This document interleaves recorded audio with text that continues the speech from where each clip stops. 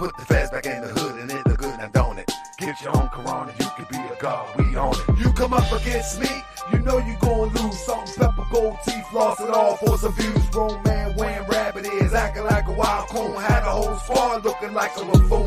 I'm the man, just admit it. You wanna do it how I did it, forget it. It's my time now, good riddance. Oh yeah, Neil Bay, you late with the court date. Don't make the Wash World citizens wait. Come on. Put the feds back in the hood and it look good, now don't it?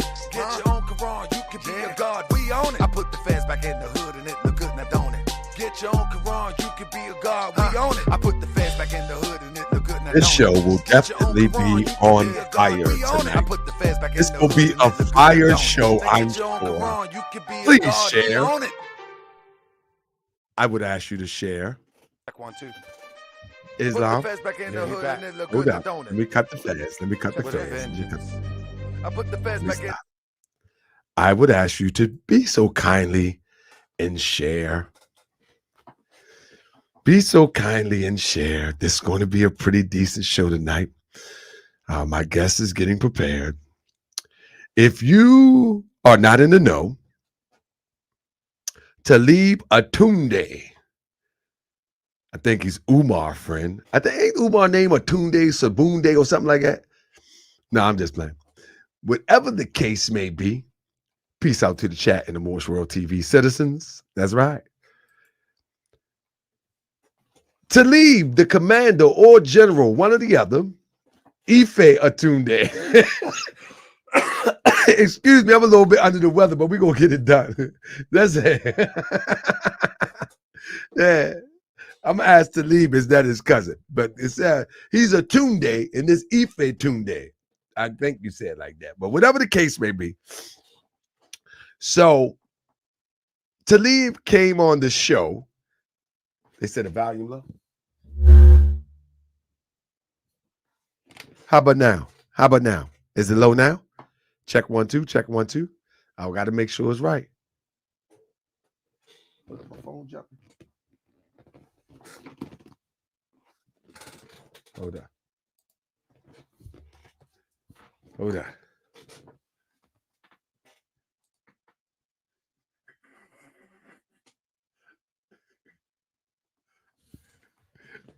You have to wait, Desert. You have to wait, Desert Eagle. You have to wait, Desert Eagle. The guest has not come yet. He's not come on the show yet. You have to wait, Desert Eagle. I'll be calling you shortly if he wants to have a conversation with you. You know, anybody is welcome to come to the show. Can y'all hear me good? Do I sound better? Press 7 if I sound okay. This is good. Hey, we about to. Hey, we got some splaining to do around here. Did y'all see the Malik Facebook page?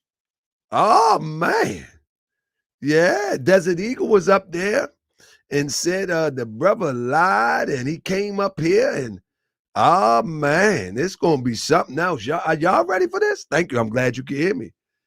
Oh my goodness. So let me make sure he's straight. Make sure he ain't having no technical problems. All right, make sure he ain't got no.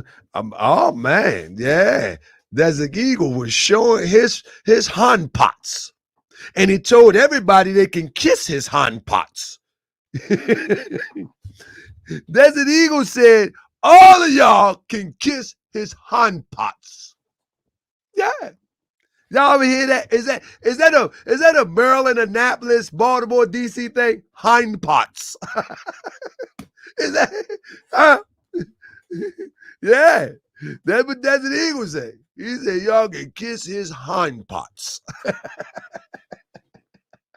That what he said? Anybody ever heard that before? Sean, do they say that in the D? The elder people back in the day, they don't say it no more. Yeah. Dude said, yeah, my mother says it. Okay, Richmond, Virginia. There you go. Suda said, yeah, my mother said, hand pots. You know what I mean? Them people, see, they had decorum back then. You know what I mean? They just didn't say any old thing. You know what I mean? They found a way to say the raw, not so raw. You know what I mean? Shasha said, nah, Grand Street. Nah, Grand Street, we don't do that. Yeah, on the wire. When everybody was up there, I mean, they was getting the dope, and they kicked him in his hind parts and sent him on his way. Yeah. But fam, we're about to get started. I'm gonna wait for the guests come in, but let's just open the show up. Let's go. Let's go. Let's get it. Y'all ready? When they ran up into the nursing home to, I know, did you see when they ran up into the nursing home to serve that white lady her papers recently? It's Carolyn Bryant. We have a warrant. What? Is Carolyn Bryant here? Who? Carolyn Bryant, Dunham. No. No? Who is that? Oh, yes. Well, I didn't see it. 2 weeks ago, how ungangster was that shit? I didn't. It was a lot of, I don't even want to get into the names. These niggas are going to beat me up. But they rolling to the nursing. We going to the nursing home and serve her. It's like a whole bunch of niggas to serve this old white lady at a nursing home. How gangster was that shit? I'm saying this. Shut it down! If we don't get it, Shut it down! if we don't get it, Shut it down! if we don't get it, Shut it down! if we don't get it, Shut it down! if we don't get it, Shut it down! The next location that we're going to is 4812 Six Forks Road. niggas for real. And they filming it. We this shit ain't over. I'm like, y'all niggas is fucking sick, bro. You niggas is some sickos. All this shit going, ain't nobody running up on them police officers who got them bangers that y'all know. And then that's when we talk, let's run up on this police officers who got fucking sick, bro. You niggas is some sickos. All this shit going, ain't nobody running up on them police officers who got them bangers that y'all know. And then that's when we talk, let's run up in this nigga house, surround the perimeter, call that nigga out, we gonna. No, they going to the nursing home, nigga. Power, nigga. Get around the back, nigga. You know the formation, nigga. Tell her to come out. Tell that 87-year-old bitch with that walker to come out. We gonna finally serve her. Original people. I told you. What did I tell you? Didn't I try to tell y'all? I'm the king of this YouTube. Ain't worried about you dudes. Ain't nothing that you do to make me care. But I pray to a Lord, you don't take me there. See, I'm the type to get in front this mic and sacrifice. Alright, you the type to get in front the mic and hope you get some likes. I used to back the thing that go bang bang and boom. Today my brain cells is a fully armed army platoon, and y'all some cartoons, coons and buffoons. You wanna meet on IG? I prefer high noon. I'm a quick draw McGraw standing on that floor. It's I self, Lord and Master, Allah. See you dumb and you blind, can't see the summer is mine. You better pay attention, the answer's in between the lines. I'm the man still standing, kill them haters single-handed. Had them fighting each other with every punch I landed. Cut the head off the snake and his wife Medusa. And after Side Netta got the rest of them losers. Inky Yuck Yuck, Neil Bay in the debate league. Queen's Phone, Sweet Mom, and Triple C. Uncle Sir, OC, and the rest of them lanes. See, I'm calling names cause I ain't playing no games. Don't let your bride write a check that you know gon' bounce. Take heed from Dr. Inky, he out for the count. See, I've been doing my workout. I've been on my raw diet. I've been eating that raw seaweed. I've been doing my push-ups. I've been getting my back rubbed. I've been doing my workout. I was ready for these things. We got Yuck Yuck putting guns to the head. We got Inky in the background. He back there crying now. We got Side Netta having Bible study. It's not a game, man.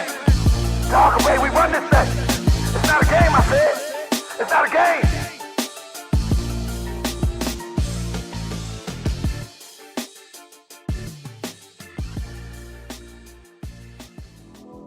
Yeah, I'm the manifest. Check 1, 2. Sean, we got one. We got one. Yeah. Crypto, we got one. Yeah. Maymuna, we got one.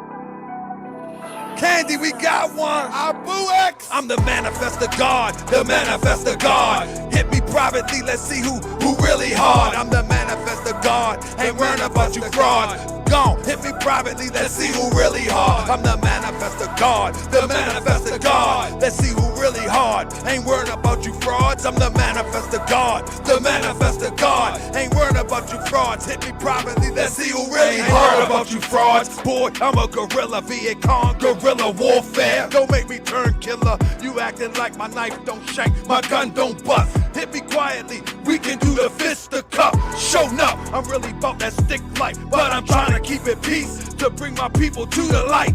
You all washed up beer belly has-beens be tripping. Internet disrespect, making threats, you slipping. Now you said it, how you think I'm gonna respond? With a song and a live stream? Homie, you wrong. You done showed that John too many times and they ain't used it. And I ain't really sure who you got me confused with. I'm the manifest of God, the manifest of God. Ain't worried about you frauds, let's see who really hard. I'm the manifest of God, ain't worried about your frauds. Holler at me privately, come on, let's see who really hard. I'm the manifest of God, the manifest of God. Hit me privately, let's see who really hard. I'm the manifest of God, the manifest of God.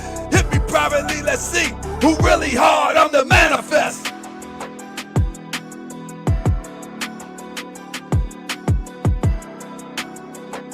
Ready to start now, right?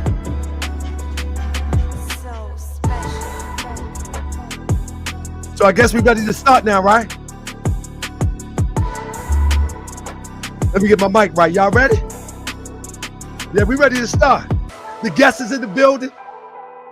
Man, listen, this is going to be a good one. I'm asking everybody to share this. Thumbs up. We about to get to the good stuff. You follow me? We about to get to the good stuff. Y'all ready? Let's go. Let's go. I be that more you gon' remember. I'ma be that more you gon' remember. I be that more you gon' remember. To Harker Bay front line till the law call my number. I be that more you gon' remember. I'ma be that more you gon' remember. That's right. I be that more you gon' remember. To Harker Bay front line till the law call my number. You a friend of the Moors and you a friend of mine. I was told to watch my enemies, now hold my line. Those that speak against the prophet, they speak against me. And I'm speaking about the prophet over Drew Ali, who was the first to remind you and bind you back. See Morocco, the mountains, Mississippi and Quebec. Told you you wasn't black, proved it with straight facts. You tripping off trucks, you need to be tripping off that. Now here we go again, acting like you a slave. Family, see y'all tonight, 9:30. Let's go. I be that more you gon' remember. I'ma be that more you gon' remember. I be that more you gon' remember. The Harker Bay front line till the law call my number.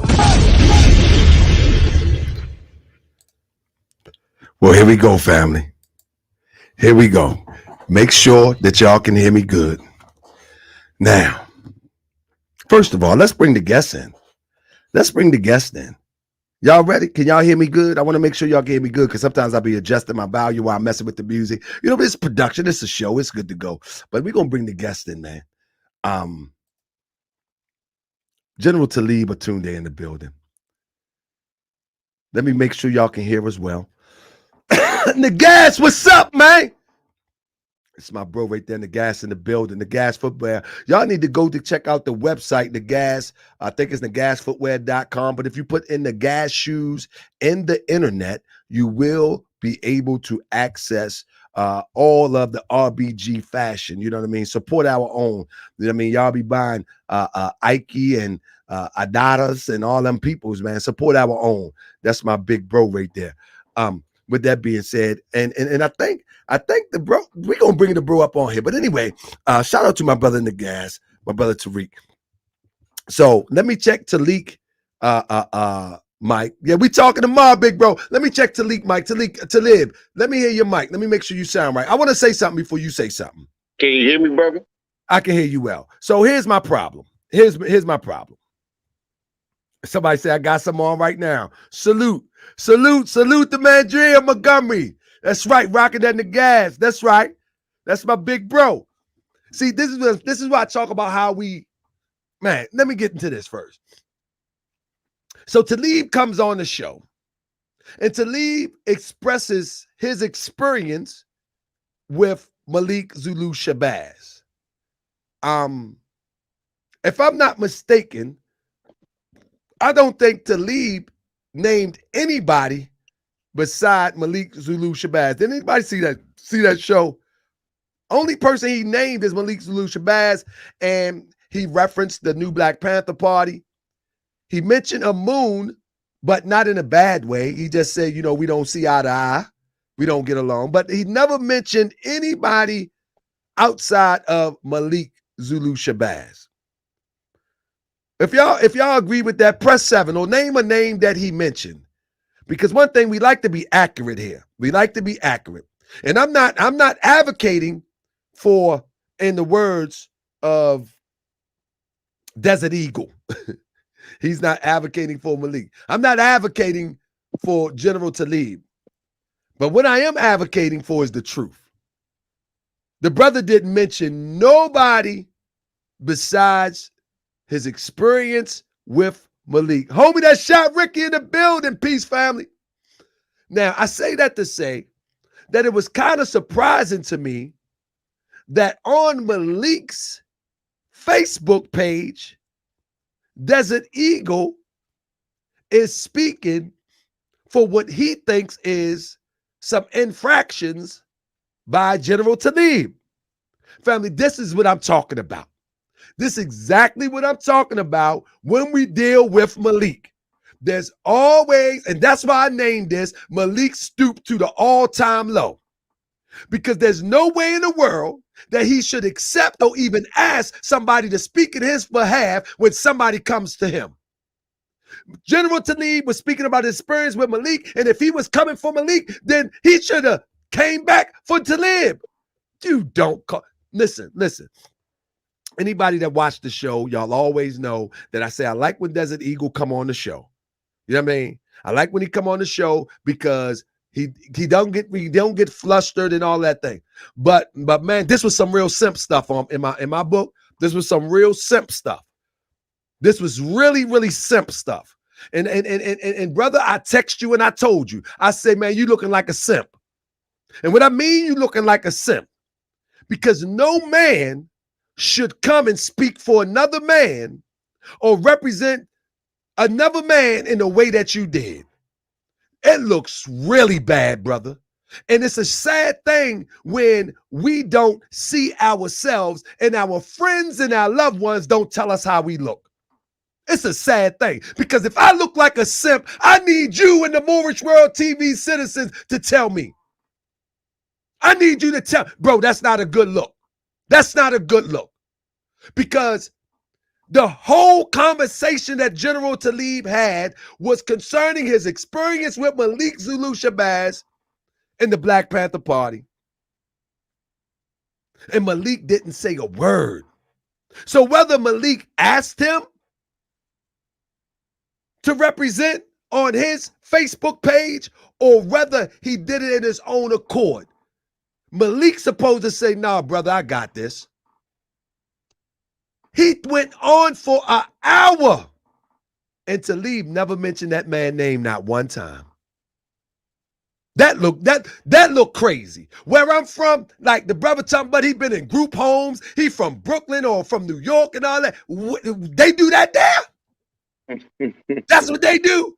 Because where I'm from, we don't do that. Well, if you could be my man's man, you could be my guy. Listen, let me tell you something. I remember one time I was in college, right?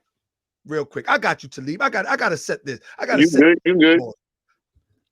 I remember one time when I was in college, right? And one of my homeboys, right? He decided to come to college. You know what I mean? He wanted to get his degrees.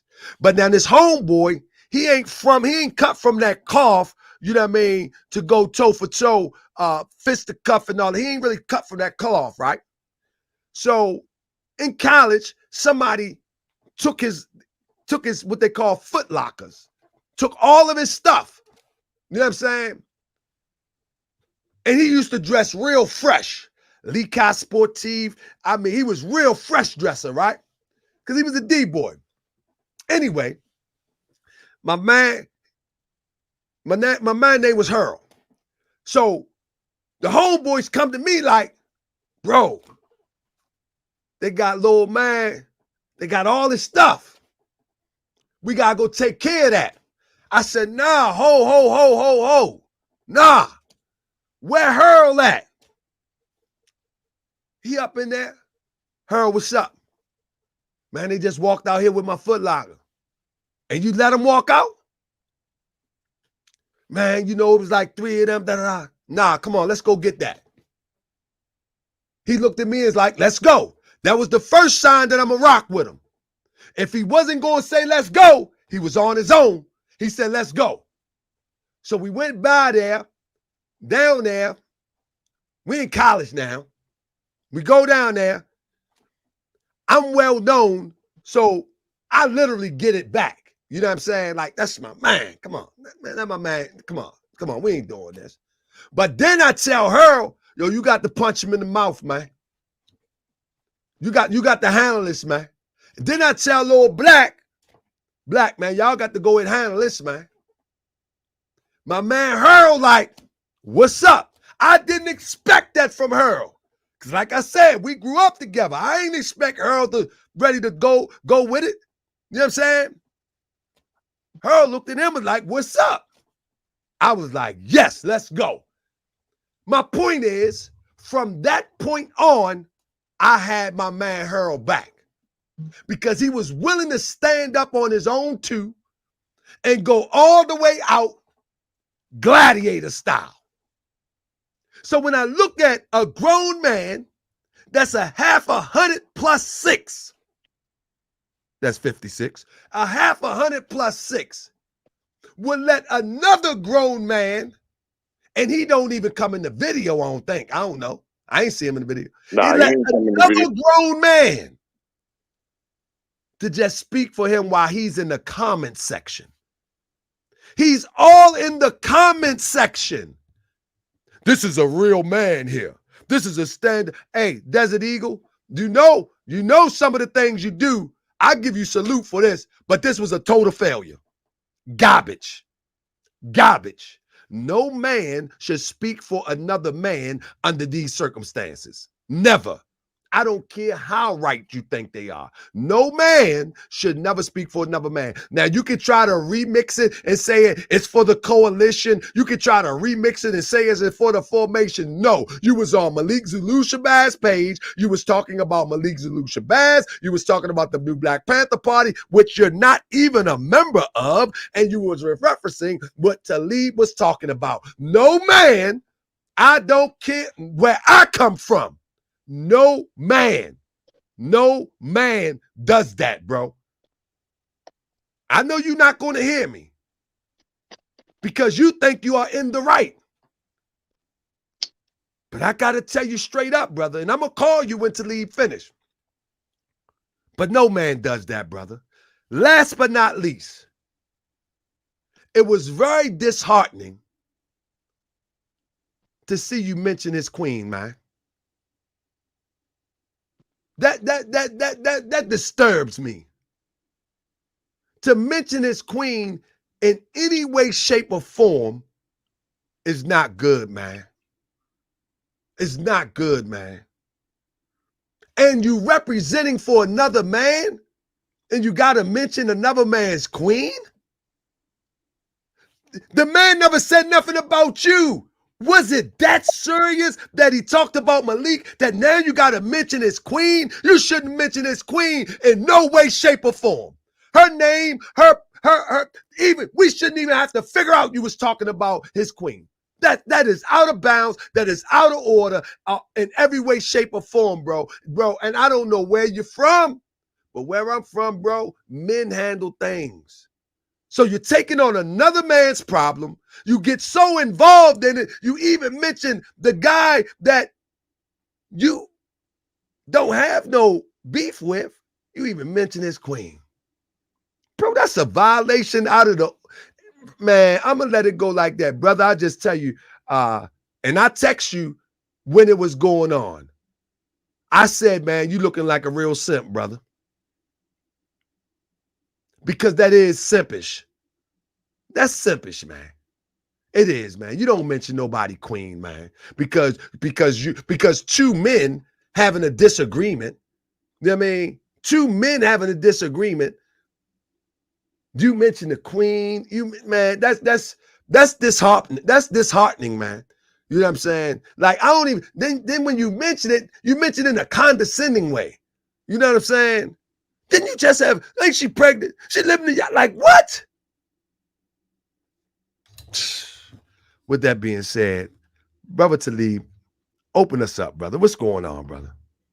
And I ain't on nobody's side. I just felt some type of way because my wife was attacked on the internet. And she had nothing to do with what I do here. You know what I'm saying? They trolled her Facebook page. They talk real greasy about my wife. My wife, she got thick skin. She tough as nails. She ready to go. She ready to go all. I mean, my wife ain't, man, I'm gonna leave that alone. But the point is, I know how his wife feel. Because I know how my wife felt. And I know how I felt. But as I told Talib, when we leaders in this, we got to be able to accept all that. But at this point, you know what I mean? At this point, man, we got to destroy everybody who violates in these ways. We got to destroy everybody who violates in these ways. They shouldn't be able to see the light of day on this social media thing. They shouldn't be able to see the light of day. Because if the last thing you can do is start to resort to women and children, and it's not even your beef, it's not even your beef. That's corny, man. Let me open the floor up. Man, you looking real bad out here, brother. But General Talib, the floor is yours. Yeah, that threw me off, man. I'm gonna pick up on the last thing you said dealing with my girl. It's no matter the context that first off, he shouldn't even been involved in the conversation like you said. I ain't say nothing to Desert Eagle. Me and Desert Eagle have our little back and forths and stuff like that. You know what I mean? But I ain't never disrespected that man, not like that. You get what I'm saying? We've had our disagreements about how we should move, how we should carry out missions, different things like that. But I ain't never brought his loved ones or anything like that into the conversation. Never none about his personal life or anything like that. So he made it personal. It wasn't about anything else. It was personal. And this just lets me know that he's been feeling this way about me for a while, because you don't just up jump the boogie like that and then switch and turn cold on me. Because matter of fact, the last thing I said to him was after he did the video while I was watching the Malik interview. Matter of fact, I was watching you. I was laughing. I said, brother, was you being funny? Did you set this up real nice for Tahaka Bay to go in? You just fed him everything he needed to chew this up. You get what I'm saying? I was laughing at him. I was like, did you really do this for Tahaka Bay? And he was like, nah, man, I wouldn't do nothing like that. I was like, come on, man, you can tell me just joking with him. You know what I mean? I was like, you can tell me, brother, if you really did this for the Tahaka Bay. You know what I mean? I said, I'm gonna call you 50 Cent. You get what I'm saying? I'll send him a 50 Cent video, just joking with him. So he was laughing and joking with me like the day before. The day before I even talked to you and came on here and did everything. You know what I mean? So he got my number. He can talk to me. You know what I mean? So instead of him calling me up, talking to me or anything like that, he decided to go out and do this video and pre-recorded it at that. You get what I'm saying? I'm sitting here thinking it's live. It's pre-recorded. So you woke up early in the morning thinking about me. He still had crust in his eye in the video. Woke up early in the morning, didn't even wash your face and brush your teeth. You sat down in front of the laptop and immediately started talking about me. What grown man wakes up in the morning which still got boogers in his eyes, making a video about another man? Like, you woke up thinking about me, bro. Like, that's crazy. Well, what I did was I looked at some of the videos, right? And I don't have them in no order per se. But I looked at some of the videos and I just grabbed some. Let me just look at a few. Let me keep a few of these. General tells a member of somebody's movement to act in clear, absolute insubordination. Shout out to Major Black. Major, what kind of general? Pay attention that he's reading from a paper, what we would consider to be a script. Check it out. Tells a member of somebody's movement. Now, Desert Eagle, you know we got to look at all this stuff because you don't have a horse in the race with his conflict with Malik, but you put yourself in it. So now we got to examine what you up to. Look, you're reading a script here or your notes or whatever you have here. Watch this. What kind of general tells a member of somebody's movement to act in clear, absolute insubordination? Shout out to Major Black. Major Black, He's a real one. I mean, the first time I met this man in Brunswick and everything. What is he talking about in this video there? He's talking about the video clip talking about Major Black. Major Black is a brother that I want to say, I'm not sure what he is now. At the time, I believe he was the local chair for the state of North Carolina. I don't know if he oversaw all of North Carolina or exactly what that is. But me and the brother, he mentions Gastonia later on. Gastonia was where I went down there, where I spoke on, where he's talking about that in the video too. Talking about Gastonia. He was right about Gastonia, but he referenced it wrong. I never told them that the girl set me up. You get what I'm saying? And I blame the girl and I blame the new Black Panther Party because both gave me misinformation. I blame the girl because she knew she wasn't the person that we originally went down there for. And I got a call from the new Black Panther Party. I can call my best friend up who ain't even in the movement. We were sitting playing Xbox. It was like 1, 2 o'clock at night. And matter of fact, Dynamite Lightning drove me down there.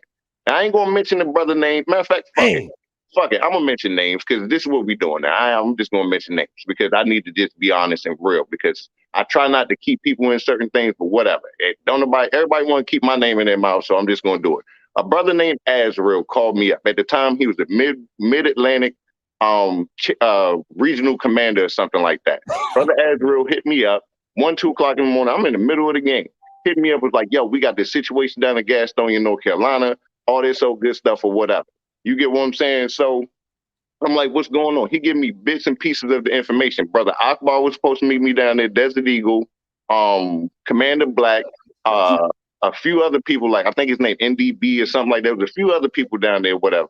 Matter of fact, you can Google, YouTube, Gastonia, North Carolina, type in New Black Panther Party, because that's what they labeled us, New Black Panther Party, and it'll come up. You'll see the video and all that good stuff or whatever. So you see the people that I was with. So Commander Black happened to be there. He was in charge down there. So I was supposed to meet, he was supposed to be my point of contact when I got down there. The information was kind of scrambled. The information we got was a girl in Gastonia, North Carolina, had been assaulted and somebody pulled a gun on her. So we went down there thinking that the girl, I'm going to say her name, Lydia. We went down there thinking Lydia was the girl who had the gun pulled on her, and it wasn't her. But she never identified herself, saying that what her actual situation was. She was at the ice cream shop. She was mishandled by, I guess you could say, management, and the customer service was bad because she came in there with a Black Lives Matter pen or something like that, and she felt disrespected, felt like they was racist because they was kind of all converging on this ice cream shop because they had all heard about the white lady who pulled a gun on some black people down there at the ice cream shop or whatever. You know what I mean? It was a feud or something like that. It's kind of in the news clip, but it's real short. But they try not to put that information in there. But if you look up the news reports dealing with it, you'll see it. So we went down there looking for the girl who had the gun pulled on her. We didn't find the girl. You know what I mean? But we found Lydia. Lydia never identified that she was having a BLM issue because she walked in there with a pen and she felt discriminated against, and they told her to get out of here and all this racist stuff dealing with Black Lives Matter and all this old good stuff. So I'm under the impression that Lydia is this girl, and Commander Black and the rest of us, we're thinking the same thing. While we're locked up and everything like that, me and Commander Black is sitting there and we hearing from people in the jail cell telling us that Lydia always comes out here. She's always going back and forth with the police, in and out of jail, messing with them and stuff like that about a Confederate statue and all that stuff. Matter of fact, Brother Charles was there. We was about to leave the ice cream shop, called up Brother Charles. Brother Charles said, hey, we down here in front of the courthouse, you know what I mean, dealing with the girl and everything like that. So I'm thinking it's the same girl. We get out there, come to find out after she did her news reports and we see all this other stuff, me and Commander Black figured out, yo, this ain't even the same girl. So we went down there on a mission with bad intel, defending the wrong person, and ended up getting locked up. So yes, that's why I say I felt like I was set up by the new Black Panther Party, not directly on purpose, but because they give bad information. They always popping up and ready to go do something. I got some bad information. I don't think Brother Azrael did it on purpose. No, I don't think Azrael set me up. But on the behalf of the new Black Panther Party, I responded based on its leadership. Hold on. I'm trying to get these clips together too while you're doing that. But so hold up. I got one. I think this is one right here. Let me see. Let me see. This one right here. At the party set you up in Gastonia. Boy, I can't make the young man. He punched his. So him, yeah, that's one that I wanted. But so what he's saying is that the Black Panther Party had nothing to do with it, directly or indirectly. Directly or indirectly, it was them who called me. Brother Azra called me up at 2 or 3 o'clock in the morning. I hope Dynamite Lightning is in this comment section, because Dynamite Lightning drove me there. It was a 6-hour and some change ride. He drove me to North Carolina. I dropped the game and everything in the middle of the night and went for this mission. You get what I'm saying? With half of information. Now I'm driving down the road. I'm getting calls. I'm talking to Akbar. He's trying to give me intel and update me on different things like that. And the information still isn't there. So we had bad information. I say I got in trouble based on the new Black Panther Party because I was following blindly with some instructions, not intentionally. I don't think Brother Azrael did it on purpose, but I blame top leadership all the way up in the new Black Panther Party for not being structured and making sure before they deploy their members, they got the right information. Not all of the leadership is like this, but there are a few out there who give bad information and it gets passed down the chain, and it becomes people get in trouble, get locked up because they don't have all the information that they need. Again, I don't believe Brother Azrael did it directly, but I am going to say the new Black Panther Party set me up in a way to not be successful. I can say that. They didn't give me the right tools to go down there and complete a mission that they sent me on. So basically a wild goose chase. And after it was all said and done, what was the conversation between you and Malik then? Because if it's had anything to do with the Black Panther Party, then what was the conversation with you and Malik? I think you said that somebody was supposed to represent you or work with your attorney or something. What was that actual conversation? Because now, this is why Desert Eagle should not get involved in stuff like this. Because if the first point of contact is Malik as it relates to your criminal defense or your defense, even to be associated with your defense attorney, Malik is involved on the back end at least. So, I mean, it doesn't make sense for somebody else to get involved. What was that conversation was like between you and Malik?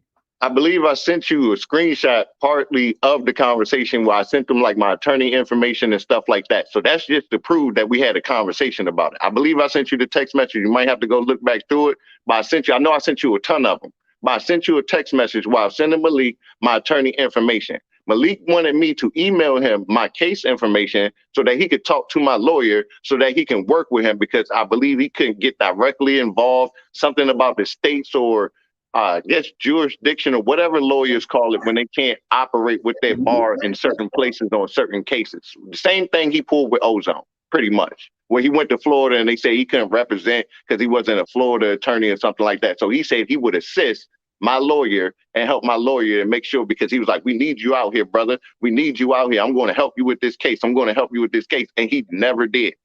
Never did. And that's why I say Desert Eagle should not touch this.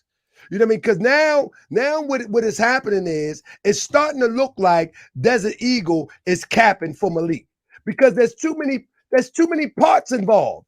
You know what I mean? There's too many parts involved for anybody to get involved in a two-man discussion. Grown men.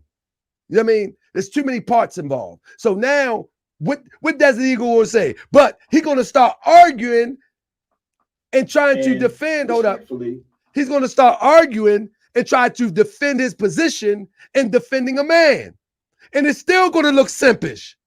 You feel what I'm saying? It's like, imagine if I get Desert Eagle on the phone right now and he say, well, no, it didn't happen like that. Malik wasn't going to represent you. And then you say, well, here's the receipt. But you still looking simpish because you are arguing in the defense of a man of a situation that you have nothing to do with. Desert Eagle won't get on here. Desert Eagle won't get on here and talk to me straight up. Not about half of the stuff that he said. He won't talk to me straight up. He won't do it. Matter of fact, when the video was on, I called him like 4 different times on his regular phone. I called both of his phones, and I called him on Messenger about 3 or 4 times, and he completely ignored it and everything like that because he already knew what time it was. I wasn't about to call nobody else. I didn't jump to social media immediately. I called this man phone immediately when I saw it, and he wouldn't answer. Come on, man. Come on, man. DE. Let's get it, man. Come on, DE. You ain't answering the phone. Let's see what this clip say. I expect you all to do the same. If somebody goes on any platform bringing down the tenets of why we're here, that deserves an open rebuke. That deserves a consequence. Oh, so what he's saying right here is that you came on Morse World TV, and at some point in time, I got the video, so it might come up. At some point in time, y'all had a discussion that, let me see if this is it. It deserves a consequence. Ain't no, well, we just going to whisper about it in the shadows and just complain about it. No, that's sucker shit. No, we're going to do something. I think it's right before I'm an action-driven person. I'm doing something. With the stars that was appointed to me, I'm doing something. But who appointed him the stars? Anybody familiar? Mississippi. When he went down Mississippi and they had that big powwow and he said it was symbolic and they signed all them papers, evidently Nick Bezel, Babu, Malik, and whatever other leadership was there, because that's the only ones I remember seeing. It could have been other ones I don't really remember, but I believe they're the ones, and whatever makeshift generals that may have been down there, some of them that was actually probably real generals that do real work, and some of them who don't. I don't really know who do what half the time. You get what I'm saying? But what I'm saying is, I just really want to know for real, and I'm not being funny or condescending. If you are part of the new Black Panther Party, that general or commander could give you stars, right? Am I correct? Could you give somebody stars? Under my leadership, I've never went out and ordained somebody else. No. This is what I'm saying. This is the point that I'm making. I just want to be clear for the viewership. If someone is under your gun club, are you able to give them stars, bars, or whatever? Right. Yes. The only people that in my organization that give out rank is me and my co-chair Bricks. That's the only people who give out rank. So this is what I'm saying. He's not a part of any of those parties, I don't think. No. So this is starting to sound real weird now. Because if you're not a part of the new Black Panther Party, Huey P. Newton, or what's the other one? Geronimo Pratt. How does all of them come together? I believe Moon was there too. I believe Anubis was there too. So but I'm talking about what kind of stars, what do they represent? So maybe I have to ask him that. Does that make him the general over the what kind of stars over all the coalitions? I don't know. He just said they made him a general. So I don't know if he a 1-star, 2-star, 3-star. He just called himself a general. I'm about to be real with it. I ain't never seen this man come out with more than 5 people, if that. When he went down to Brunswick, he went down there solo dolo. He didn't go down there with nobody originally. When he went down there, he was by himself. And he was supposed to be just observing to see what Malik and all the rest of them was doing, and kept telling us, I'm not getting involved. I'm just going to be in plain clothes, and I'm just going to go out there and observe. Next thing we know, we see photos of him in gear. He was like, man, they asked me to suit up. So I went and suited up and put on my gear. So, bruh, you went down there by yourself. Desert Eagle wasn't a general of nothing. He was a chapter leader for NFAC, and he barely got respect when he was in Georgia. That's just being real. Grandmaster Jay didn't really respect him. He was this dude boy, and he talked to him all crazy. He was a yes man for Grandmaster Jay. He was a yes man. Dang, man. Until everybody else fell off. Once everybody else fell off, that's when he saw his opportunity to say, oh, I'm next in line. Yeah, you was next in line because Grandmaster Jay ain't really have nobody left. So I guess so. All the real ones left. That's how, because I was trying to figure this out, because now everybody knows, even you was mad at me. I've been following this story from Brunswick, the original Brunswick. I've been following this joint from day one, the Grandmaster Jay story, from day one.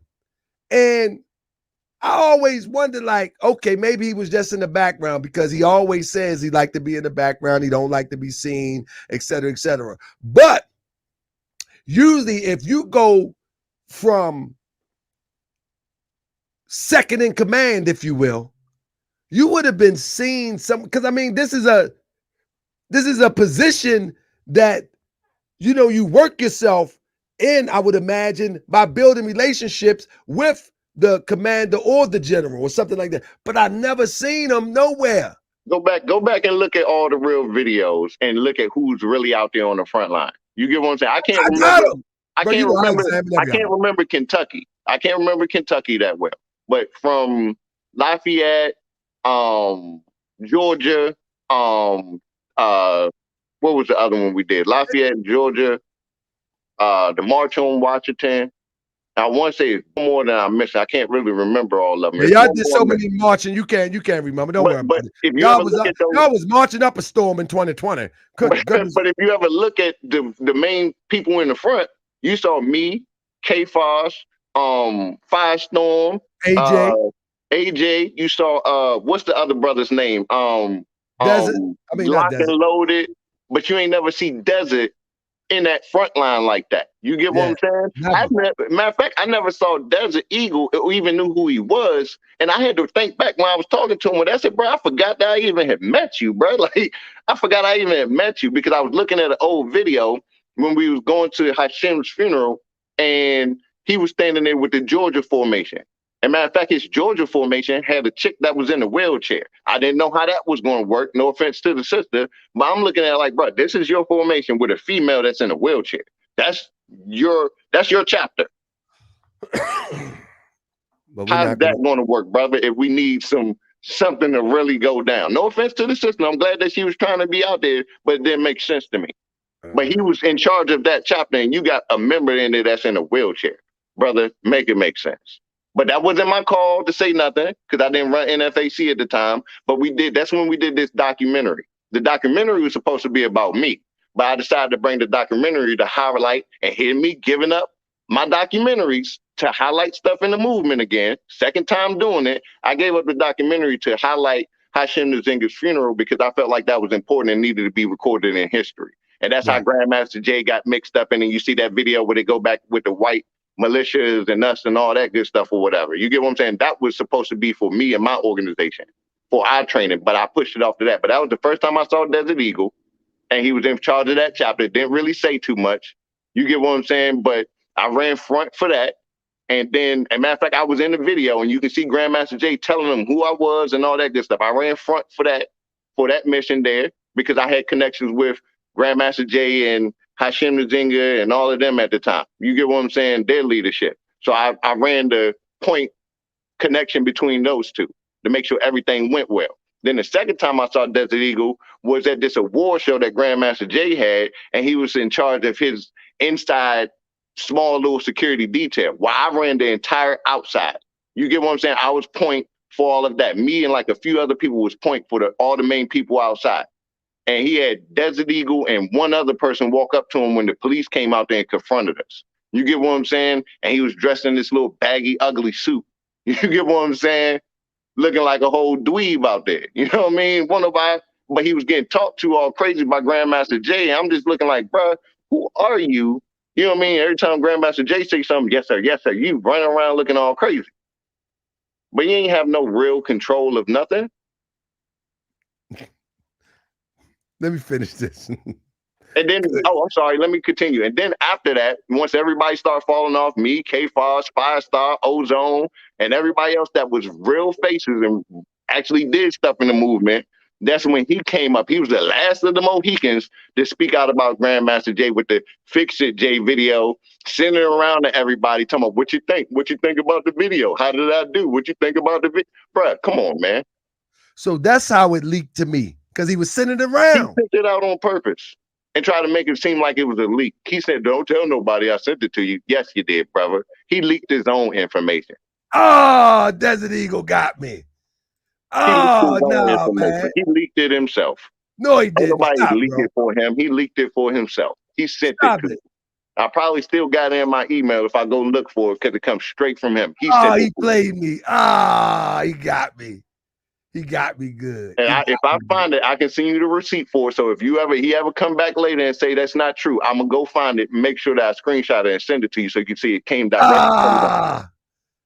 He ain't did that, man. I don't believe you. I'm not going for that. I'm not going for that. No. I'll send it to you. Don't worry. I'll send it to you. If I'm lying, You can come back and tell me I lied about this. I take Well, accountability. Let me. That's crazy. Homie shot Ricky. You see this? You see this? Oh my goodness. Let me see. Hold on. Let me bring this back. Publicly be made known. This is bullshit. This is bullshit, and you are wrong, brother. But my problem is, why is he so angry about you and Malik beef? Is he trying to attribute? I mean, from your position, I'll ask him later. Is he trying? You think he's trying to attribute your beef with the whole coalition or something? That's what it sounds like he's trying to do. And look, check this out. I know you may not rock with AJ, but that's my boy. You get what I'm saying? I fuck with AJ. You may not rock with him, but that's my boy. You get what I'm saying? Yeah, I absolutely. called AJ right after I saw the video and had to check and make sure, like, bro, we good? And he was like, yeah, we good. He said, the only thing I wish you didn't do was go on Taka Bay show. But everything else, I ain't got no problem with it. But the whole video, he's sitting there trying to make it seem like AJ, like he's speaking for AJ on his behalf. Like, if I was AJ, I feel betrayed. No, that's not true. Me and AJ, when he was having his issues in the movement, I was trying to mediate a lot of those things that was going on with him. You get what I'm saying? And I'm you know what really made me mad, and AJ, and I'm not advocating for him, but I'm just speaking on truth because it's valid and it matters right now.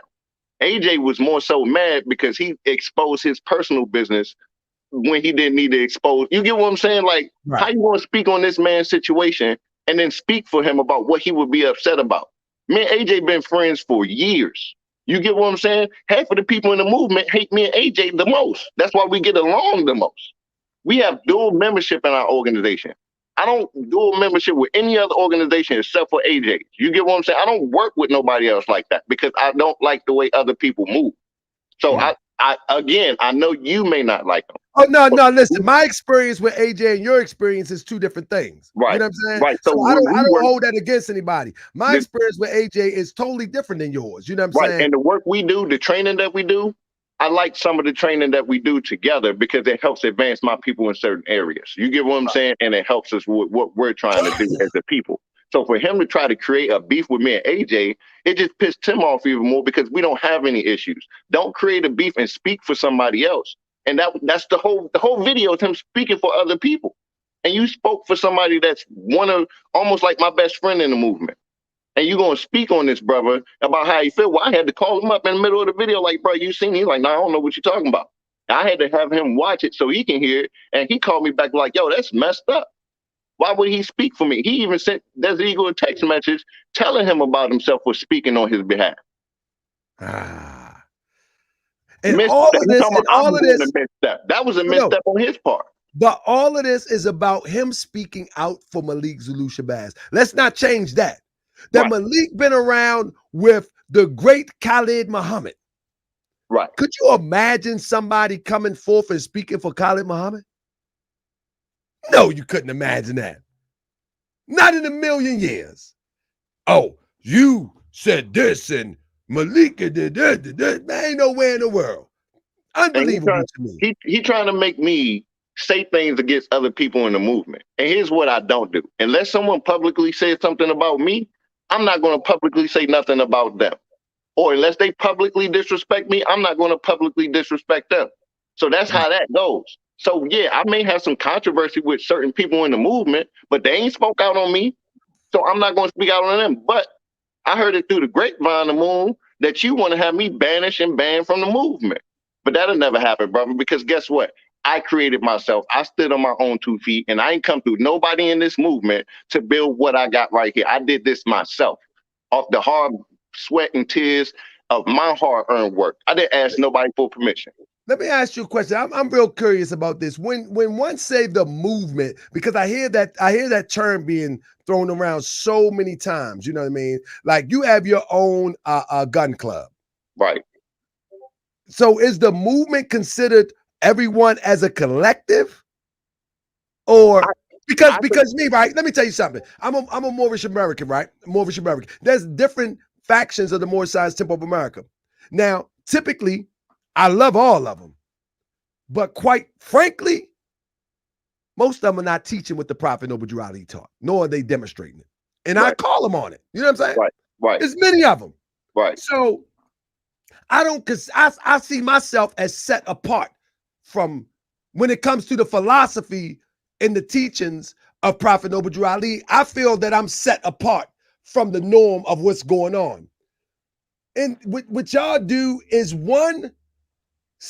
are you able to set yourself apart so you cannot be confused with that? Not you or anybody. Because I look at what the Moon did. The Moon was like, he stepped back. A couple other people stepped back. So what I'm saying, what is this movement thing? Sister said Black Power. It's a Black Power movement, but this don't look like no power to me. I pulled myself back. It's like everybody's trying to fit a flat tire that someone have stabbed with 5 butcher knives. You ain't patching this up. I look at it like, what is the movement? Go ahead, brother. I look at it like this. It's not defined at the same time, because I hear a lot of people say stay on code, and I ask them all the time. People love to say stay on code. I always ask, what is the code?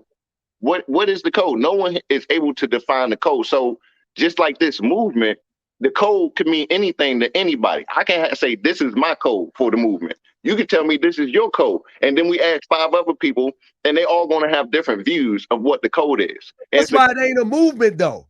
Exactly. That's why it's not a movement. Exactly. It's not a Black Power movement. It's not a Pan-African movement. It's people that's claiming to be a movement, but they don't have any structure that's consistent with a movement. Right. It's not a movement.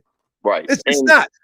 And I don't consider, I'm falling back. And I had to apologize to my people today, my whole entire organization. I said, I apologize for getting y'all in this cult-like circle with all of these people who I thought was something else. Now I'm coming to find out that they're not who I thought they were. Different people. I think like if you're genuine, and other groups out there are genuine, I would want to separate myself from this madness so I'm not confused.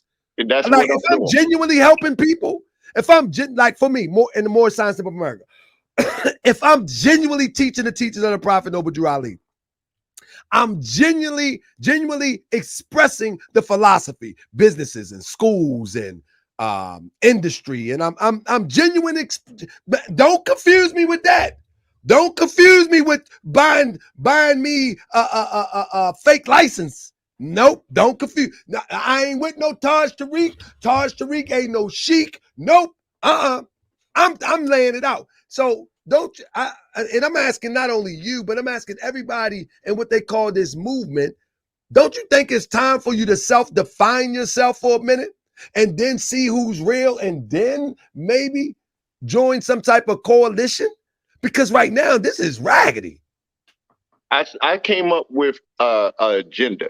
You get what I'm saying? I came up with an agenda, and the agenda touched on different things like prison reform, community-based programs to help feed people, dealing with different trainings and different things like that or whatever, right? Dealing with food, how to build financial system infrastructure within the Black communities, different things like that. Whole agenda. That's how I originally got the original coalition together, because nobody liked each other.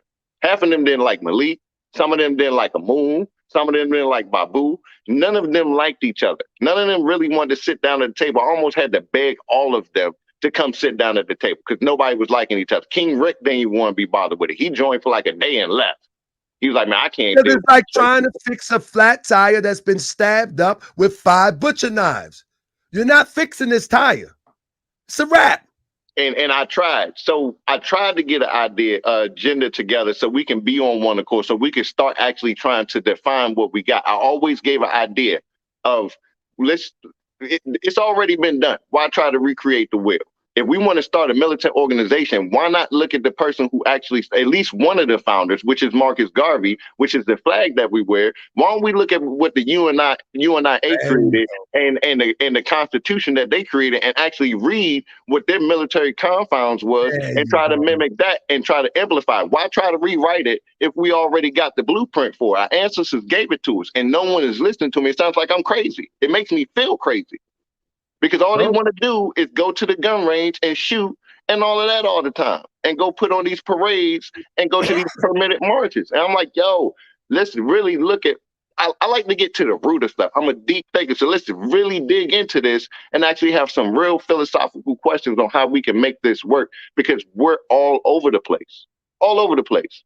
So it's not even a real movement until we actually figure out where we moving to. We're not a movement. We ain't moving. We ain't getting nowhere. We ain't getting nowhere, brother. We getting nowhere. And that's the sad part. We're making small little progressions, but it's not making a dent in the liberation of our people. And I'm tired of playing this politics game and these Zoom meetings and flyers and making it look fluffy and all good, but behind closed doors, we know it's failing. It's not as successful as we would hope it would be. And that's just being honest. I know we're nowhere near where we need to be. I'm hopeful and praying that one day we can get together so we can get there. But that's why I'm in this movement, because I want to at least make a difference in at least a small portion of the community. If I can at least save just a few or help a few, I'm happy with it. I know I can't save the world, because you'll go crazy trying to do that. And don't you know that Goldie say before you can do anything, you got to get rid of the pimps and the pushers? Mm-hmm. Y'all remember that movie? Yep. And that's the thing. And with that being said, I'm making a clip. I'm getting a clip. What I'm saying is that at some point, you have to, and when I say you, I'm speaking to anybody that claim that they are in the Freedom Fighting Liberation Organization.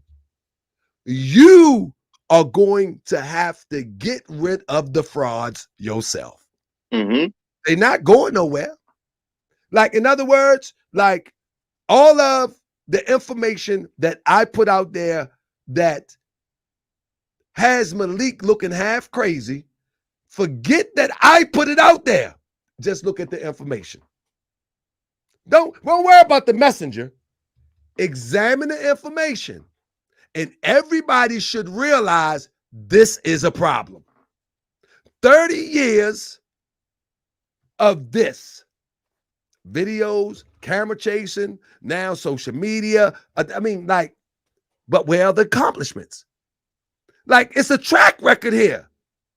What, like, how can you be mad at me when I'm just going off the track record? So the real are supposed to get rid of the fake. That ain't even for Tahaka Bay to do. Tahaka Bay is going to stay on Malik's brain. Bam, bam, bam. Just because he cracked slick. I ain't gonna never stop. If I can help it, ain't nobody joining the new Black Panther Party under the leadership of Malik Zulu Shabazz. If I can help it. Because he cracked slick. He cracked slick. 2 different ways he cracked slick. So I'm telling you, I'm gonna stay busting his brain. Call me an agent, call me El Cointel, all them names you want. I don't care. You ain't getting no free lunch. Is there a way you can send me your email via text? Because I want to send you this video clip. Since I'm a liar, I had to go try to find some of this evidence that I spoke on your show the other day, because he said I was a liar. Everything I said was a lie.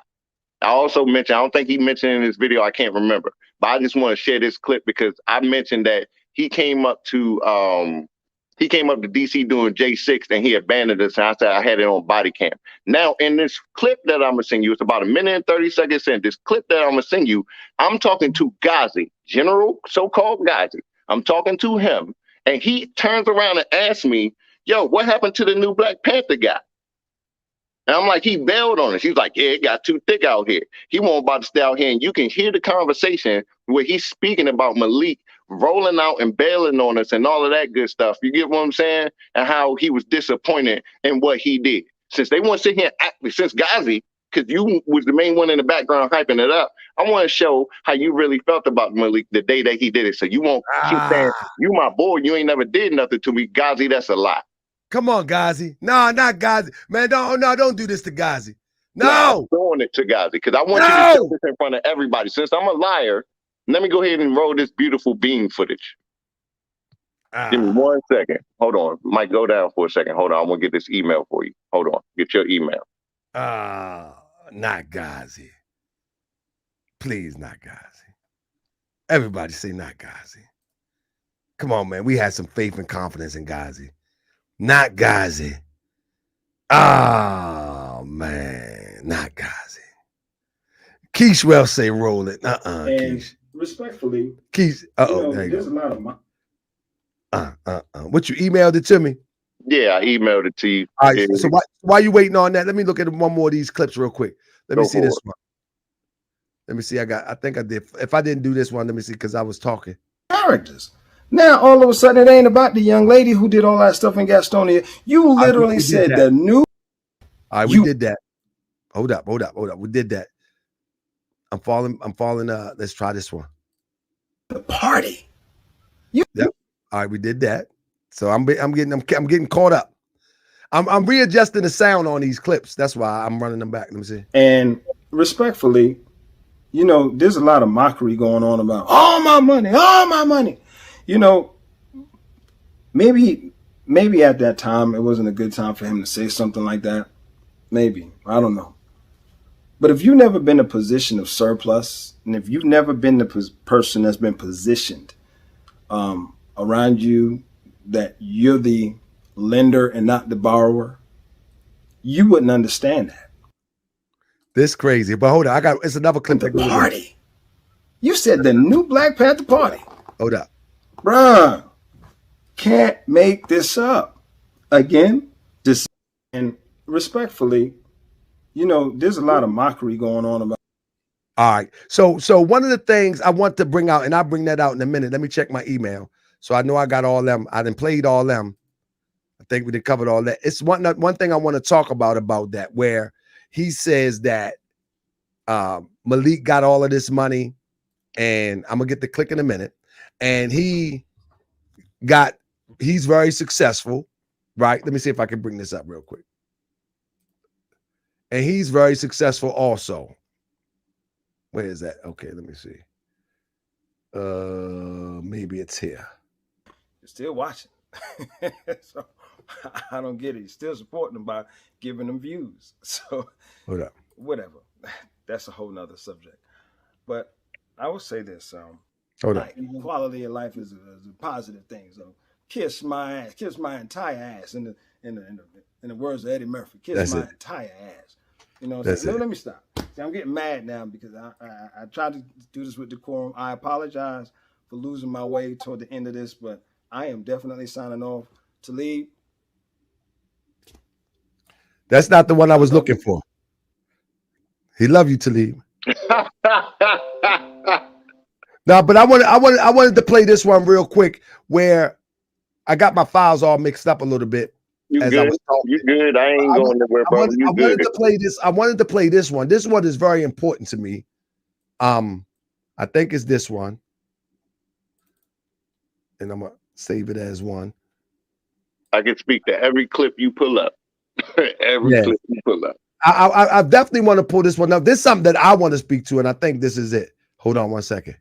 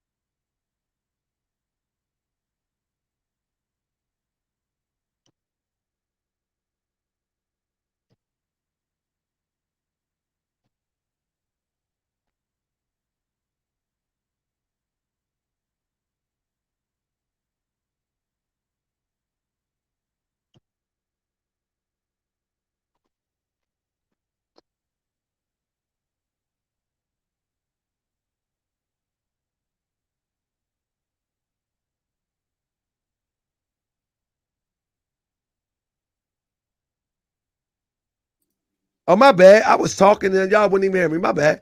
Listen. So one of the things that I was saying, right? One of the things I was saying is that, dang, I don't know how long I've been muted. That's crazy. Listen. So one of the things you said you wanted. It was another clip that you. Oh yeah, I to got it. I don't know how I got to- muted, but listen. But one of the things that bothers me is when he tried to justify that. Dang, he said 5 minutes. You tried to justify about Malik saying that I got money, and I've been giving money, all my money, all my money. He said I would be messed up too. You know what I'm saying? Because if you are the lender and not the borrower wouldn't understand. Basically, that's condescending to those who are less fortunate. You know what I'm saying? I don't really rock with that. I don't really rock with that. But then this one here. 1 second. Let me see. This one here. I think it's, where is it? It's this one. Where I put you at? Oh, there. Maybe it's right there. Hold up. Let me get you right. This is the one that so he jumped out the window for Malik. And give me 1 second, family. Let me get it right, and then I'm gonna get his video up too. I gotta get Crip say I gotta adjust the volume, so I gotta make sure the volume right. You know what I mean? Oh, here you go. All right, there we go. You all something. Here we go. So there we go. Something. I am very well off. I am very well off. I am. What you gonna do? Shame me? I be goddamn. I don't give a look. I'm a group home kid. All something. I am very well off. Now let's stop there. So 1 point, he's defending Malik Zulu Shabazz, right?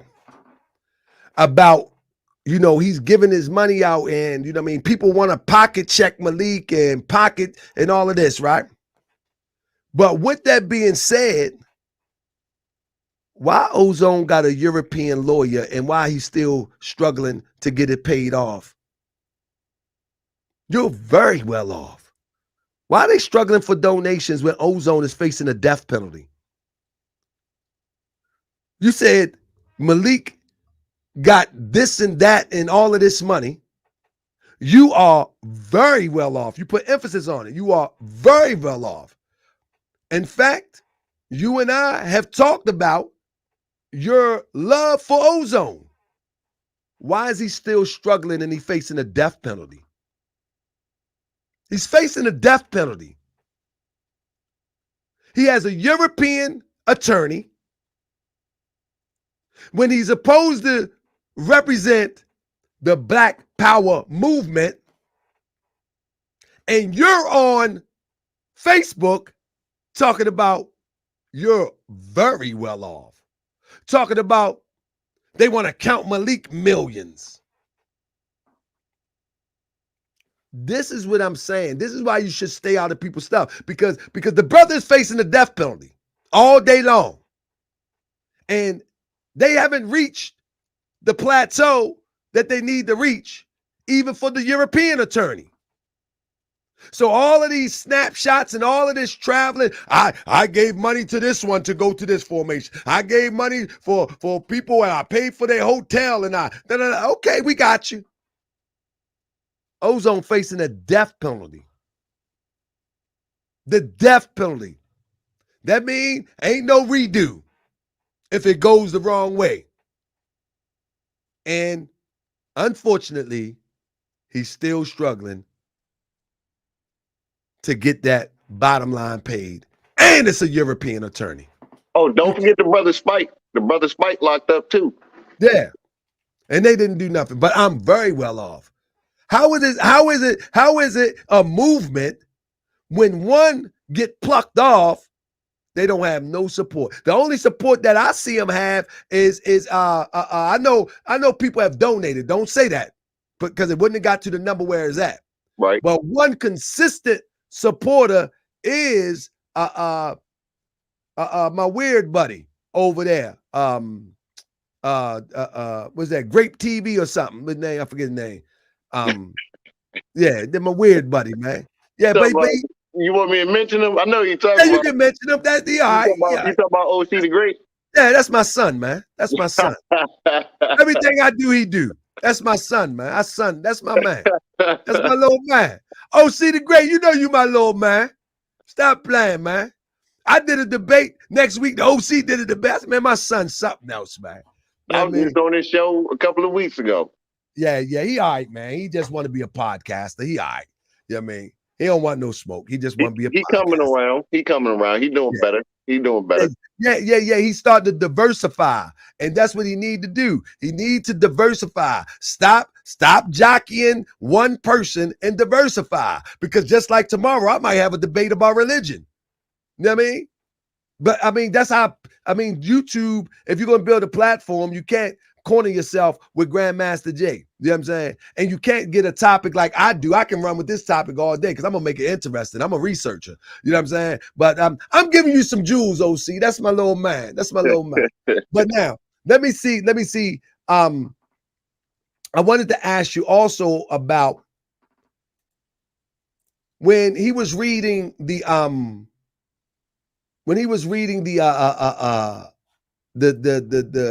paper. Let me see if I can find it real quick. When he was reading that paper about, I think he was saying something to you at the beginning of the clip, but then I seen this on your Facebook page. Hold on. Let me do this. I seen this on your Facebook page. Yeah, your Facebook page, Talib. That's right. I seen this on your Facebook page.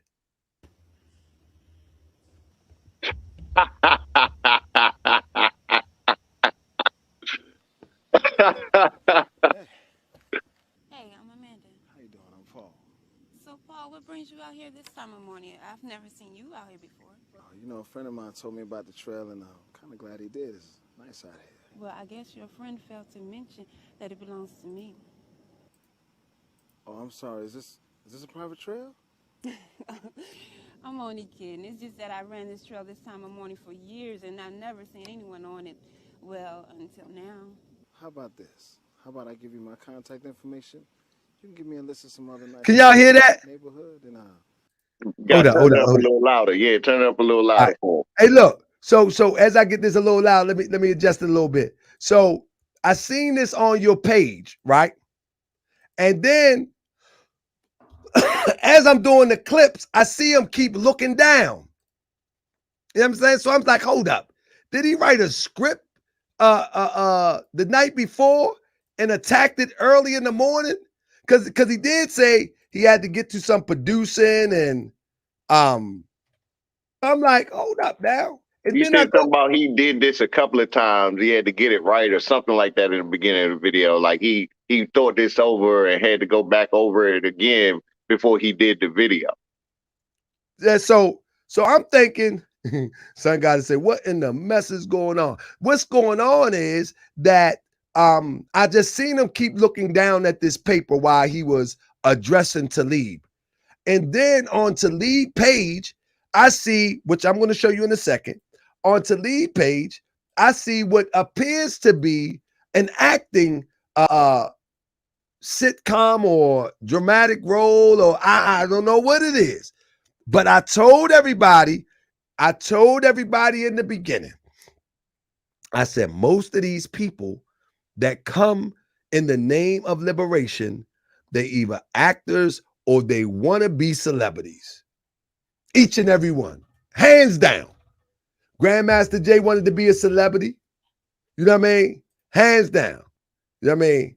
And it's crazy, but here it is. I got to make some room so y'all can hear it now. Hopefully y'all can hear it now. Then let me see. Bing. Let me see. There you go.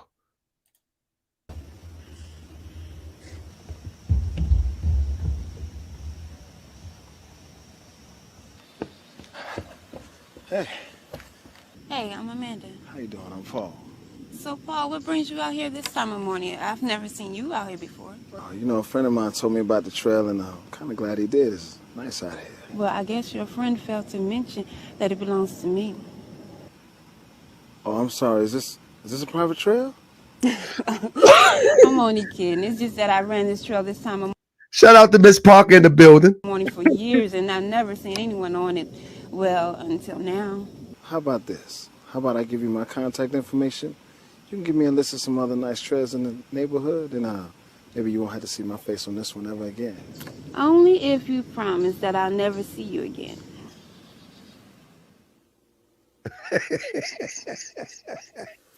So you never told me how the speaking session went on yesterday. Oh, Desert That's pretty Eagle. good. Come on, man. They want to lose 60 Come on, pounds. man. Stop. But that's 2 months from now. They must be insane. Baby, you know drugs are healthy. Oh, come on, man. Baby, why do you keep telling people about drugs? They're going to have you and me and every other fitness trainer out of a JOB. You know what? You ain't got to get all hyped about it. Good. I told everybody this when I looked up Big Shirley. I found out Big Shirley was a disc jockey one time. I found out Grandmaster Jay faked like a DJ. I found out Malik was a rapper. I found out now I'm finding out Desert Eagle is a B, a minus C actor. Oh my goodness. I'm not. It's just that you keep... Whatever. Baby, so what do you want to do tonight for dinner? Well, I was thinking about the new sushi restaurant downtown. I heard great things about it. Hey, you know what? They even got a patio that we can sit out overlook the city lights. Ain't Real Desert. romantic? Ain't. So, you don't want to go? You got a text from your ex? You neglected to tell me you saw her on yesterday? Okay, babe. She saw me at the gym yesterday, Amanda, all right? I didn't go to her. She came to me trying to talk. I paid her no mind. Okay, babe, hold on. Wait, babe. Babe. Desert Eagle, man. What you doing, man? Desert Eagle, we got to stop this, man. We got to stop this, man. Like you like a real actor out here. You looking at... Man, we gotta stop this, man. We gotta stop this, man. Like, man, go ahead, Talib. What else you gotta say, man? It started making me look at, bro, are you an actor? Because everything you say is so well coerced. Your movements, the way you talk, everything you do seems coerced. When he got on your show, he tried to spit a rap or a poem or spoken word or something like that. You go on his Instagram page. That's where I saw that at. You go on his Instagram page and dig through it. You'll see him setting up for some, I think it was a few months ago, he got put on some show and he go do acting. He think he's a producer and producing these shows. I'm starting to think that everything he's doing is an act. I went back through his page because I'm going to look you up now because I ain't never really looked at you because I trust who you really was. Hey, and I tell people the same thing. I don't mess with nobody pages. I don't search nobody. I don't do none of that. The moment you attack me, I'm going all in. And that's what happened to Malik. I never searched out Malik before, but the moment he attacked me because I was addressing Grandmaster Jay, I got to figure out who you are. And bingo, this guy don't look right. But go ahead. So it made me look through his page. So I'm remembering when NFAC first showed up. So I go to the dates on it. I'm starting to match the dates up. Everything he got before that, he out working out, running by the pond, hanging out with friends and family at little shows and stuff like that. It was nothing on there, anything pertaining to nothing revolutionary. I didn't see nothing about anything dealing with revolution until NFAC popped up. And then that's all of a sudden, he's in this movement and all this good stuff. I ain't seen the brother doing nothing prior to the NFAC. I can't find no history of him. And that's the weird thing because Grandmaster Jay was, I believe, under the control of a puppet master. I believe he broke rank and now he gonna pay for it. I mean, he was going too far. I can't say definitively that that's what happened, but I know when you study informants, if you will. You can study whether it be the mob or whether it be undercover informants just doing corporate trying to get intel. When they go too far, everybody's expendable. Everybody goes. And I think Grandmaster Jay he overstepped his bounds because, I mean, you ain't never seen nobody go on national TV and social media is a national platform talking about putting children in cars. Like, what? You never seen that before. You don't talk like that. Like, you gone crazy.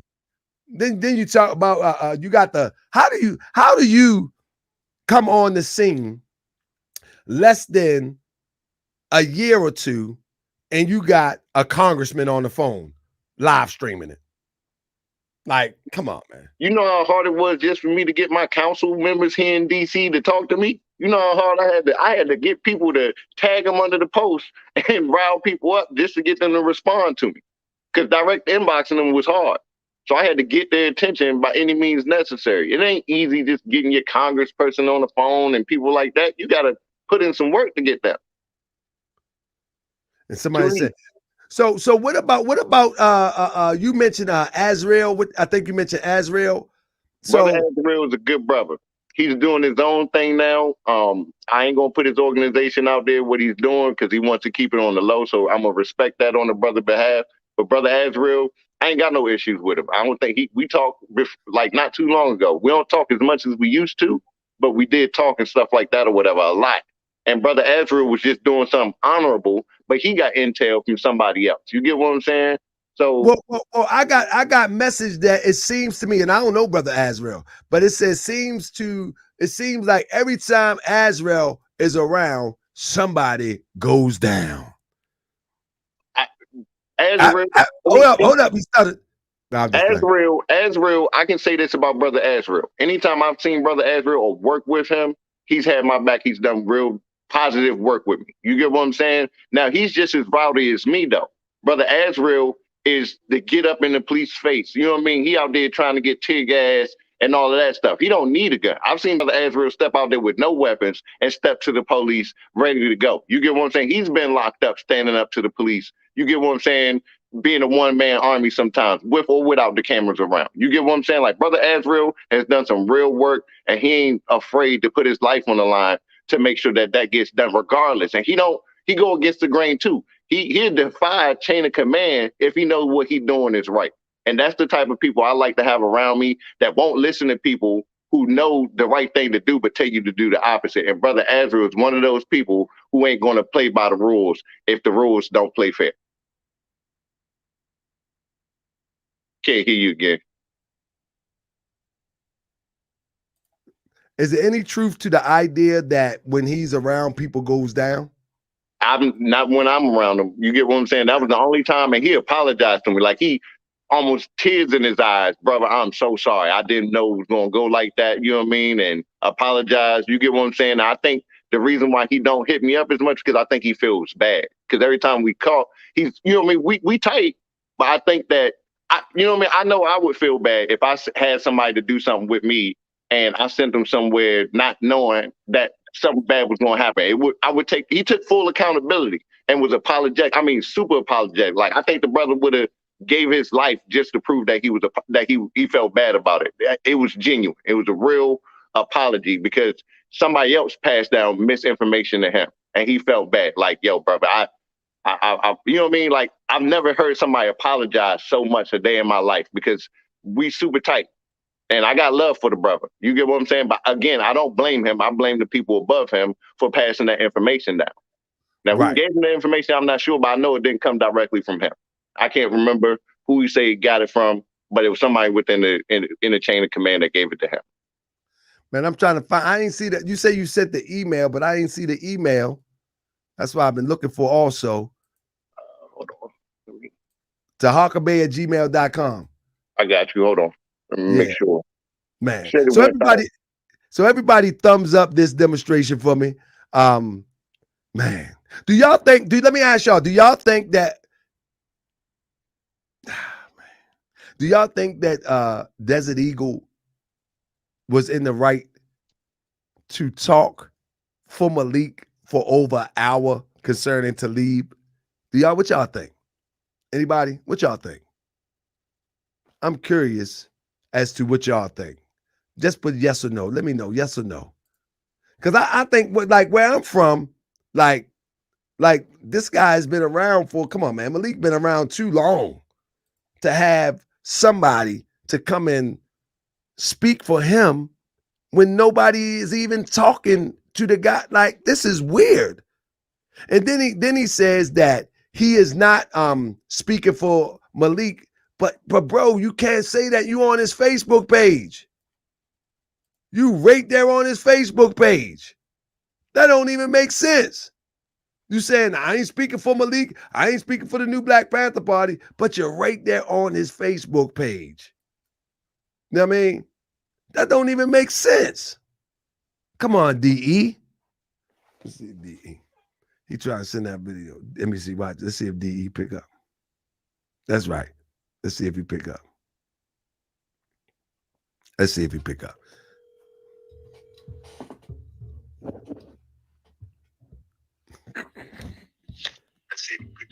What is it, Tahar?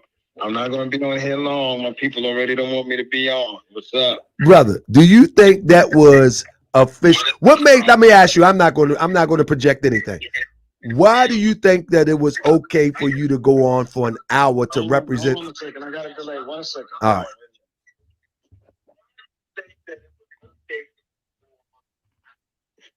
All right. I'm going to just answer this question and then I'm going to hang up, all right? To give clarity to something, all right? All right. Number one, you have a platform, all right? There is no platform that we have or have concocted yet or whatever, all right? So the reason why nobody knew what I was doing except for a couple of people in the coalition. We talked about it for days, all right? I made a few pre-videos. I didn't put them out. I didn't finish them. I was busy, birthday week and all that other stuff. I didn't do it. When I woke up, I said, fuck it. Let me go ahead and do this real quick before my day starts, as I iterated in the video. Then after I did it, I contacted a couple of people in the coalition, let them know what I did. And then I said, okay, what platform should I put it on? With consensus from those who I spoke to, they said, this is what you should do with it. And that's what I did with it. I then contacted Malik. I said, hey, Malik was out of town. I gave it to, he sent it to his guy. And he said, okay, well, I'll put it on tonight. And I said, okay, that's it. And that's how it happened. So all of these other theories as to... No, I didn't make a theory. I just thought. Listen. Trust me. I want to go in about some of the bullshit that I heard this evening, but this is not my platform, and I got to be respectful to my people. I probably already violated by taking this call on the airwaves as it is. So this is what I would do. I answered the question that you asked. All right. All this other stuff about this in-fact shit and all that other stuff, all these lies and stuff, I'll address that at another time. But right now, respectfully, all right, I answered the question. Run along, man. I'm not going to get it. Man. You scared to face to be face to face. Run along. All right. So with that being said, I just want to say, you know what I mean? Again, one thing I do like about Desert Eagle, he will talk to me. So we still have some communication. So I do like that. Because at the end of the day, what this all about is getting it right. And if he communicate with me, he know I'm going to give him the hard line truth. Like, bro, like even what he said, you know, they took a consensus. But, bro, what made you sit down and like, I'm going to record this and speak on Malik's behalf? Before you even passed it out, what made you say, you know what? I'm going to record this. I didn't finish. I got stuff going on. I'm busy. Man, let me do it again. But the whole thing you were speaking in Malik's behalf, on Malik's behalf, not the behalf of the coalition. Like, what made that? Because that's the real question. Everything he said, and here's a contradiction in what he just said. Since he got to run a little long, since the coalition told him he couldn't do whoever these people are, because... Anyways, whoever these made up generals or self-appointed generals and whatever this little game they playing right now, you get what I'm saying with this coalition, you know what I mean? I'm going to get to that in a minute. This coalition, I can't speak because I might be in violation. Bruh, the whole video was based on what I said to Malik. You was going to say this days ago, but the days ago that you were going to speak on sounded like just yesterday. You get what I'm saying? Like you just heard it. It's fresh. This ain't days ago. This is recent about everything I said about Malik. You addressed in that video. Literally everything I said about Malik, you addressed in this one video. So how is it days ago if I just did the video on Malik? I didn't do the video about Malik days ago. I just did the video. And all of a sudden, immediately, you got a video to respond to what I said to Malik. Like, what? Come on, bro. Lie better. Lie better, Desert.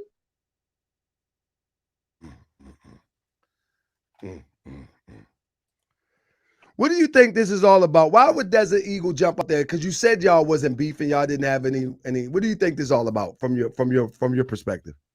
My perspective, what I think Desert Eagle lost a home. He wanted to be somebody in the NFAC. He never got his opportunity to do so. He was just wandering around, lost, sad, in the rain, with no friends around him at the time. Lost and afraid. My bad. Somebody was calling me. Can you still hear me? Yeah, I got you. Okay. All right, let me stop being facetious and funny and malicious. What I really think is Desert Eagle was looking for somewhere so he can feel like he was involved and important in something. I introduced him, like he said, I introduced him to Malik and everybody else. They took a liking to him. Malik particularly, of course. Malik took a liking to him. I like you, Desert Eagle. I'm going to have to talk to you. I'm going to have to pull you over. I said, Desert Eagle, brother, be careful, man. Malik is going to use you and take advantage. Nah, all this old good stuff. That's when that whole going down the deal with Brunswick and all that, I'm just going to go to observe Malik and see what's going on. The whole time he put on the uniform, he out there marching with him. But anyways, Malik took a liking to him. He wanted to feel important. No different than Ghazi. Ghazi wanted to feel important too. They didn't get to live out their dreams through the NFAC. Their career ended early, and they was looking for a second home. So they came over here to this side of the clique, this circle or whatever, this cult over here, because that's what it is. That's why I really want to come out and say this is a cult. And I'm starting to see it for what it really is. This side of the movement, this so-called movement, is a cult. And there's certain faces that lead this cult. And it ain't expanding outside this little town. And it keeps it hidden in this one little circle in this space. But what I really think it is, Desert Eagle is looking for some attention and some love to feel important. So Malik and all of them put him up on this pedestal like they did with Ozone, raised Ozone up, and then left him and bailed on him when he went out and did something that they accusing him of. I'm not even going to speak on that like that. What they're accusing Ozone of doing. You get what I'm saying? And they raised him up on the pedestal and they left him for dead. And they over here raising up Desert Eagle and they're raising up Ghazi to make them feel important. And the key to this is, because I've been around on both sides long enough, they're trying to use Desert Eagle and Ozone as poster childs and tokens for NFAC so they can pull in those missing pieces from NFAC to help build up their numbers and bring them over here to their side. They don't even realize that they're being used. It never, in this so-called movement, since I've been in for 6 years and some change, have I ever seen leaders ordain other leaders as generals. I've never seen that a day in my life. This is the first time ever. If anybody else has seen it, please come tell me what generals that came together and walked up to an individual and said, hey, we're going to make you a general. I've never seen that. That sounds strange to me. I can see different organizations making somebody a general, but I don't know the rules. But that just seemed odd. I've never seen it. I've never seen it a day in my life. Everybody's looking like, what? This is, when he said that in the video, a couple of people that I've talked to on the phone, nobody's ever seen that a day. You can call King J up and he'll tell you. That'd be like the Army, Navy, and Marines coming together to make somebody in the Coast Guard a general. Never seen it a day in my life. They're gonna make somebody in the Coast Guard a general of what? So they made him a general because he tries to talk and wanted to be recognized. And he talking about me looking for clout. Bruh, I already got enough influence where I'm at and in my community where I don't need to talk bad on somebody in order to boost my self-esteem or my organization up by putting somebody else down. You had to go on he had to come on your show to talk bad about Grandmaster Jay just to be known and recognized, and people still didn't know who he was. And that's the thing. I made you famous. Desert Eagle. I made you, and I made one general. I made a general before. Did you know that? Nah, I didn't know that. All right. Here's a question. Who did I make a general on Morris World TV? Do anybody remember?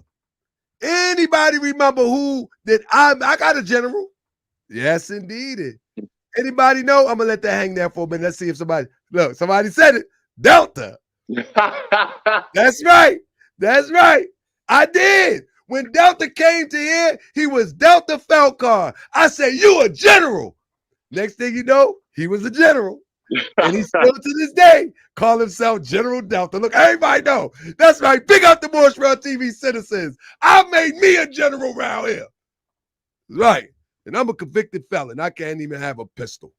Did you get the email though? I forwarded it. I want to see if you got the email. Did I get the email? Let me see what I got. Let me see what I got here. It might have came up under my government name. Let me see what I got. That's all right. Stop. What had you in that position? A minute and 30 seconds. Hold on. Oh, because I was on. A minute and 30 started at a minute and 30 seconds of shit in around like 3 minutes and 30 seconds or something like that. All honor. All honor. Shout out to my General Delta. All honor. All honor. That's right. All honor. Like that down. We're gonna look at this video like that down. And all honor. All honor. Shout out to Shabbaz.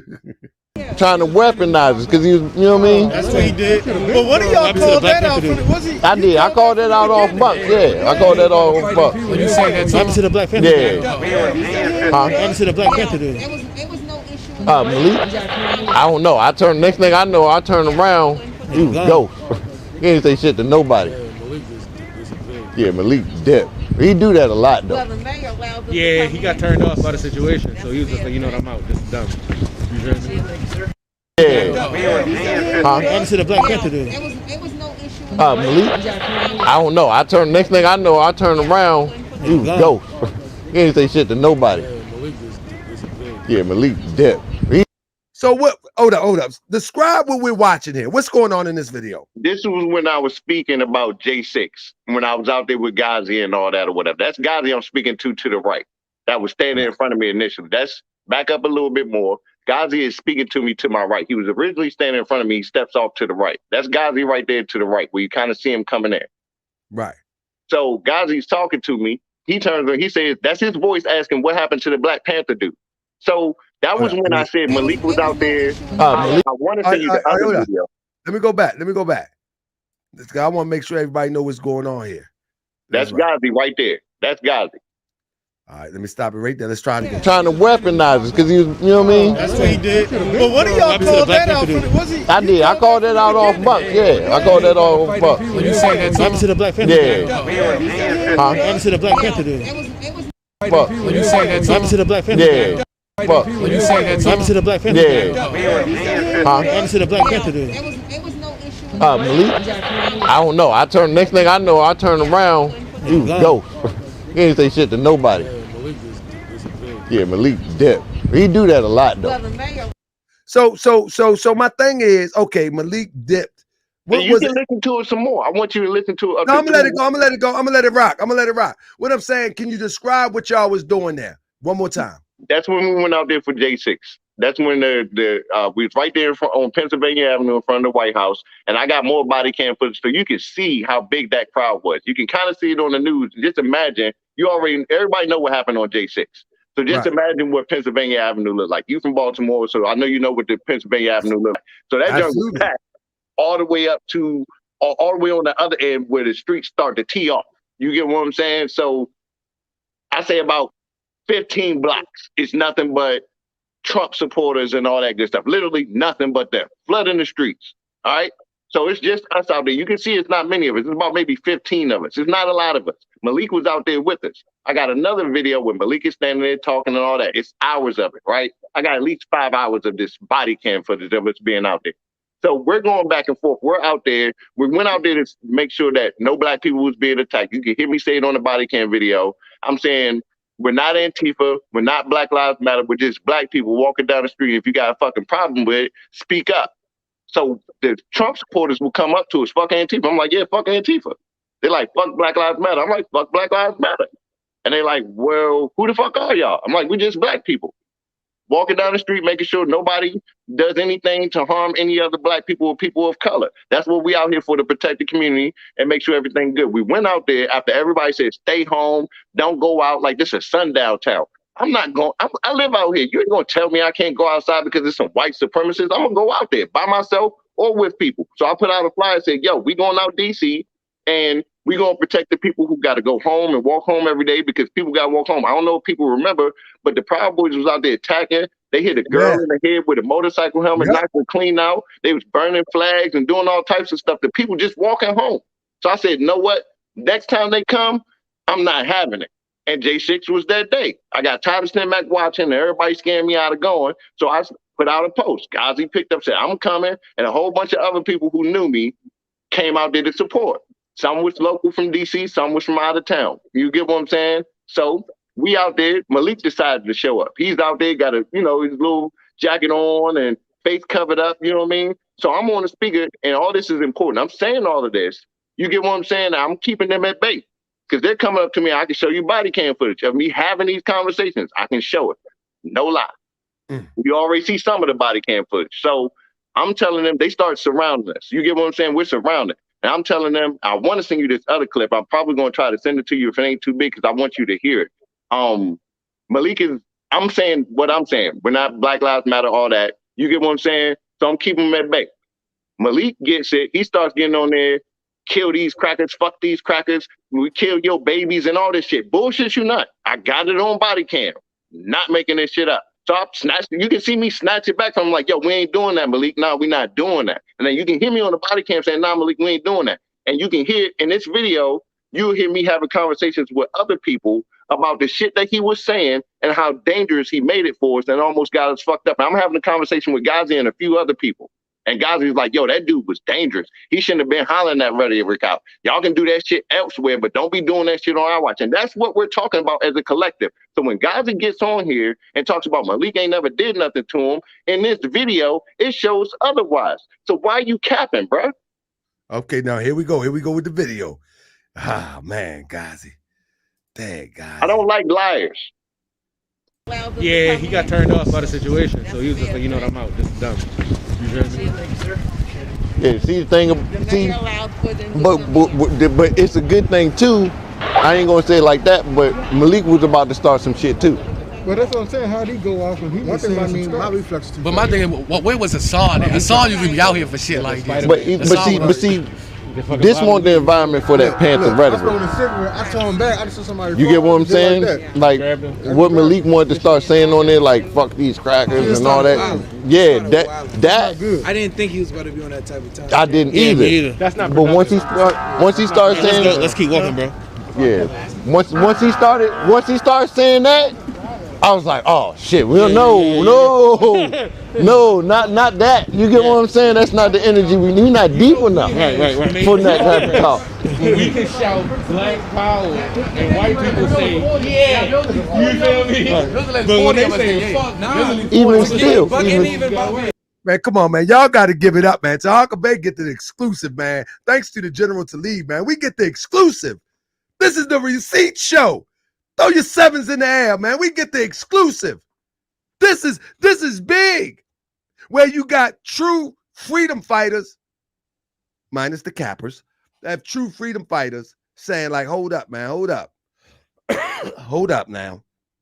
We ain't out here deep enough to be screaming this Black Panther rhetoric. All we doing is out here trying to make sure people get it home safe. All we trying to do is make sure people get off work and get home. We ain't had to go through this. What you doing? Man, this is exclusive, man. If General Talib allow me to, I'll upload this whole video, if he allow me to, onto hawkerbay.com so y'all can take a look. And I'll upload this portion where Talib explained what y'all watching, because we ain't got time to watch the whole thing. You follow me? Is that okay, Talib? Yeah, that's cool. I don't remember the whole video. If we continue to talk about it more, but ain't nothing on there incriminating or nothing jeopardizing nothing. You get what I'm saying or whatever. You know what I mean? Right. And anybody else want to see it, I give it to them. I mean, but they go on your page. If they want to see it, they can go through you. TalibAtunde.com. Yeah, they want to see it, they can go through you. Put it like that. They want to see the rest of it, they can go through you. Let me show you something. So today I rebooted TalibAtunde.com. Not rebooted it for real, but hold up 1 second. Not really rebooted. I just started. What happened? Hey. Hold up, man. I'm trying to log into something. Ain't logging me in. There it is. All right. So today I was talking to my brother from Freedom Fighters on the phone. And he actually, I think he either called me or I called him around the right time. And let me pull this down real quick and I'll put it back up. And we had a nice little conversation, but it's right here. You can go see it on Morse Road TV exclusive. It's right here. I think the conversation is right here. So anybody tuning in right now, y'all can see. Well, he did a live stream last night.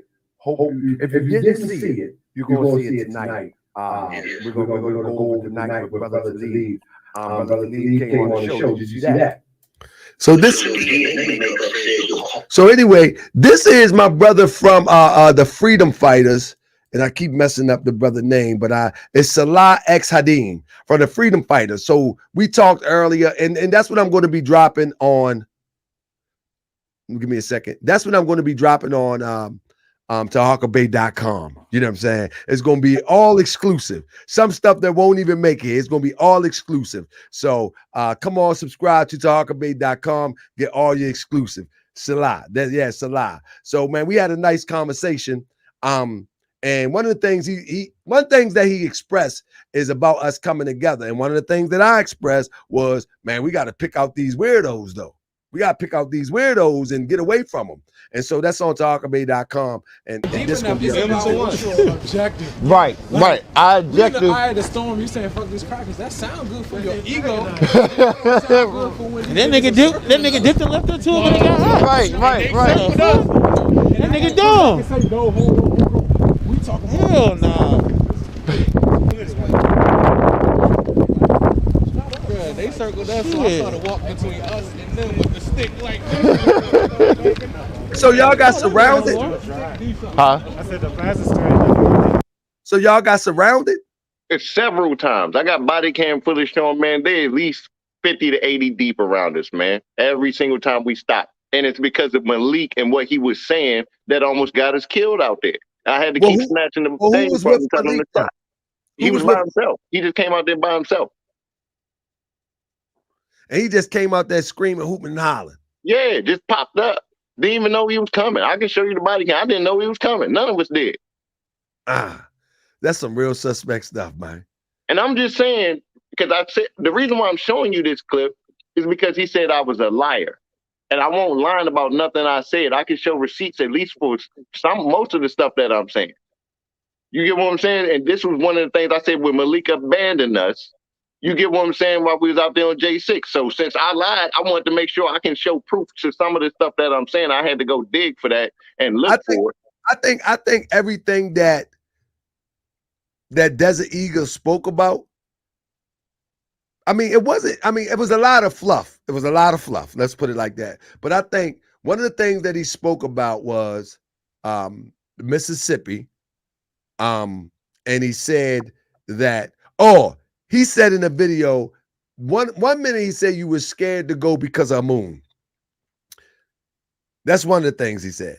And then he said that, if I'm not mistaken, correct me if I'm wrong if y'all seen it, then he said it was a money issue. So let me tell you again. I gotta say it again since I gotta repeat it again. If my people in the chat, please co-sign and say what you guys say, or anybody else that's privy to what I'm saying, anybody that can back me on it, please drop down there and confirm what I'm saying. especially the people in my organization, because we're a family and we discuss everything. I even discussed this before I even came on the show. Every time I make a move, since you want to say y'all need to look at him, every move I make, when there's ever is controversy and may impact the entire organization, I talk to all of them. And the only person I ask before I do something is my co-chair Bricks. If you in here, shout out to you, brother. I love you. Thank you for standing beside me, because people trying to get you to turn on me and stuff like that or whatever. But I'm gonna get on that in a minute too. But I discuss everything before I do anything and come on here. I get the green light from my people, whether or not I should do it. My people are just as hot as I am about what he did. He don't understand my organization because he's not a part of it. And my people stay quiet online. And I like it that way. I like taking on beef for myself. If I start something, let me deal with it for myself. I don't want y'all getting involved in it. And I want to share with all of the formation, gun clubs, et cetera, et cetera. Trust me, I'm not your enemy. I'm really not. I'm really not your enemy. Malik have said some deplorable things over time concerning myself, and his underhanded threats and his slick talk gonna keep me busting his brains, period, point blank. So if you're connected to Malik, I'm telling you now that we got show after show. I'm going to change and switch gears and talk about some other stuff, but Malik been around swindling, scamming, and what I mean, he ain't taking money from you, but he's using your energy to post and boost him up. That's all he's doing. You know what I'm saying? He's using other people's energy to boost him up as the poster child for liberation. And it's all an ego thing. He's not trying to liberate anybody. He's not trying to freedom fight. He's not trying to cause a revolution, participate in a revolution. He ain't going to bust a grape in a fruit fight. He just not. You know what I'm saying? But he's using other people's energy. And the moment that Malik came sideways slick, talking about he heard that my house was on fire, I took that as a threat. And you said it on social media, and you called me an agent. That's right, you called me an agent. And let me tell you something about that. He also said on that video, I guess he tried to sway me away, saying, yeah, we talked about that Tahaka Bay was an agent, and you said nobody should go on. They talking about you. Nobody should go on. Let me tell you something. One thing I learned about the new Black Panther Party and a lot of the formations and gun clubs, the moment that people disagree, the first thing they call you is an agent anyway. I mean, that's seriously. I watched this for the last few years. They could disagree about a card game. Oh, that's an agent. I mean, they could disagree about anything, and everyone's an agent. So I'm familiar with that culture. So it doesn't bother me if somebody said that I'm an agent, because in reality, guess what? You can come right up to Park Heights. I'm there every day, every single day, and you can examine for yourself. You can examine for yourself. But let me tell you something. Park Heights ain't the most friendliest places for weird people. And that's just what it is. That's just what it is. But you were saying something about your second in command or your co-chair Briggs. What was going on with that? Right. So I'm gonna get to that. I'm gonna get back to the Mississippi part too. I'm saying all this for a reason. I talk to my people about everything before I do anything. Before I came on this show the other day and now, I talked to my people and made sure they was comfortable with it. If my people would have told me no, I wouldn't have did it. Right. The post that I put up, when I go in on people, I ask them, shoot, sometimes. Let me say this real quick. Bro, hold that thought right there, because I want to let your people know. The only reason it appears, and it may appear, that I'm rocking with General Talib, the only reason, and it's one reason only, because he manned up, hit me on the phone from our dispute, and we found resolution. I'm pretty sure he still don't agree with everything that I do, but that's why we are uniquely different. You know what I'm saying? And for brothers or sisters that come on the show, you already know what it is. I have nothing against you, but you can't use Tahaka Bay, Morris World TV to vent, and then you come here and then we find out your venting is really suspect and sketch. And now we got to call you on it, and then you get mad at me. Because that's usually what happens. People come here, they vent, and I'm like, hold up. And normally what happens is somebody from the outside say, nah, that ain't true. This is it. The same way Desert Eagle just did what he did. Mm-hmm. But now you come back with receipts, and you still make the first show this just a part 2, but you ain't losing none of your you're not losing none of your respect, because at the same time, Desert Eagle is totally out of order from the jump, representing another man.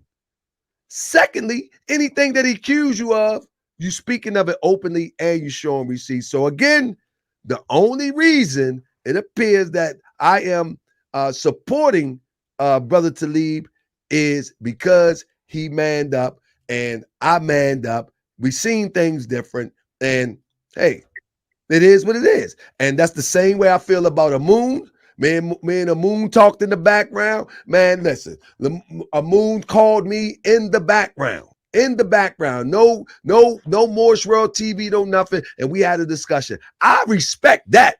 You know what I mean? I respect that all day long. But a grown man, a half 100 and a half 106 go up on Facebook and be like, I heard Tahaka Bay jaw got broken. Bro, you like 45 minutes away. You like 45 minutes away. Stop that. So I don't respect that. But now go ahead, brother. The floor is yours. So if my people in here, they can co-sign for it. You get what I'm saying? Because I'm open book with my people. So they think I'm just doing whatever. I'm not holding nobody in my organization hostage. I want my people to level up and leave my organization and start to do something or take over and lead something else. You get what I'm saying? I push my people to lead. So I just say all that so I can say this part right here. Mississippi. He said the reason I didn't come was because of money. That ain't have nothing to do with it. Him and Taco begged me to come down there. And I said, brother, I'm not coming down there because the only people who asking me to come are y'all. I said, Nick Bezel ain't reached out to me and asked me to come. I said, Babu ain't reached out to me and asked me to come. Moon ain't asked me. Malik ain't asked me. None of them asked me. The only people who hit me up about Mississippi is y'all. I'm not showing up when I'm not wanted or nobody's inviting me to come. Oh, man, just pop up and surprise them. I say you should go anyway. Just do it. Who cares what they think? Just come. It won't just specifically a Moon. None of them invited me or said nothing to me. So I'm going to come when nobody. And here's the part where he got that line. I don't remember if I called a Moon and had him on three-way or not. That's how you know he reaching. He never called me with a Moon on the phone. And a Moon, you know he ain't never called me. And you know we ain't talked on the phone since the last time we had our little confrontation. Me and you ain't talked in months, Moon. So for him to sit there and say that, that's a lie, brother. So if you're going to tell a story, make sure you tell it right instead of trying to make it sound more grandier than what it is. And that's not even true, which is what really set me off. I didn't come to Mississippi because none of the leadership invited me or my people. So we didn't want to go. Second, my people didn't want to go anyway. I could screenshot and blur out the name of some of my people who said they was tired of the marching. What's the point? We got real things we need to be doing out here in our community. None of my people wanted to go. None of them. If they did want to go, they didn't say anything because the majority said they didn't want to go.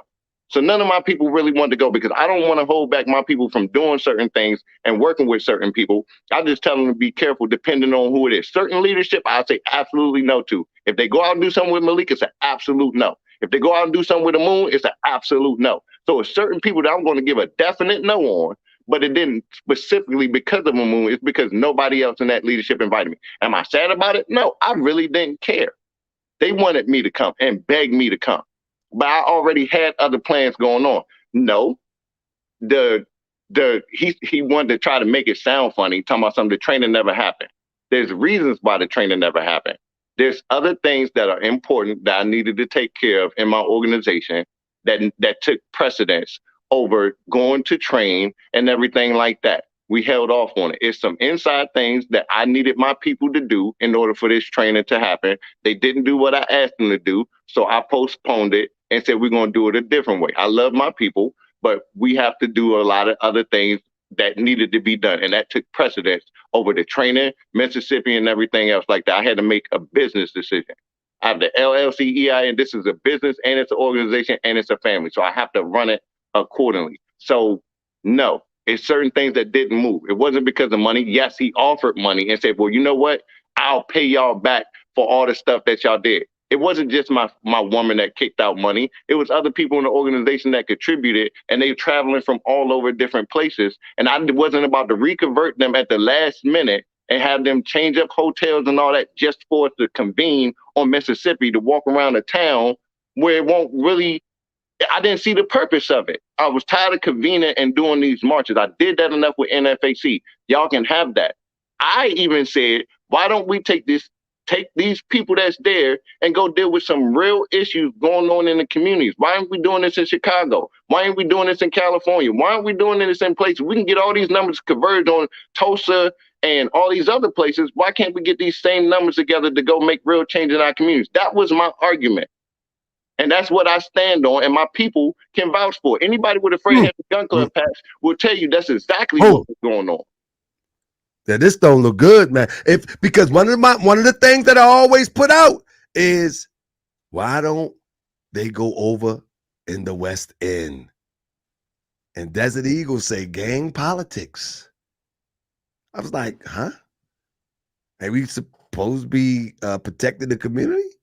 Not we, but that I ain't got a horse in the race for real. But you know what I mean? I'm here doing what I can in my community. But I mean, you got all these guns. What are you going to the protest for? Go like in the video that I started the show off with. You know what I mean?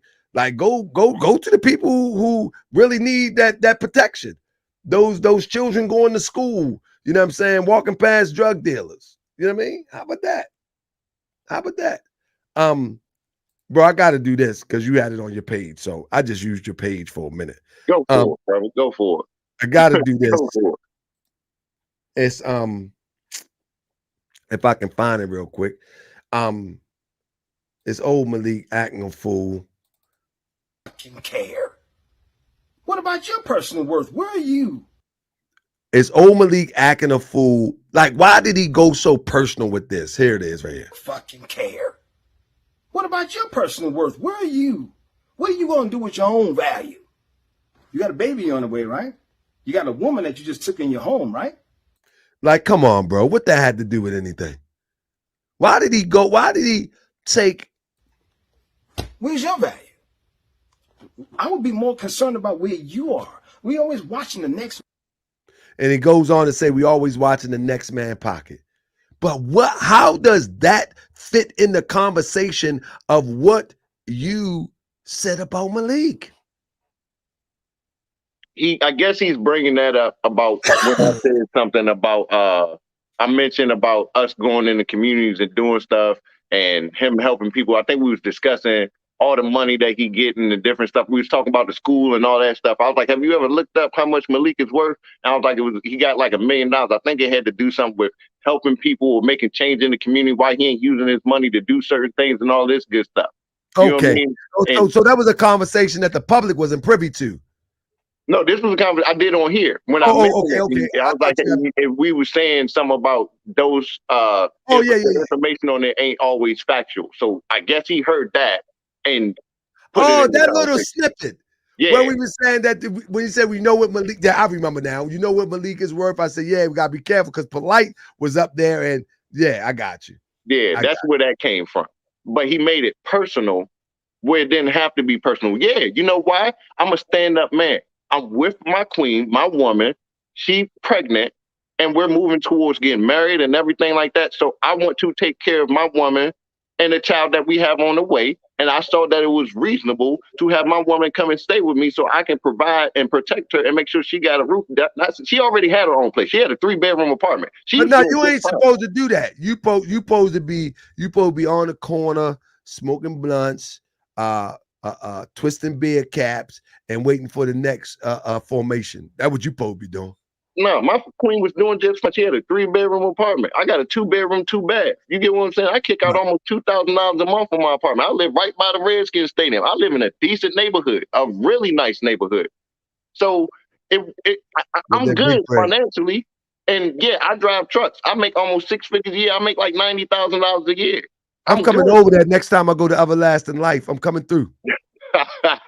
And I make good money. I can show receipts on how much money Now I make. I go to Everlasting Life all the time. You know what I mean? And you not too far from there. Yep, I'm right up the street. Right Yep, up the you're not street. too far from there. I go there all the time. Plus, I got a Morris sister up there. I used to work on a house up there. Yeah, but that's right. That's right. Tell him go to bed. That's right. That's right. He in trouble. Y'all got him in trouble. Said, what, baby? Yeah. I got Oh yeah, him. she said that's where we met. She wanted everybody to know we met at Everlasting Life. That's what she wanted everybody to know. Oh, what y'all get to eat? What did you eat, babe? Did you eat anything? Chicken and greens and the macaroni. Oh yeah, she had a bomb plate. It was in the food. It was in the food. That's why you ready to get married and all that. Cause that goodness gracious. The greens and the macaroni ain't no joke. She take good care, but my queen do just fine. She got her own car. She had her own plates and everything like that. And we saw fit to make sure, huh? That's how it's supposed to go, brother. Man, you don't owe us no explanation for that, man. A real man and a real woman that's serious about, and I told you, and you might don't remember because you probably wasn't on the show, but I said, man, these brothers that's in these leadership position, they need wives. I said they need to be dedicated. And that's why when I seen you on your Facebook page, when y'all got together, I bigged you up. I say, that's what I'm talking about. Show them how to do it. Because I'm going to tell you, while you out there leading the people, you got to lead the people with example. And if you got people that look up to you, then guess what? You're going to have to show people what leadership look like. Responsibility, family, man, because without the family, we got nothing anyway. Exactly. So that's you don't owe them weirdos no nothing. Man, let me tell you something. I'm going to leave that alone. But let me say this. Desert Eagle, you need to stop, man. Before I get the Morris World TV investigation team on you. And if I get the Morris World TV investigation team on you, just by what you put out the other day, I don't think this is going to look pretty for you. So stop it, man.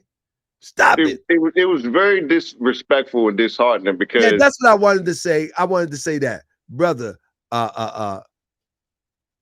you and your queen, y'all shouldn't have taken it too hard. You know what I'm saying? But when I seen it, I was kind of shocked because that had nothing to do with anything. But that just shows you the level. That just shows you the level of incompetence when it comes to leadership. It's all emotional. And if anybody been in the military, I've never been in the military, but I've been to war.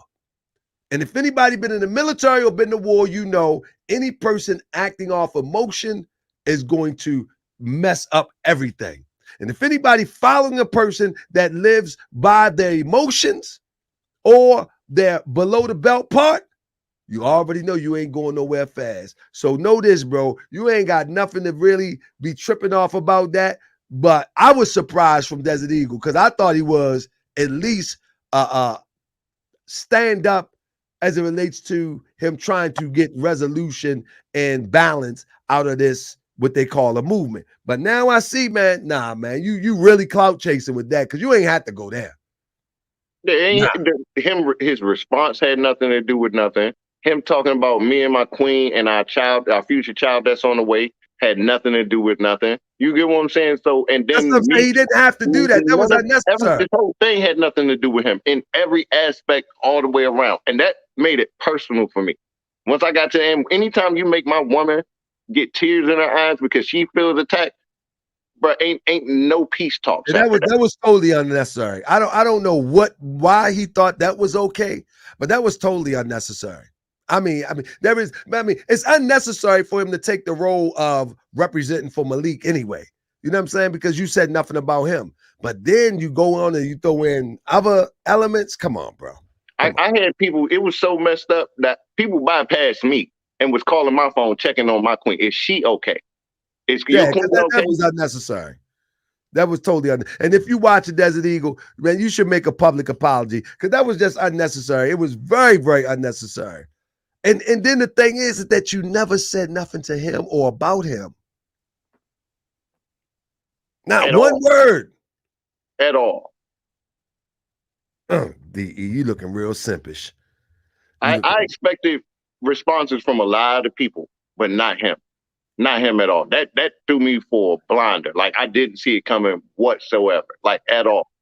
So I don't understand the reason. In the beginning, I didn't know what to expect, right? But then when I'm looking at it, I'm like, why is he keep saying I'm not advocating for Malik? I'm not advocating for the Black Panther. But the whole conversation was about what you said in reference to Malik and the Black Panthers. The entire thing. Entire thing. And it's on Malik's page. Right. Come on now. Right. Stop lying. Stop lying. Okay, Nobody pay my way. Malik, take a breath for a second. Let me. All my money is Malik. Second. Let me. All my money is. All my money is. Malik. All my money is. Malik, let me answer that. What the hell they talking about? All my money is. Malik, let me answer that. But the thing is that all his money is given to the movement. And I think he said, I expect you all to do the same. And I think, not him, I think he said he is well off, super well off. But I will mention again, Ozone is facing the death penalty with a European attorney. Make sure you add he got 2 restaurants because he bragged about that too. He has a European attorney. He was running screaming Black Power with all of those boots on the ground in Tulsa. And all those boots on the ground could not put the money together to make it solid for his attorney. That's a lot of boots on the ground now. Tulsa was jumping. I loved it. I don't like the fake stuff, but when I see we can come together for something, that gives us hope. Now, the messed up stuff that goes on while this stuff is going on, man, that destroys the hope somewhat. But at least we know that people will come out. But if nothing there of substance, they're going to fall back. And I think that's what happened in Tulsa. People went out there, it felt real good. And then after the fact, they was like, what we doing? We beefing. This one really don't like that one. They got along for this day. It's like everybody at the family cookout. We getting along because everybody here. But let somebody get a drink up in them, man, party over. Party over because people don't get along anyway. So it's some hope there that people would show up. But then at the end of the day, you're like, hold up, man, what's this all about? Like I think at Tulsa would have been really good if they would have just said this is a commemoration. And that's what it was. And I heard that a few times. But then, you hear Malik rhetoric all the time, like they're about to shut Tulsa down. Like when? Man? We gotta do better.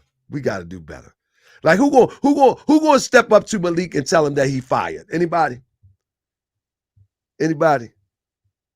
What you think about his new assistant? His assistant now, and I'll be talking about that soon. His assistant now is the sister that he ran off with in Tulsa from the other guy that was on the show. Remember that? Did you see that show? You talking about King J when he was talking about King J and all that? Yeah. But now that's his assistant.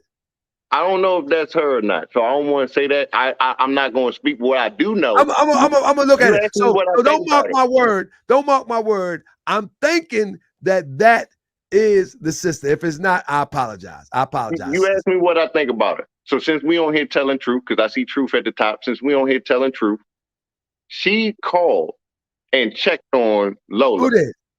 His assistant, National Chief of Staff, Dr. Shamanda. She called my phone after, I guess, seeing the video on Malik's page and called and checked on my queen and said, hey, is you all right, queen? Don't let them stress you out. You and the baby don't deserve that. That's what Dr. Shamanda said. And I thank you, Dr. Shamanda, for checking. And I thank you too. Regardless of what's going on between me and Malik, I appreciate you loving on me and my queen. I appreciate that. That shows me a lot. And I thank you for doing that. And if they mad at you for doing that, then you don't need to be around them people if they give you hassle about you checking them out. With that type of integrity and that type of class, she need to be in a leadership position.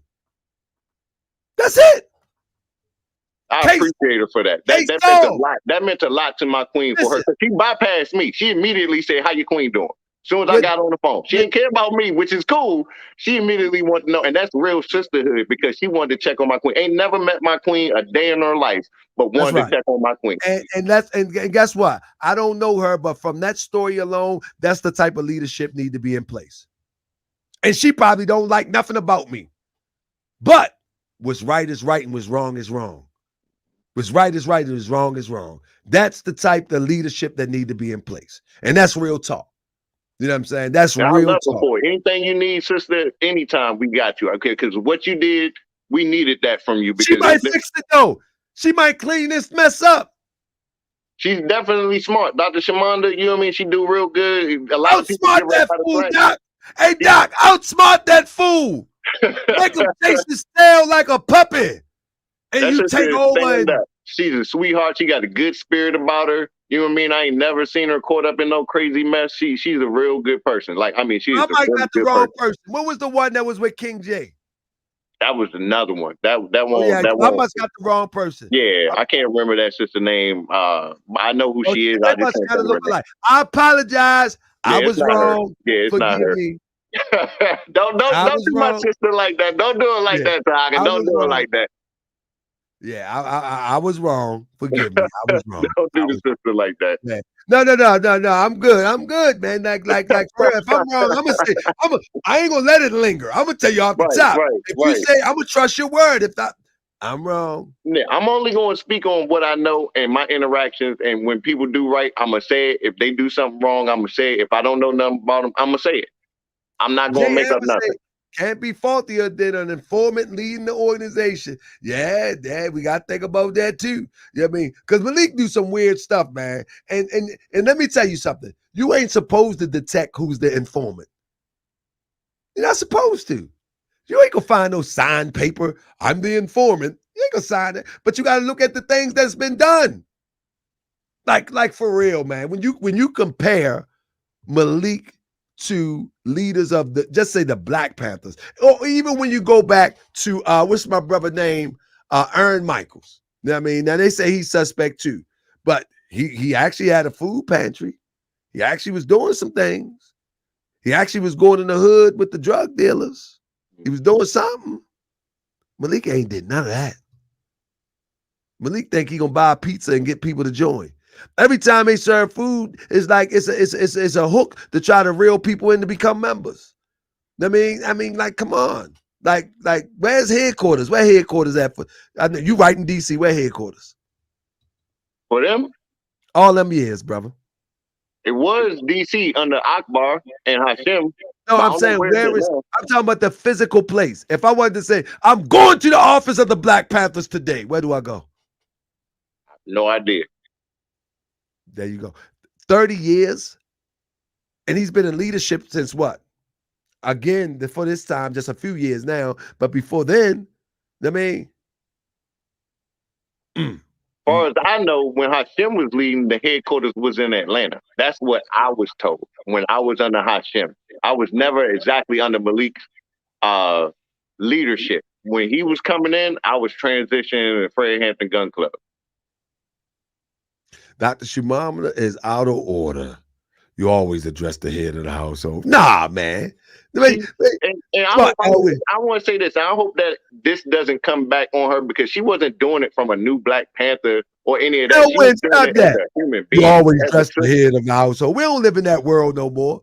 She was being a sister. So if she get bashed for this and people come for her, that show you what people are really like in this movement. You get what I'm saying? This is what really shows you that it's clicked up and all of this so good stuff like we gangs out here. That's not where it's supposed to be. And that's why I want to be done because of that type of stuff.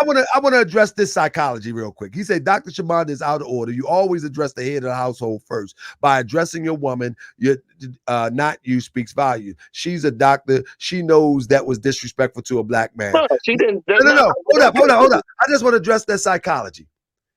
I could bring my wife down here right now, and I tell my wife to handle it all with brothers, sisters, And my wife addressed me of how I move with protocol. And if it looked like it's sensitive as it relates to sister, she tried to check me and all that. But I like my wife on equal footing. I don't Because my wife, she's not going to address somebody disrespectful. She's not going to address somebody being out of pocket. You know what I'm saying? But man, listen, I want my wife to have the same amount of equal power footing that I have. Nah, so this is a new world. I don't know where, man, he living in the 1800s. And figuratively speaking, you know what I mean? I might have exaggerated, just not even exaggerated. She did greet me, but she spent more time concerned about my queen, and that's okay with me. Because my thing okay is, we are in a new world, man. I mean, I don't think like that at all. You know what I'm saying? I mean, now if my wife say, "Hey, I need you to handle that," okay, fall back. I got it. You know what I mean? But my wife can handle everything I can handle. And she knew I was okay. You get what I'm saying? Dr. Shamana knew I was okay, but she wanted to make sure my queen was okay as a woman, as a female, as a sister. And that's all right with me. You get what I'm saying? So I won't trip. I won't mad. I like Elwin. He said, it's all up to all. I guess he said, y'all. The second law of the universe is order. The Honorable Elijah Muhammad taught us this. Well, let me tell you this. There is not a person on the planet Earth that didn't come from the womb of a woman. Not one. Think about that for a minute. There's not one person on planet Earth that didn't come from the womb of a woman. How in the heck you become first? Come on now. So if we want to go with the law of the universe, let's deal with first. Your umbilical cord connected to a woman, and everyone on this earth, umbilical cord connected to a woman. You came through a woman. The most prized possession of the universe, if we describe it as a human being, is protected in the womb of a woman. And you make yourself more important than a woman, you done lost your mind. The universal creator has put his prized possession, the rebirth, in the womb of a woman, and you men think you greater than a woman. Well, think on. So for sister to feel compassion for her sister and reach out to the sister, that's the law of the universe. That's right. Because that's the mothers of the universe, and without them, there will be no you. That's period, point blank. That's period, point blank. And we need to get out of that Eurocentric thought that we are somewhat dominant. I mean, of a more dominant than a woman. No, we on equal footing. We on equal footings. But I tell you what, when it's time for the rebirth, we got to be protected in that womb. So if we're going to put it on levels, there's levels to this. Shoot, you better protect the woman and know that the woman is most important. It is what it is. And I'm going to tell you, sometimes I slip and go back into that Eurocentric state of mind thinking I'm the man and get woke up real quick. And we need to step away from that. And I know brothers say Elijah Muhammad taught us that. Nah, man, that's bring us right back into that male chauvinist mentality, that Eurocentric thinking that we live in a patriarch society. So we got to dominate everybody. We got to roughhouse everybody, including women, when that ain't the case. That is not the case. So I salute sis for reaching out to your queen and making sure she was good. Right. That's how I definitely appreciate it. It meant a lot to her, and it made her day. You get what I'm saying? Out of all the chaos and everything going on, that right there, I could see the glow on her face. You get what I'm saying? Because that made her feel and recognize that she was important. Look, Mark Pearson say he'll wipe the floor with me with that subject. I say, email me and we can do it tomorrow. He done got you on sidebar. You know what I mean? It came on here to sidebar. Email me and we can do it tomorrow, Ronald. Just show your face so when I embarrass you, just show your face so when I embarrass you, people know who you are. Email me. There you go. Because I mean, listen, he said, I will wipe the floor with you on that subject. I want you to email me. And I'll call you tomorrow and we'll set it up. We'll set it up. See, because I already know, I ain't gonna say nothing. I already know where you're drawing from. But I'm gonna show you. And I hope you say you follow the Honorable Elijah Muhammad. Because I'm going to show you in that doctrine that you've gone crazy. Now, but anyway, brother, anything else you want to add? Is there any more clips on there? I can't remember it all. Well, those was the main ones. So I'm good with that. We've been here 2.5 hours. Right. We've been here 2.5 hours, but I do want Ronald Pearson to email me on the subject, whatever subject he's talking about, but the woman. You want to make the woman second? Nah, we ain't doing that. We ain't doing that. We ain't doing that. You can't. You ain't making no woman second. Nah, that's some Eurocentric. That's some Eurocentric. Arab. You know what I mean? Cover the woman up, and you know what I mean? She can't talk. She can't even go in the mosque because she on her cycle. Man, what type of God y'all walking with? What type of God you walking with? Huh? She can't go. She can't even go pray to God when she on her cycle. They got, according to the Bible, at least in the Torah, they kicked the women out of the city for what, 7-8 days or something like that. And if anybody touch them, they unclean and they get kicked out of the city too, or they get stoned or something crazy. See, that's that European psychology. They're trying to and this is why, listen, and this is why we as a people always fall short when it comes to competing, because we believe that nonsense. We believe that hype. When we begin to work together and we use our power in unison, I'm talking about man, woman, and child, and we use that power collectively in unison, not one above the other, man, this European couldn't stand a chance. Couldn't stand a chance. Couldn't stand a chance because he used to dragging his woman, beating her with a bat and dragging her into the cave by her hair, like them little cartoons back in the day. Mm-hmm. That ain't how we get that. Mm-hmm. I mean, but I'll be waiting for the brother to email me. But you're gonna have to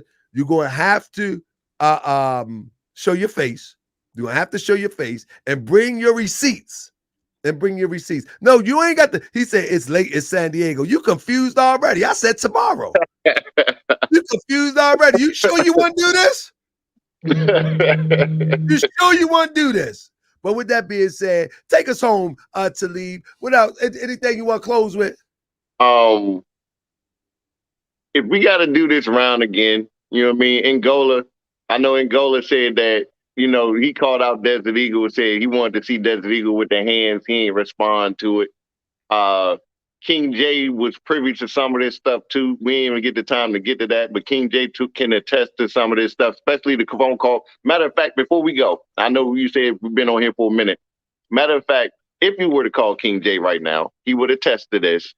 Desert Eagle said in his video, and that was something I wanted to address. He said in his video that Ghazi created this Black Power Coalition, which is a lie. Secondly, he said that I had a phone call, the first go around with Malik, with everybody on it. King J was on this call because King J wanted to address him with some discrepancies that he had with him. I asked Malik the same thing that I originally came on your show with about the DC stuff, about him not doing nothing in the community. Everything that I said on here is what I said to Malik, and I say to him every single time we have these conference calls addressing Malik. So when he was like, oh, I didn't say nothing, I was excited to talk to Malik. I ain't never been excited to talk to Malik. Those days been long gone. He was the only one that was starstruck and excited to talk to Malik, because remember, he said he didn't meet Malik until he came through me. He was starstruck, not me. He was excited. So King J can attest to this, because me and King J was the real ones who, at least at that time, who had a real problem with him.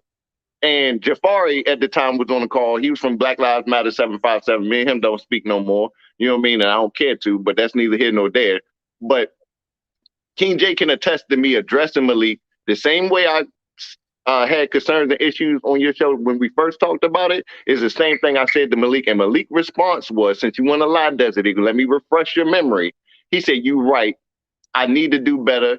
And I haven't done what I needed to do in the city. And I make a promise to y'all that I'm going to get more involved in DC and be more boots on the ground. And I have been lacking. He admitted to it, supposedly took accountability, and he never did. That's why I continue to have an issue with him, because I first addressed this with him. He never did. That's why when you hear Desert Eagle talk, and he addressed what I said to him, he can never give a full idea or a full speech on what the conversation was. He said some stuff that he was concerned about, but he can never say what it was because he know I addressed the same thing I addressed on your show the first go around on that conference call. And I got tired of having these conference calls over and over and over. So I just say those names out because Desert Eagle, you creating a lot of problems for yourself, brother.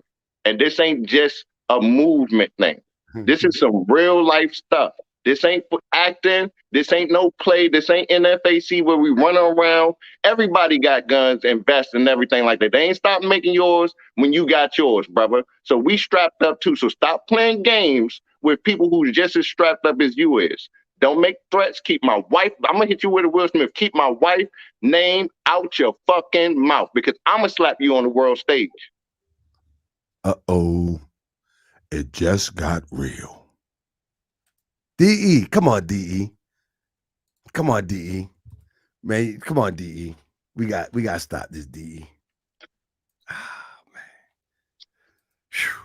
You had to borrow. Matter of fact, you speak against my queen. You had to borrow her shotgun while we was out in Ohio. You too, guys. I had to give you my long rifle because y'all came out there empty-handed. Talib. And then the next time, matter of fact, here we go. You rode all the way up to Ohio. You and some other man in a car. That's a little suspect, brother. Y'all rode all the way from Georgia to Ohio. You and the man. Did y'all get a room together too? You and another grown man. Y'all was real buddy, chum when y'all got to Ohio. Hold up, brother. You going too far. What you just say? He rode all the way up to Ohio in a car with another man. I don't know if they got a room together or not, but they was real chum while we was in Ohio. Look a little suspect to me, brother. You do a whole lot of videos with this Prince licking and biting seatbelts and all that crazy stuff. That's on my Facebook page. You look a little suspect, bro. Don't no grown man do all that. So if we want to get petty, we can get petty, but keep my wife's name out your fucking mouth because I will slap you on the world stage.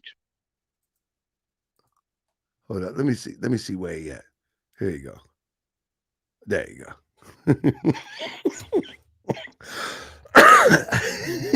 What you talking about, Willis?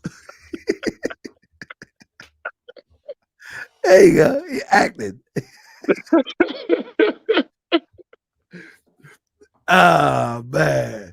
But anyways, anything I talk about on here, I can back up with receipts, and I ain't afraid to go in front of anybody, anytime, on any platform. Let me say this. Somebody put in the chat, and I just blocked them off the top.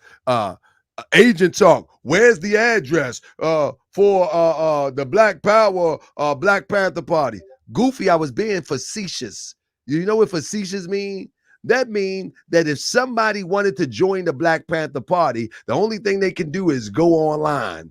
I was being facetious.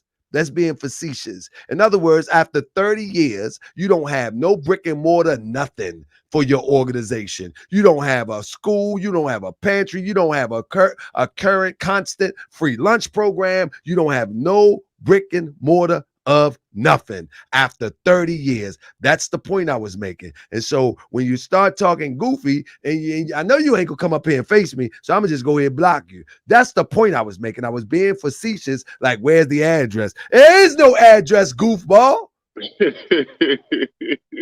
These are some goofy people, man. These are some goofy people. But now back to what I was saying. Now, there go my buddy right there. What you talking about, Willis? Nah, that's how we get down. Anyway, yeah, we just being a little bit petty. That's all. We just being a little all this at the end is petty. Anytime he want to come up on here with me and you, which he won't, because his handlers won't let him. Anytime he want to come on here and his handlers let him do what he want to do. A real general can move like they want to. Ain't nobody telling me what I can and can't do. I get advice from my people, and I take in their counsel. But my thing is, what successful man that's very successful want to get with this clown stuff? I see if it was legitimate. There is nothing legitimate about this.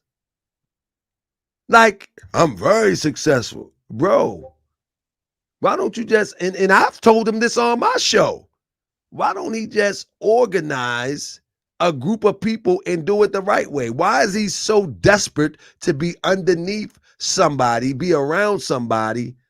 Because, I mean, this stuff is a wash. For Desert Eagle, this stuff is a wash, brother. You a Johnny come lately. You would have been around 5 years, you might have had a chance because wasn't nobody on to it. But Morris World TV has put everybody on to game. This ain't going nowhere because I'm not going to stop. Only thing I'm going to do is I'm going to support the real. That's it.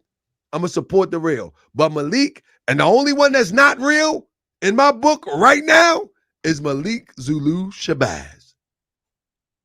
That's right. That's the only one that's not real. So everybody else, y'all can get mad at me, but I ain't talking about none of y'all. Only Malik Zulu Shabazz that got a 30-year run with nothing. That's right. And we're going to get out of here. Let me tell you, let me say something to you. That's right. Malik, let me answer that. Malik, let me for a second. All my money is Malik. All my money is Malik. Let me answer that. Somebody say, what's the status of the van? The status of the van, you'll see when I pull up. That's the status. When I pull up. When I get all your money. Yeah, when I pull up. At Sadiq, come on, hit the link, Sadiq. Come ask me. Come ask me, Sadiq. When I pull up on my next trip. Let me see. Let me put the screen share in. Let's see if we can have some fun with Sadiq Yisrael. See if he hit the link. You ain't out on the street anyway. You ain't gonna see me. And in fact, it's not a van anymore. It's incognito. You know what I mean? But you'll see me when I pull up around the country. In fact, I'll be in the ATL soon. Hit the link to what you mean? See, this is the difference between me and people like this. Anybody that know me, they know I've owned my own business for over 10 years. I don't have to beat somebody out of a van. I really don't. I really don't. Uh-oh. Oh, man. Here we go. You ready? We ain't got, we got to start fresh to bar. Oh, my money. Don't hide. This is, yeah. What's up, Desert? Yeah. Hey, now didn't I tell you, Desert Eagle, I told you to start your own thing, leave this stuff alone, but you wouldn't listen to me. You wouldn't listen to me. And now here we go. You had no business whatsoever to get involved in this. There you go. Let me ask some questions. Go for it, Desert. Come on. I've been waiting for this because you've been avoiding my phone calls and everything. And there's no way in the world you should have even let his queen come out your mouth. No way, shape, or form. She had nothing to do with nothing. That was out of order. Can he get an apology? No, he ain't apologize to my queen because she's sitting right here. She needed. Because there was no reason for that. No reason whatsoever, Desert Eagle. Tell me when you're ready for me to hear what I got to say. Before you say anything, apologize to my queen before we move. Because that was unacceptable, brother. Talk and tell me when you're ready for me to say something. Oh, he talking to you. He don't want to talk to me. All right, let's let him talk. Go ahead, DE. You go. I'm gonna mute my mic and listen. All right, number one. First of all, you got these questions about why on Malik's page, why all of this stuff, this, that, and the other. Number one, first of all, the people who don't know, we all had an agreement. Okay, the agreement was nobody goes on to Harker Base. Bruh, before you go forward, apologize to my queen, bruh. I don't want to hear nothing you talking to you apologize to my queen because that's disrespectful, bruh. Hold up, Talib. Let's hear him out because if he ain't gonna apologize, that just look bad on his part. But let's hear him out real quick. Let's hear him out. Let's go.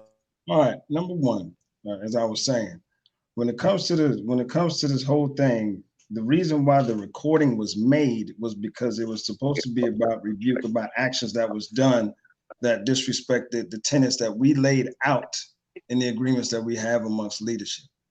That's what that was. The problem that everybody's associating is the things that I pointed out that the things that I pointed out were in reference to both Malik and the new Black Panther Party, because that's what the tenets of the whole interview was about.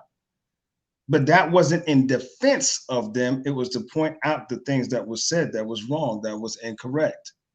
All right. That's all it was. Now, as far as the whole lady situation, the queen situation, as I stated, if you're going to watch another man, for you as a man, pay attention pretty much to your own affairs. You got a baby on the way. You got your own lady, this, that, and the other. What's your value? That's not disrespecting her. I didn't say anything to go against her. No, the disrespect. This is the disrespect. Dog, I've been listening to y'all. Just listen. Just listen respectfully. Again, as I stated, the thing that I pointed out was, if you're going to watch another man, why are we doing that? Look at yourself. But man, in all fairness, you watching another man though. What do you mean? No, because you had nothing to do with the conversation that he had about Malik. See, that's what I'm saying. You're looking at it as I'm taking up for Malik. That's what it is. No, bro, your whole rant was about Malik. I just said, because the information that he was saying when he was in what we all deduced was violation of the protocols that we set in place, it was about that specific subject matter. So the review was about that. You don't think that the whole subject matter was commentary about Malik? Right. You understand what I'm saying? So the one to respond to that should be Malik. That don't make sense to you? No, see, okay, I understand. Listen, trust me, I get what you're saying. But see, the way that we all looked at it, the way that we all looked at it. You can't say that's agent. That's right. I don't got no. Oh, hold on. Before, I want to say this too. He's saying we. I left whatever this little coalition he calling alone. I'm not part of this. I didn't sign no papers. I ain't make no joint agreements with nobody. At the time when I had it, it was valid, but I wasn't a part of that no more. So I spoke freely. I've been left. Did I not designate it? Did I not been leave whatever y'all calling this Black Power Coalition? Did I not roll out? Was I not gone? Answer the question, Desert Eagle. I want to answer it like this. Oh, come on. I'm to be honest with you, I'm not trying to be evasive, but I'm gonna just be very honest with you.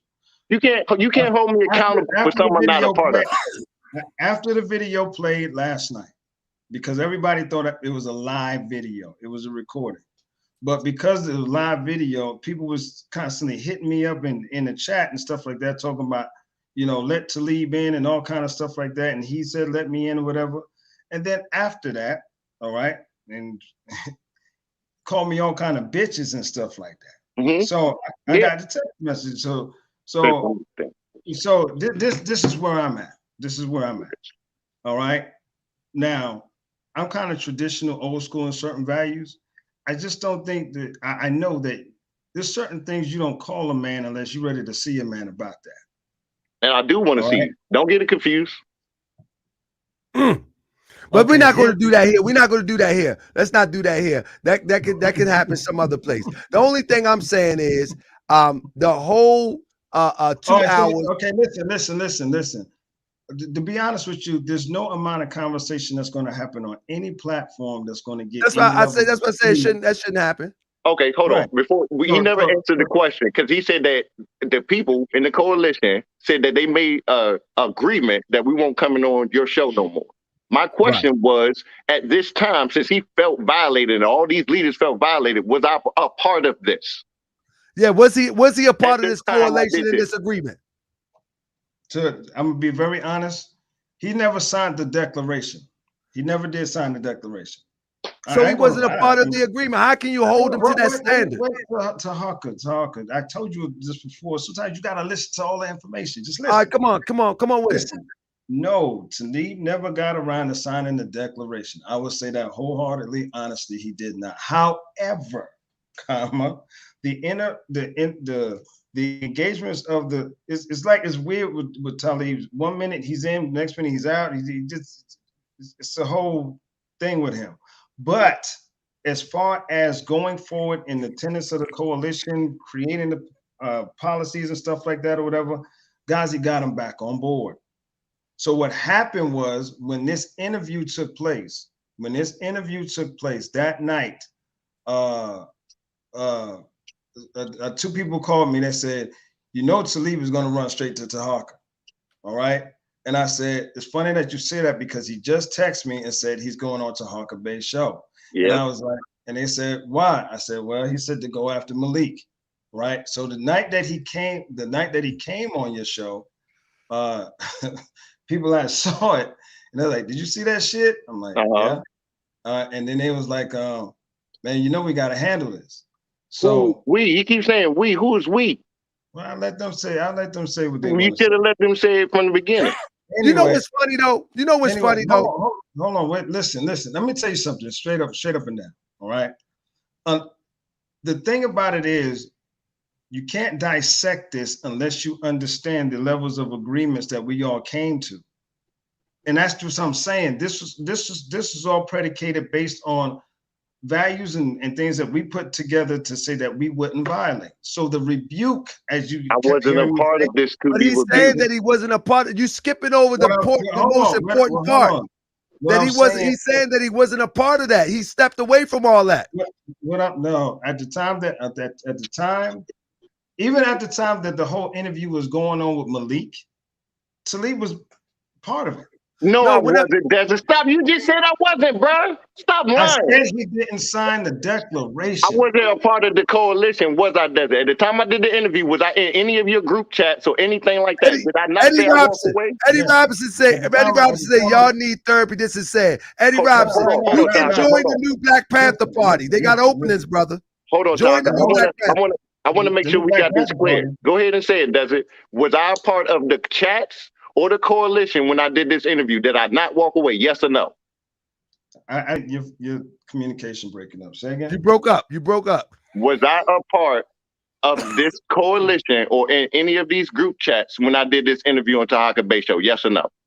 On Tahaka Bay Show, I think you had left the room. think you had left the room like right. And what did I say when I left? What did I say when I left the room? Because you thought I ended this Zoom with me. You said fuck you, Desert Eagle, and what else? Keep going. And you like fuck this and what else? I'm out. I'm done with this fake shit. Did I not say that? So that's it. So you can't charge him with breaking the coalition. Okay, listen. Okay, listen. Again, you have to listen. The problem with this is this happens all the time with Talib. No, bro. Okay. You don't even know Talib. How long you know Talib? Hold on, wait a second. Hold on. Okay, hold on. Baby, listen. I have listened to all kind of shit about my name, whatever. Y'all gonna have to listen. All right? Respectfully. We ain't gonna let you talk for 50 minutes. We're gonna have a dialogue. I met Talib at Hashim and Zinga's funeral. And let's clear something up. The lady who was in the wheelchair. Hey Dale, call me tomorrow. The lady who was in the wheelchair was not part of my formation. She was part of another group, and she wanted to meet GMJ. I rented a van for her. She's in a wheelchair, and she said it would mean everything if when y'all go, can I please meet my general? And I brought her out there, and GMJ appreciated the fact that I brought her out there, rented a van for her, a wheelchair accessible van, so she could meet him. Was she not in the formation? Was she not in the formation when everybody lined up? She wanted to enact because she can never go to anything. Was she not in the formation when everybody lined up? She was in the lineup in the chair. Right. And the only people that was there at the time was just strictly NFAC members, right? That was my platoon. Right. So why is she out there with a platoon if she just wanted to meet Grandmaster Jay? It doesn't make sense. All right. Number one, GMJ placed her in a position of admin because she wanted to serve somehow. So he why says, is she in the formation, bro? I'm never putting a woman in a formation in a wheelchair, bro. Have you ever seen anybody in the army in a formation, in a platoon formation in a wheelchair? She was there to meet him, and she could have met him at the funeral. She could have met him at the funeral, correct? There was a moot point, and that was a situation. Why didn't she meet him at the funeral? Why did she have to be in a formation? Why does he have to be in a formation? For GMJ, but you listen, you're deflecting right now. I'm not deflecting. It's a valid question. Why is a woman in a wheelchair in a militant formation where she could have met him at the funeral with the rest of the people? Did you hear my answer? That was something that GMJ wanted to do for her to make her feel good. You said you wanted to do it. You just said you wanted to do it. No, I said I got her the van. She wanted to meet. I think that's a sidebar conversation. I think we can move on. I think that's a sidebar conversation. I think the real conversation is that Talib. I think the real conversation is number one. Talib was not a part of you all's coalition. Thank you. And for you to speak out as if see, this is what you do, Tahaka. You keep filling in blanks when you need answers. I'm telling you the history with Talib is. How long have you known Talib? Now let me ask you, how long have you known Talib? I've known Talib since whenever Hashinga's funeral was. And he been flip-flopping ever since? Ever since the coalition started. What was the first flip-flop? Damn. I think after the first, when it first started? It first started, I think, after the first argument that he had with Japari when we first went. And what was the argument about? And what was that argument about? Forget that. No. It's important. It's important. The first argument with Jafari was dealing with Malik. The first argument was dealing with Malik because I didn't want us dealing with Malik, and Jafari was going to go down there dealing with Malik, and I said that we shouldn't be messing with Malik. No, hold on. I think that's immaterial. How many times have you walked away, Talib? I walked away every time that they wanted to do something with Malik, and I said we shouldn't be dealing with him every single time. No, what I'm saying is walk away. Did you just drop the coalition? How many times have you dropped the coalition? The first time I dropped the coalition was with Babu and the Moon and them. That's the first time. Because that's when we did Tulsa, Oklahoma. Don't shake your head. How do you join again? How does that work? Hold on, let me tell you. You asked a question. The first time I left was with Babu, Nick, and all of them when we did Tulsa. The second one was when I called Desert Eagle, I called AJ, I called King J, I called Jafari, I called Ghazi, I called Jax, I called Pop 10, and like one or two other people, and I tried to start this coalition. I said, we all need to come together. And what happened was I kept saying we're not dealing with Malik because, and I see, they was about to go do that thing down in, no, hold on. I don't want to belabor the point. What I'm saying is, did you completely walk away from these coalition or you got angry and what I mean? Did you get angry and walk away or did you get angry and say, I quit, I'm done with y'all? I got angry and I walked away. All right. But you would still come back as if you associated. But now you're saying the last time you walked away and that was it. Yeah, the last time I walked away and that was it. And usually when I walk away, I call one of them and I vent and we talk about it and they say, come on, bro, stay. Or one of them inboxing me. Nobody said nothing to me because they knew that this time I was real because I said, fuck you, Desert Eagle. I was done. So now let's get back to the point because I don't want to belabor that point. So Desert Eagle, what he's saying is that he was not a part of your agreement of a coalition. And for you to speak that he broke the coalition code that he's not a part of is really an excuse for you to address him on the behalf of Malik when Malik should in fact address them because he never said nothing about you. That was personal between him and Malik. And he kept saying that too. He kept saying that. He said, this is about Malik and what I went through. That he kept saying that on the show. Okay, listen. Herein lies the problem, okay?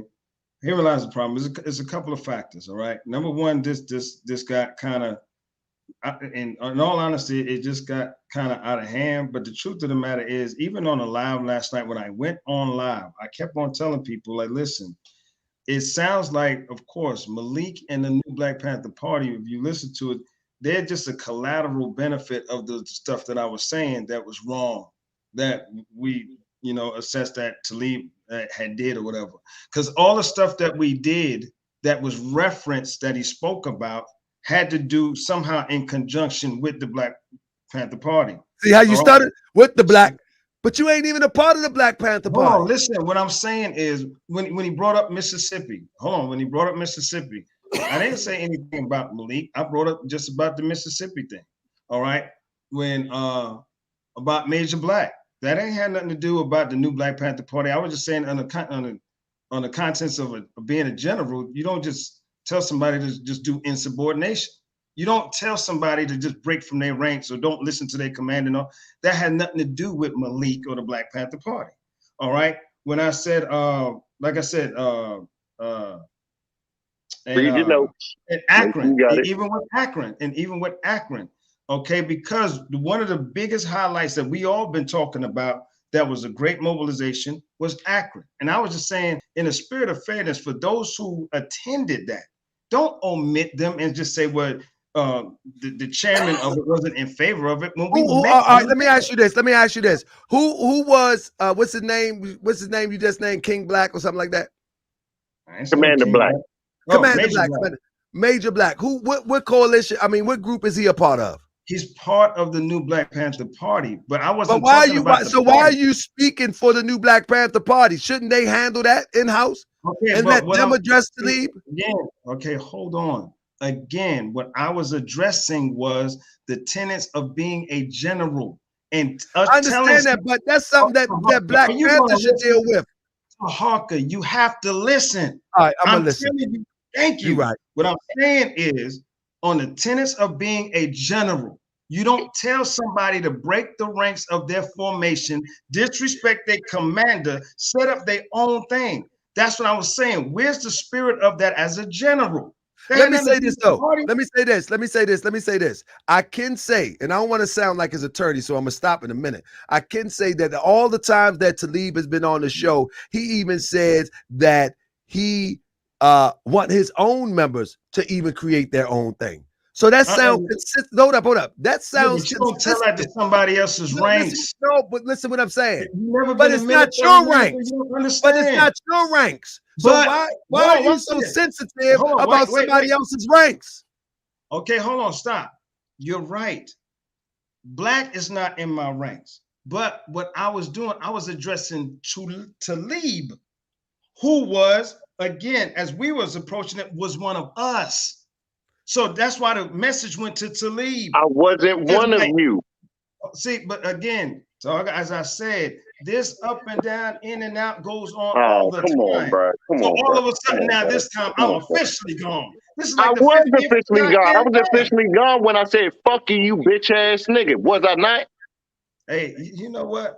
And where Malik at? Why Malik don't speak up? See, why are you taking the brunt for Malik? And Malik was the topic of discussion. What'd you say? Malik was the topic of discussion on Morse World TV, not Desert Eagle. Okay, but you're sitting here taking the brunt of the conversation because you chose to represent for this coalition that General Talib. Let me ask you this before you dip on me, bro. With all of that money you and Malik have, why my brother got a European attorney, bro? Get that man attorney paid off tomorrow. Okay, hold on, stop. And see, this is why I addressed it the way that I'm pocket checking. But see, okay, hold on, wait a minute. See, and this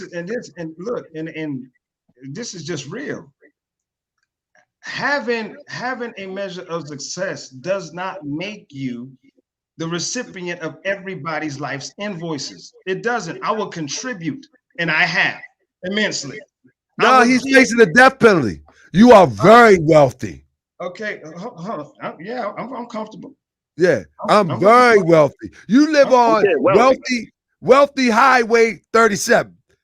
I said I'm well off. You said wealthy. You said wealthy. I said well off, man. What I'm saying is that the brother is facing the death penalty. This is not just some felony way. Okay, hold on. Stop. Listen to me carefully. And I say this respectfully, okay? I have said, I have given to Ozone. I have definitely given to Ozone stuff. And I ain't going to say that, but I've given to Ozone, all right? Pay it off. Healthy. But hold on, wait a minute, dog. Hold on. I have given the Ozone stuff. I don't know his attorneys. I don't know the inner workings. But even if I did, does that make me responsible to carry the note? No. What I'm saying is that okay, y'all are you defending Malik because of this coalition. I didn't defend Malik. That's Everything what it was. About him. Everything you said was about Malik. Listen. Okay, listen to me. Everything associated with the new Black Panther Party. Everything you said in that hour-long video was about Malik or the new Black Panther Party. Okay, this is what you do. You overtalk without listening. No, for real. Is that true though? No, it's not. That's what I'm trying to tell you. When did you give me one part where you didn't associate the Black Panther Party or Malik with your commentary? I just told you the things that we assessed to go after was in other words, the principles. Okay, so for example, as I spoke about Akron, Ohio, all right, the principal thing was being rebuked is like, dude, you left the people out that was there, that was in the same service we were in. But you know what? It just so happened to be the new Black Panther Party. Now, am I defending the new Black Panther Party, or am I getting on the fact that, yo, that was wrong for you to do? I understand what you're saying, but you have an hour-long conversation, and every thought and every word happens to be about the Black Panther Party or Malik. Just happens to be. Bro, listen to yourself. Listen to yourself. The whole hour-long conversation just happens to be about Malik and the Black Panther Party. There you go again. You got. I can't help myself. You want answers. You're gonna have to listen. I apologize. All right, come on. I apologize. Like my son said, I apologize. Listen, you spun your own narrative and perspectives and this, that, and that. I didn't. In 3 hours. So just listen. If you want to know what my mindset was, you can't tell me what it was. Can you talk? Can you? He's not getting it. Slow it down. Can you talk to your coalition and we start fresh tomorrow? Say what? Can you talk to your coalition that you sent all the videos and say, I need to address this tomorrow on Tahaka Bay? They give you permission. Tell them give you permission. I'm not, listen. Give me permission to speak. Speak. See, the antics, man. Chill out, bro. God damn. Listen. Hold on. Listen. When it comes to the coalition and stuff, it ain't about permissions. It's about we all respect where we are. Listen, it's just about respect. See, first of all, we're modeling this really after the military. So after the military, there are principles. Bro, do you believe Malik has modeled himself after the military? I didn't say Malik. There's so many more people. Malik. Why y'all focus on Malik? Because he's in front of the camera. And that's the whole thing was about him. What I'm saying, the coalition is not Malik. The whole thing was But that's the only thing that you spoke about. The thing that I spoke about was what was deduced as wrongdoings on the behalf of. It was all about Malik. The whole conversation was about Malik. You didn't bring out any other examples. Hold on. I got it. Desert Eagle. When you did that video, I watched the whole video. You literally addressed every talking point that I did on the interview with Tahaka Bay. True or false? The whole thing. Mm-hmm. So if I'm addressing Malik and all the talking points was about him, I could see. Oh no, you know what? He did. Let me stop. He did address one other point. He said you was chummy with Bro Charles. That's the only other point. And then on top of that, what was the text message NJ sent you about that? Tell the people. What did NJ say to you about speaking on his behalf? What was the text message? Actually, the text message, that's why I'm glad that we're doing this. The text message, no rebuke from AJ. We had a very healthy conversation. What did he say? In fact, what AJ told me, and I will read it exactly. Go for it.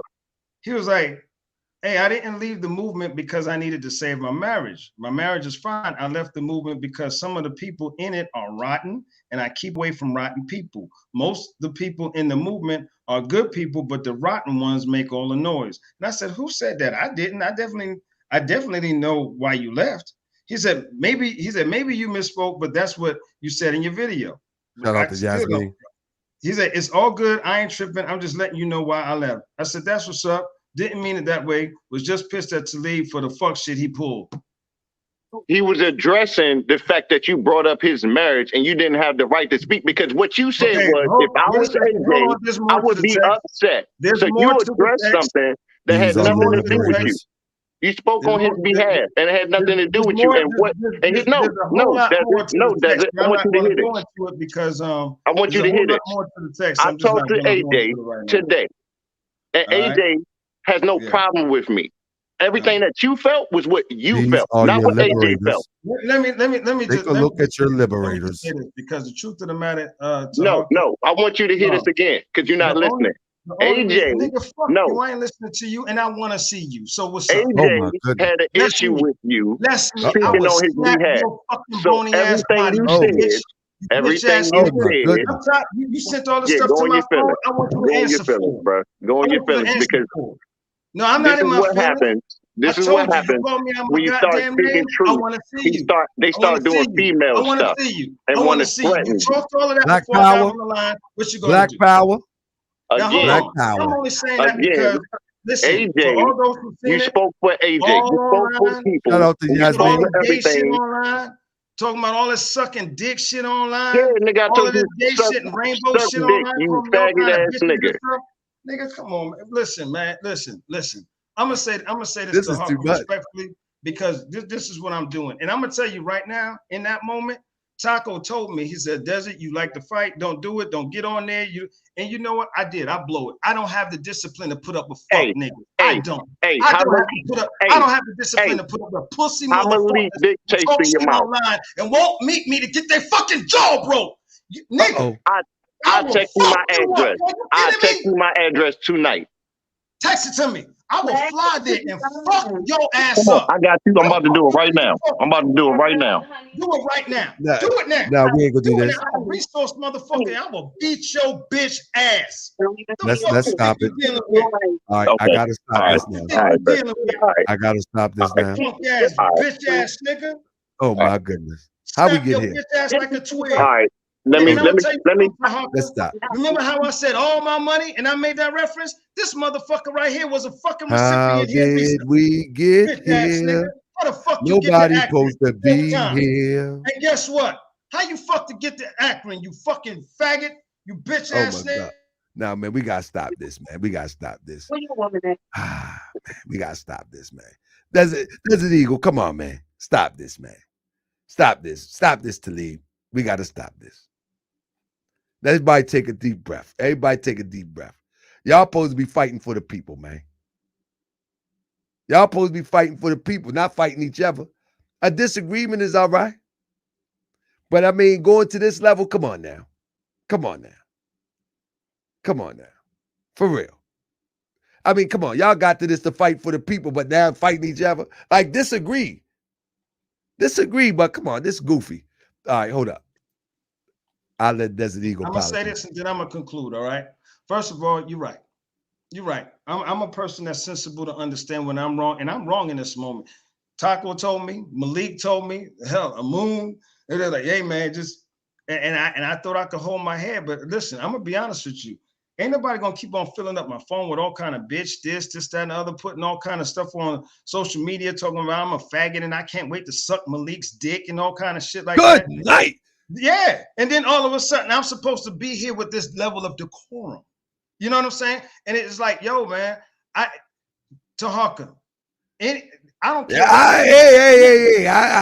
I gotta agree. You know what I'm saying? That's a hard one to take. take. Line you cross with a man's communication that after that, you don't talk no more. It's about that percussion discussion.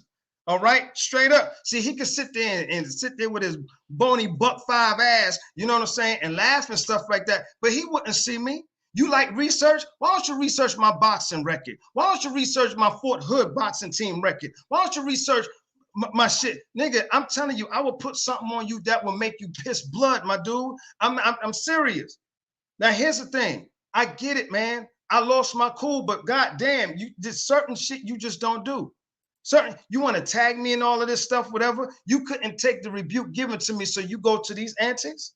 You a pussy. No, I mean, to be quite clear, I think I would have felt some type of way if I would have felt, no, I'm talking about on Talib, and I would have felt some type of way if somebody, now I wouldn't have responded like Talib, but deep down I would have felt some type of way if my wife was mentioned in a conversation that she had nothing to do with. I would have felt some way too. I'd have went for blood, but I'd have went for a different way. That's his angle. Listen, you know what I mean? I'd have went for blood. I'm gonna just because my wife has nothing to do with this conversation.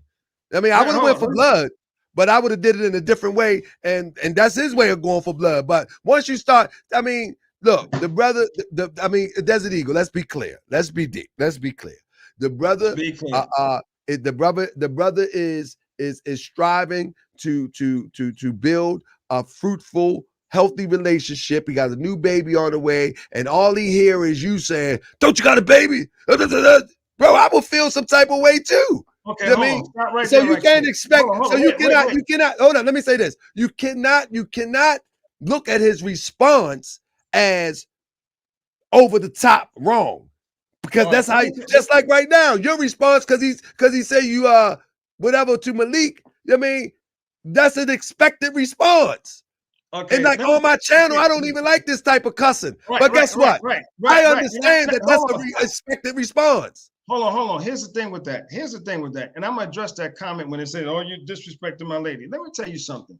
I had no disrespect for her.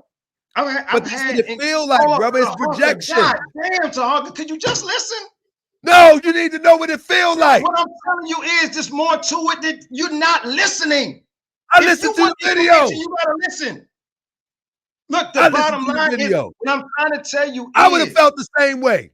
What I'm trying to tell you is the relationship between me, Talib, and his lady goes back.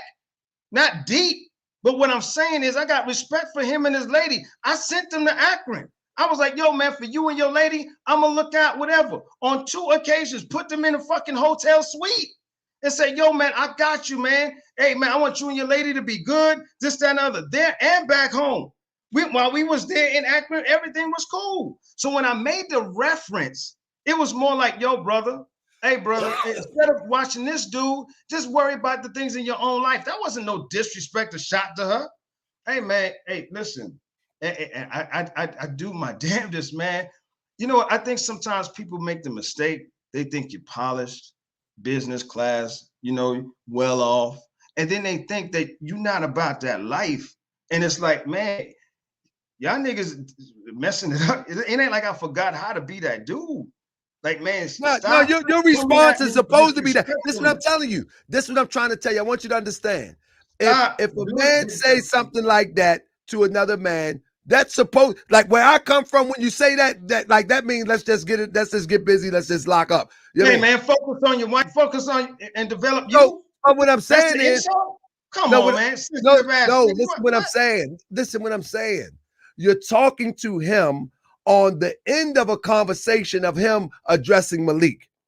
So one thing is, hold up. So one point of it wasn't about Malik. It was. The whole thing was about Malik, but you're not listening to me. Listen. So let me tell you, I'm gonna tell you from the outside looking in, brother. Not your intentions. Say your intentions was all good, but from the outside looking in, you're addressing Malik, you're addressing Talib, and your whole hour is about what he said about Malik. Now, in between that, you mentioned his wife. Ain't she pregnant? You should be worried about that. If I was doing, I'm just perspective. If I did a presentation about somebody and then a third party came in to respond, the first time I hear my girl or my wife and she pregnant, I don't care what you say. That's going to throw a red flag to me. Like, oh, you already in the wrong conversation. Now you in the wrong conversation and you put my wife in it. Nah, buddy. You don't care if you say, yeah, man, go and sit down and get your wife some roses. Like, what you say about my wife? Man, go and sit down and talk to me like a man. Get your wife some roses. You shouldn't even mention my wife. That's the point. You never mention a man's wife. For no reason. None. Not when it's a man's conversation. You never mention a man's wife. For no reason. I don't care if you think it was a good gesture. The conversation was a low vibration conversation to begin with. So you don't mention a man's wife. That's a code. Are you done? You just don't. Are you done? You just don't.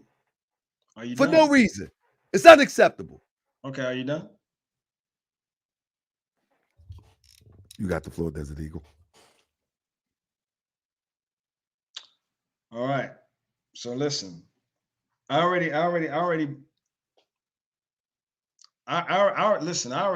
blew my everything about my reputation and everything by not being on here, but just the way that I'm handled. You know what I'm saying? Man, you can send this footage right to the green room, man. That was a good one. I'm telling you, send that thing right to the casting couch, because I like that one. I will whip you. I like, do it again. Okay, hold on. First of all, let me explain something to you. See what I'm saying? Even that whole thing. Man, Now, see, hold joking, on. man. But no, I know you're joking. I'm not. So, Hucky, you already know. I know when you're joking and you're not. But here's the thing, though. That production piece, whatever. First of all, that was like in 2009.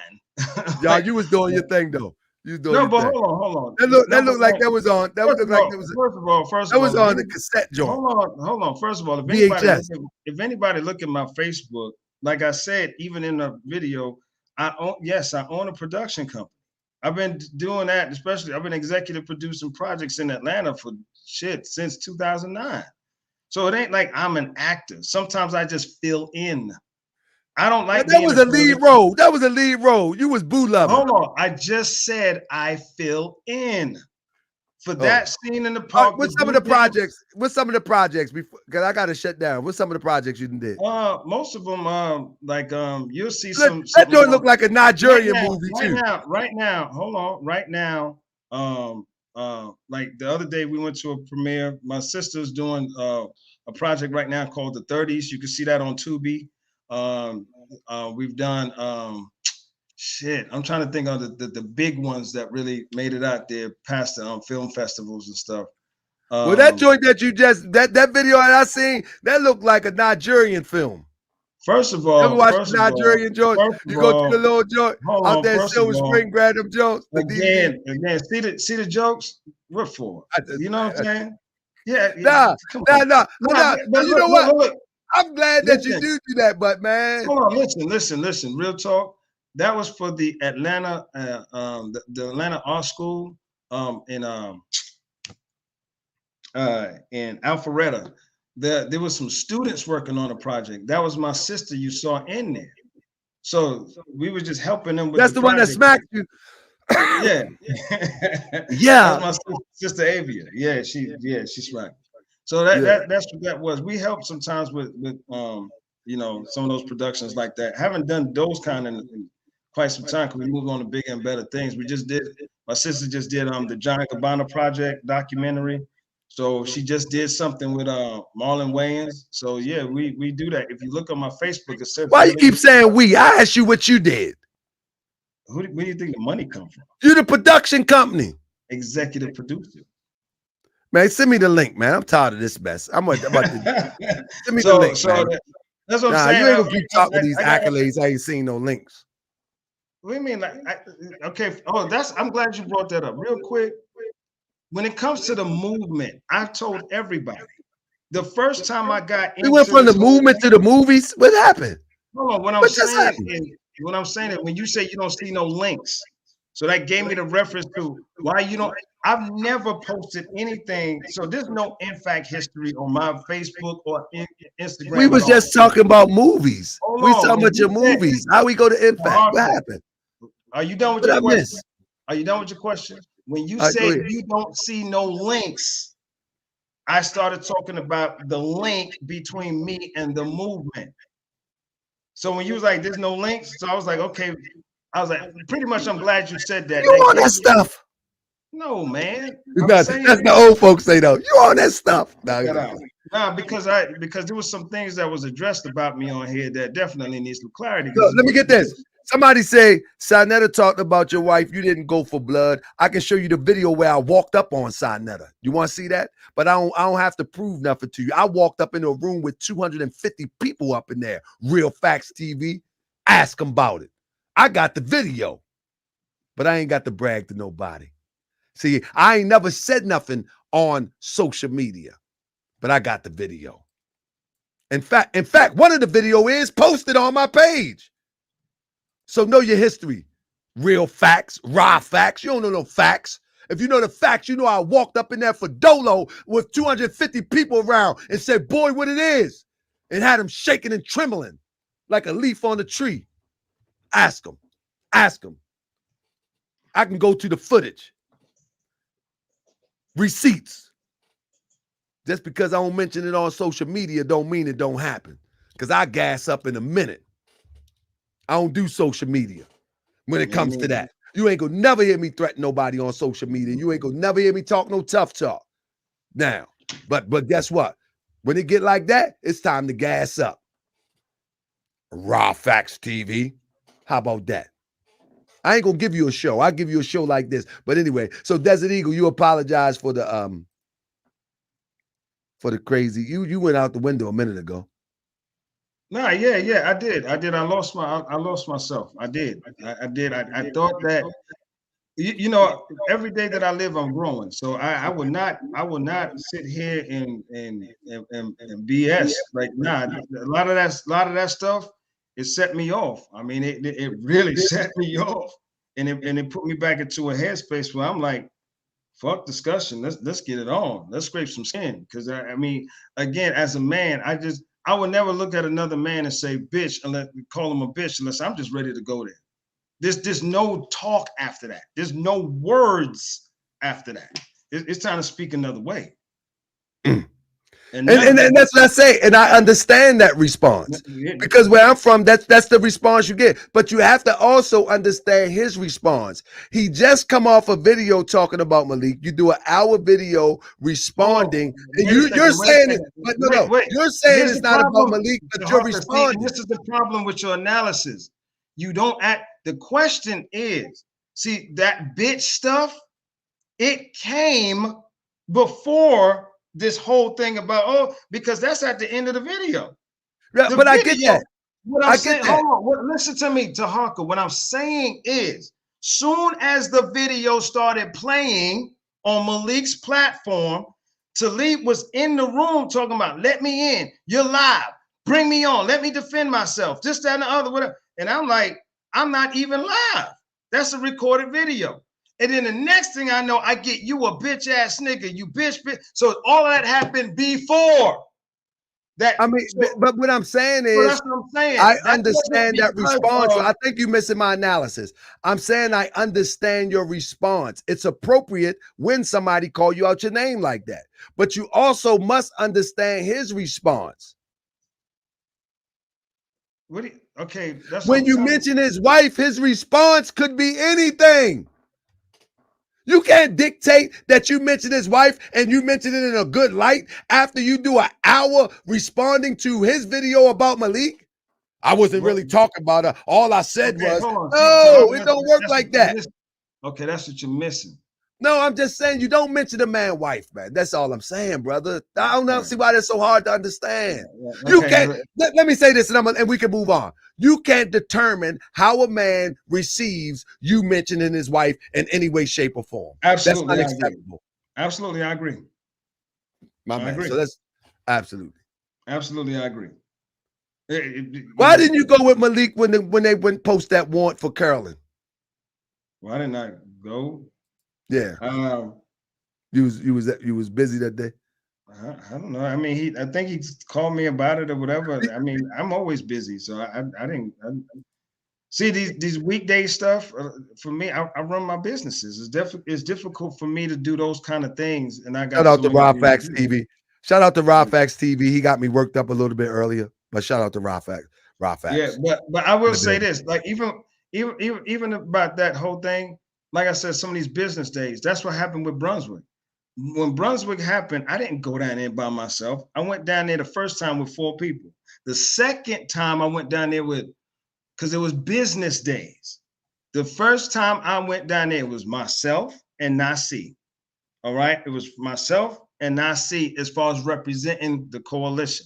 Nasi came with about 2 of his guys, and I came down there with 4 of mine. You can ask him. No, it didn't. My fault. Hanif said, "Why I got you muted?" Hanif, I forgot to unmute him. I forgot to. And then the second time, let's see, it was 1, 2, 3, 4. It was another 4 of us. Yeah, that came that time. The second time, because it was business days, and it was hard for people to get that time off to go or whatever. They couldn't do it. So all of that. He came back. That was bullshit. Brother, why didn't you take my advice and just build your own team? Stop connecting to these frauds. Okay, that's another thing. Listen, man. Listen. Why you connect yourself with these frauds? You just left one fraud. First of all, listen. No, you left one fraud, Grandmaster J, because he went jail and you joined another. You're doing it again. Oh, my bad. Just you can't talk on your own show, man. Can't talk on your own show. That's how Desert Eagle do. That's how Desert Eagle do. So listen. No, it's just don't ask the question and answer it yourself. Right. I got you. So for real. Y'all, listen. I am auditioning, family. See, y'all thought this was real. I'm auditioning. This is all an audition. General Talib don't know. Me and Desert Eagle, we're gonna put out this screenplay. What y'all think so far? No, I'm just y'all ain't never seen Brother Talker Bay say, okay, you're right. I apologize. I'm auditioning. Listen, let me. Only thing I really want to do is address the misconceptions that was put out there, because like I told you the first show, the first show, I didn't send no fucking video out. Grandmaster J did that.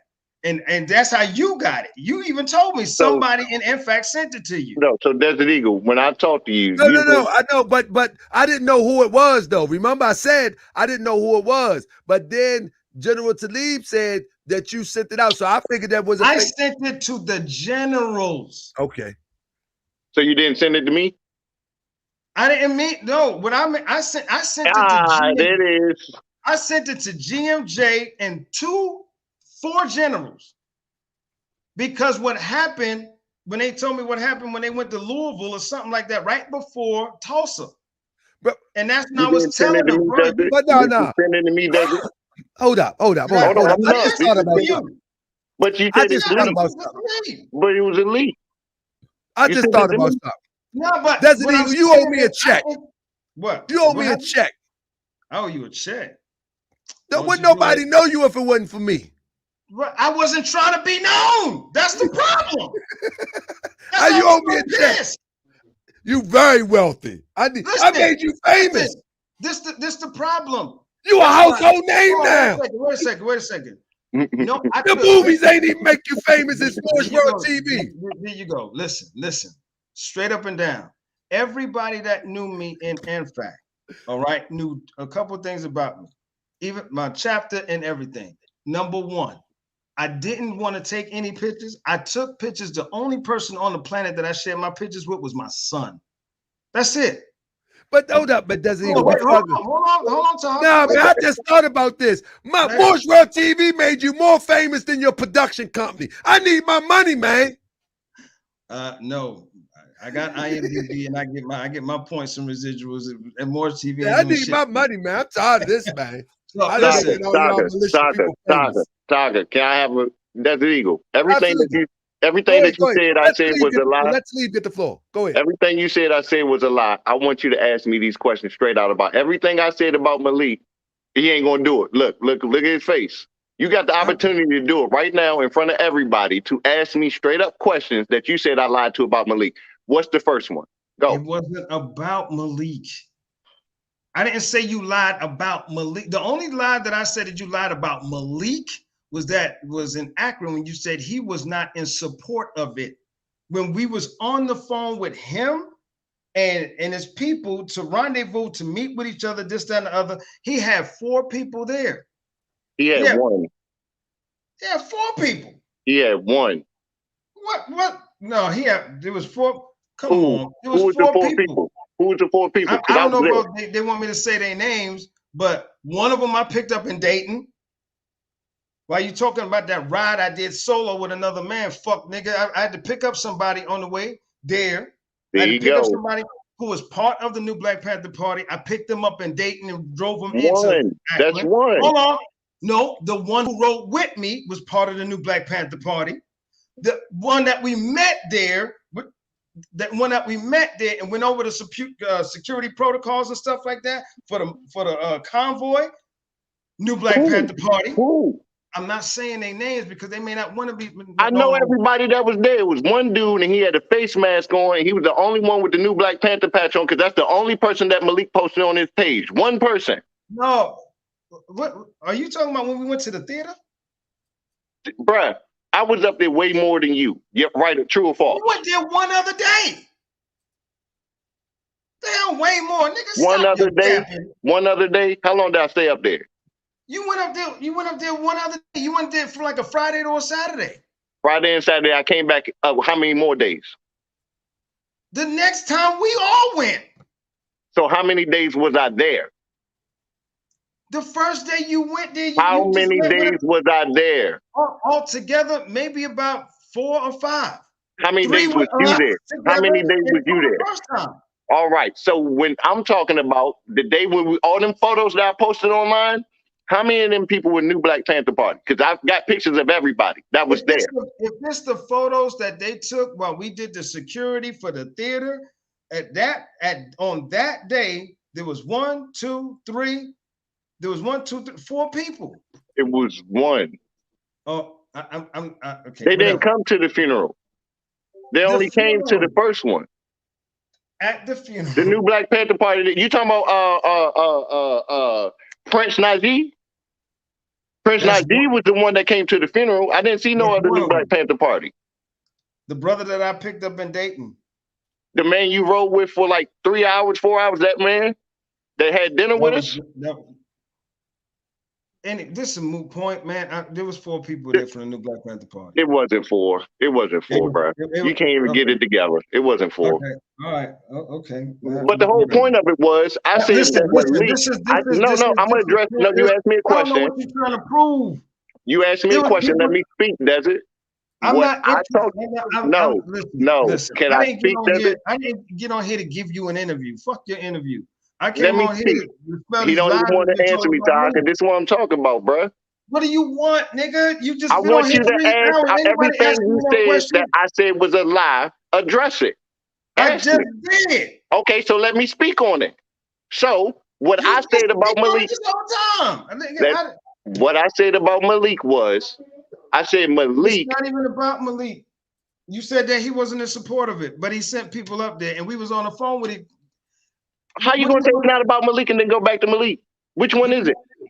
Listen, it's what I'm saying is it was about your lie, and you lied. Bottom line about Malik. It don't matter what you lied about. The principal thing is you lied. I lied about Malik. Is it about Malik? Yes or no? I want to talk about the lies you said about me, man. What I say about you? No, let's go back to the first one. We ain't even got past the Malik thing yet. You see, he's skipping, right, Taka? That's all I want y'all to see. He's skipping past the Malik shit. He's skipping past. That's all that matters, bro. That's all that matters. Number one, when it comes to infract, let me tell y'all. I talk shit about you because you spoke for a man that had nothing to do with you, and you spoke for Malik. It had nothing to do with you. It was about straight Malik, and you won't even come out and say it. Because every time you say something, it had to do with Malik. Listen. As far as I'm concerned, speak for the man that called me a bitch and all of that. I want that because you talked about something that had nothing to do with you. I want that man to speak to me in my face so I could tell him some things. That's what I'm talking about. He spoke on a man that had nothing to do with him. I never disrespected you before this, Desert. Hey, and guess what? Malik is home right now watching this. While you all bent out of shape, while you lose control. No, hold on. Let me say something. The same advice that you gave Malik about self-control as a statesman, about now he's watching you do the same thing that you told him. I've already said it. No, but what I'm saying is, why are you taking this stuff for Malik? This is not your fight. I just told you I'm not here to discuss Malik. I told you I'm here to discuss these lies about you me. You shouldn't even be here talking to Talib. It's not your fight, dude. You shouldn't even made a video. Okay, it wasn't your fight. Okay, listen to me. Here's a couple things. I'm gonna just say this straight up and down. Hey, nothing to do with this man. Nothing. I'm gonna just say this straight up and down. Okay, whether or not me making that video, going after the things and stuff like that was viewed as I guess you could say wrong principalities to enact. To Harker, really. All right. Y'all know I'm auditioning now. Let him get his grand speech out the way so he can be smooth like Malik. Let him get his Obama speech out. These hands are smooth too, Here you motherfucker. go That's with right. the insult. And I don't Go want with to the get insult. beat up, so I'm a Go with mind the my insult. business. Yeah. Boy. He can't even debate straight up conversations without going to the insults. I'm asking you why you defended Malik. I'm asking you as a brother, why did you defend Malik when I said nothing about you? There And wasn't why bring my about queen Malik. into it?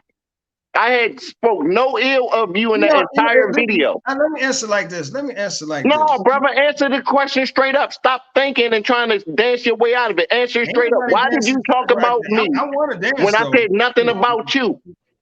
Listen, it wasn't about. Yeah, you're right. You ain't say shit about me. Right. So why did you say something? Because you was in violation of the codes that we Oh, set. bro, get out of here, bro. So you capping and simping for a man, and that's how brothers get hurt out here in the street for Superman and for somebody else that had nothing to do with you. Now we beefing. We beefing when we ain't have no beef. Who We gonna hurt beefing. me? Desert. Who gonna hurt me? Desert. Let We me know. beefing. We Always be beefing beef. because you spoke for somebody else that had nothing to do with you. We weren't even beefing. You decided to take on the beef for Malik. It had nothing to do with you. On no beef. That man can speak for. I wasn't speaking for him. I was speaking against what you did.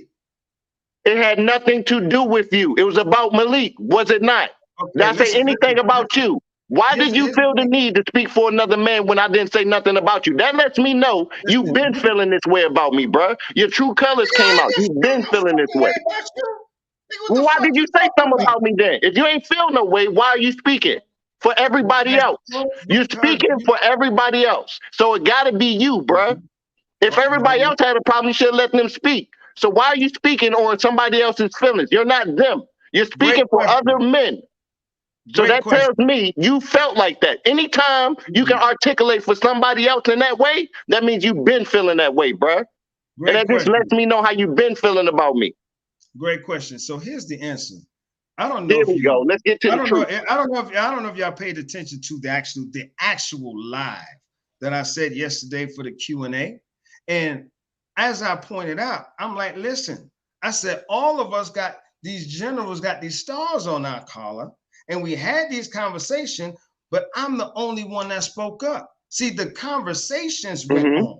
And nobody else spoke up. And I'm like, wait a minute, if we're going to give this review, we got to do it in unison. It shouldn't be we all agree that what needs to happen, and then all of a sudden, well, you just be the one to say it. I don't agree with that. So if in other words, if there's an action, that's why I said, even if it's me. None of that makes sense. What I'm saying is, if we're having conversations about somebody's action, and a number of us feel that this is what needs to happen, then guess what? We should be the ones to address it. So and you addressing it for them. As I stated on my live, I was like, I was busy doing my birthday stuff, this, that, and the other, and I didn't see anybody do anything based on the stuff that they said they had a problem with. All this public platform, Talib went on a public platform, people saying, oh man, it's wrong. We need to do something about it. And I'm looking like, wait a minute. Okay, I agree. But who's doing it? I was busy. Malik should have did it. Malik should have did it. Hold on, wait a minute. Malik should have did it. Wait a minute. And I got a call. That's what I'm saying. Hold on. I got a call. I got from Malik? 2 calls. No. From Malik? Nope. I got 2 calls. And I got those 2 calls, and one of them was like, Desi, you gonna do it? Gazi. Desi, you gonna do it? Gazi's one of them. Who else? I got 2 calls. Gazi and who else? Desi, you gonna do it? Gazi and who else? I didn't do it yet. Gazi and who else? And another person called me, and they was like, you know, we got to do something about this. Taco. I'm like, damn. But Gazi and Taco. The Go bottom for line, no. All that guesswork, man. Come on, man. I ain't. No. So it wasn't Gazi? And you're actually wrong. I say names, bro. I say names. And you're actually wrong. I don't hide my hand. Say names. You're actually wrong. Listen. Say names, because I want to know who don't like me. I want to know. You're going to take all the smoke for them. That's what you're saying right now. You want to take all the smoke for everybody that don't like me. Because you should let them speak for themselves. No. Don't get it twisted. I'm taking the smoke. You're taking all the smoke for everybody. You're taking the smoke for everybody. You signed up for this. The questions are about why did I do it, right? Yep. And that's what I was. That's how you're taking the smoke for everybody. You signed up. Listen, dude. What I'm saying is, I regardless of the conversations that we had within, I had a conscious mind. I'm not stupid. I'm Yeah, very you are. intelligent. Boy, I would slap the shit out of you. Don't fuck with me. Go ahead, continue. My bad. I didn't mean to interrupt you guys. Go for it. I apologize. Man. I'm sorry. I don't want to mess up your acting career. Continue on. Acting career? Well, okay, meet me center stage then, motherfucker. Continue. The people did what now? The people did what? The people did what? We want to hear this. Hey man, tell fuck this nigga. Let me go back into what I was saying. All right? Because he's pissing me off because I don't really give no man no conversation after he done told me to, call me a bitch and told me to suck another man's dick. You spoke on my woman, bro. So yeah. You shouldn't have spoke my woman. You said that before the fucking the tape even started. Because you spoke on her in the beginning. You started off saying no disrespect. You said no disrespect, Lola. That's one. And then you said her name again at the end. So yes, you started off talking about my woman in the beginning. No disrespect, Lola, what? When you start off a sentence with saying no disrespect, you're taking a conscious mind of saying it's disrespectful. Nigga, fuck out of here with all that bullshit. All right. Whenever you start off a conversation saying no disrespect, you're acknowledging that it's going to be a problem, bruh. Before you even say it, you knew it was wrong before you said it. That's why you said no disrespect. No, it wasn't going to be a problem. It was a problem. If it wasn't going to be a problem, why you say no disrespect? Cliche. Oh, bro, get out of here, man. Stop lying, bro. PR, that's that PR acting shit I'm talking about right there. Ain't no acting shit, nigga. I'm dead ass right now. Fuck you, nigga. I know you are, but go ahead. You want to stroke everybody else's ego, go for it, because you want to feel important. Please continue. Ain't nobody else's ego. I'm talking about my shit. Nah, they made you general, so go speak for it. I'm glad he brought that shit up. Let me explain something to you. The whole general pinning thing, Tahaka, understand something, man. And I get what you try to do a lot of times. All right. And like I tell everybody, you welcome. This is the last part. We can return this tomorrow, but this is the last part. I'll come back tomorrow. He ain't gonna show up though. Ain't no hell no. See, he ain't gonna show up. Listen, I will show up to beat your ass. How about there that? There you go. He been threatening me the whole show. He ain't got no address. He ain't got nothing. I still ain't getting no address. No, we ain't going. Go ahead, finish what you were saying, DE. All right, listen. Okay, DEA. I mean DE. This is a joke, man. I got it. This is a show, man. Listen, man. Listen. Like I said, I already blew myself mastery, so it is what it is, man. You know what I'm saying? I know my people. Explain to me about how all these generals made you a general, though. I don't understand that. Okay, listen. Actually, that recommendation came from General Taco. All right. Shout out to him. He did say, he was like, Eagle, I'm gonna let you know straight up, man. I'm gonna recommend you. He said, because you put in the work. He says you're a real dude, this, that, and the other. He says, and I'm gonna make sure that the other comrades see you and elevate you to that place.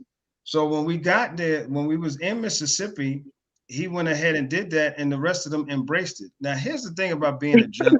Are you under him though? Wait a minute. No, listen to me. Listen. How he makes you? How many questions you gonna ask in a row? No. Hold up. I'm trying to find out before you go any further. I'm trying to find out who authority you are under to be a general. No, okay. You know what? I'm glad you said that. And if y'all listen to what I said yesterday, I explained that. The way I look at it is, I'm under the authority. I'm under the authority of accountability, meaning I'm a general. Listen to man, y'all making this stuff up as you go along, man. Stop this, man. No, hold on. You're talking about we like an army and all. No army do no stuff like that. Are you gonna listen? We're gonna make the cafeteria worker a general under authority of accountability. Are you done with your punchline stuff? Or are you gonna listen? All right, come on, man. I'm with it. I'm gonna listen. It's an art to listen. I haven't learned it. I'm learning today. Come on, let's go. What I'm saying is, those generals there, no, I'm not underneath them like they like I answer to them per se. But what I do answer to is the codes that we agree on. Meaning, if I'm a general, I'm an elder statesman in the movement that we run on principles together. Hey, you just showed up in 2020. You ain't no elder statesman. What I'm saying, I said amongst those elder statesmen. Did you hear what I said? I said amongst those elder statesmen. All right, my bad, my bad. That's what I'm saying. You need to. I keep telling you, listen. All right. I'm listening. So out of the respect of the protocols that we're building together, I'm accountable to that. No, So you shouldn't accept that. You should have threw that back at them. No. You should have said nah. You should have said nah. See, the way that a real general, brother, you've been in the army, brother. You know that would no. You've been in the service. You know that is unacceptable. But what I'm telling you is, this framework isn't as regimented as the army is. It just isn't. What? Ain't you trying to get it regimented so we can have people accountable? Or you just want to be a general? Why didn't you just go order you some stars off of Amazon? Hold on, stop. And see, that's what I mean about that. When you paint those kind of narratives, I'm gonna order me some stars and you can be a general too. Hey, I'm gonna make you a general. You're General Bay. General Talib Bay. I'm gonna get me some 5-star generals. You General Bay. What type of general are you? 5, 2, 1. What's how many? Speaking in general. How many general? You ain't no general, man. We're not accepting that. How many stars? I missed it, Doc. How many stars you say you got? I missed it. My bad. He's just a general, but we're not accepting because that's not how generals are made. Y'all can't rewrite the rules of how generals are made. There is nowhere on the planet Earth that generals are made like that. Why y'all rewriting the book? Tahaka, listen to me right bro, quick. This is never in history. Never in history of military, brother. Listen. Not Hannibal. Not 3,000 or 300. Not Hannibal. No, I gotta finish down. Nobody was made a general like that. Okay, hold on. You know what that's not the Iroquois Indians when they came together in the Confederacy. No one was made a general like that. Listen. Just because you say it loud don't mean you say it true. Okay, chill out. All Bro, right. Give me some place in history where someone was made a general like that. What I'm trying to tell you is, see this. You got to listen, bro. I'm gonna listen. What I'm trying to tell you is, if you look at any organization, listen to the content. If you look at any organization, gun club or whatever, this, that, and the other, all right? None of them, not even my organization of Nubia, none of us have had a beginning where we had officer structures already in place and promotions was done over the years to make somebody a general. In the military, you know what the general comes after? I mean, you got lieutenant, second lieutenant, first lieutenant, captain, major, lieutenant. Oh, you got so many levels before you get to general. And then once you get to general is brigade general, major general, lieutenant general, then general of the army. There's so many. So nobody's structure, I don't care what the gun club is, nobody's structure is that embedded with that many levels, because if that's a lie. Mine is, Doc. No, hold up.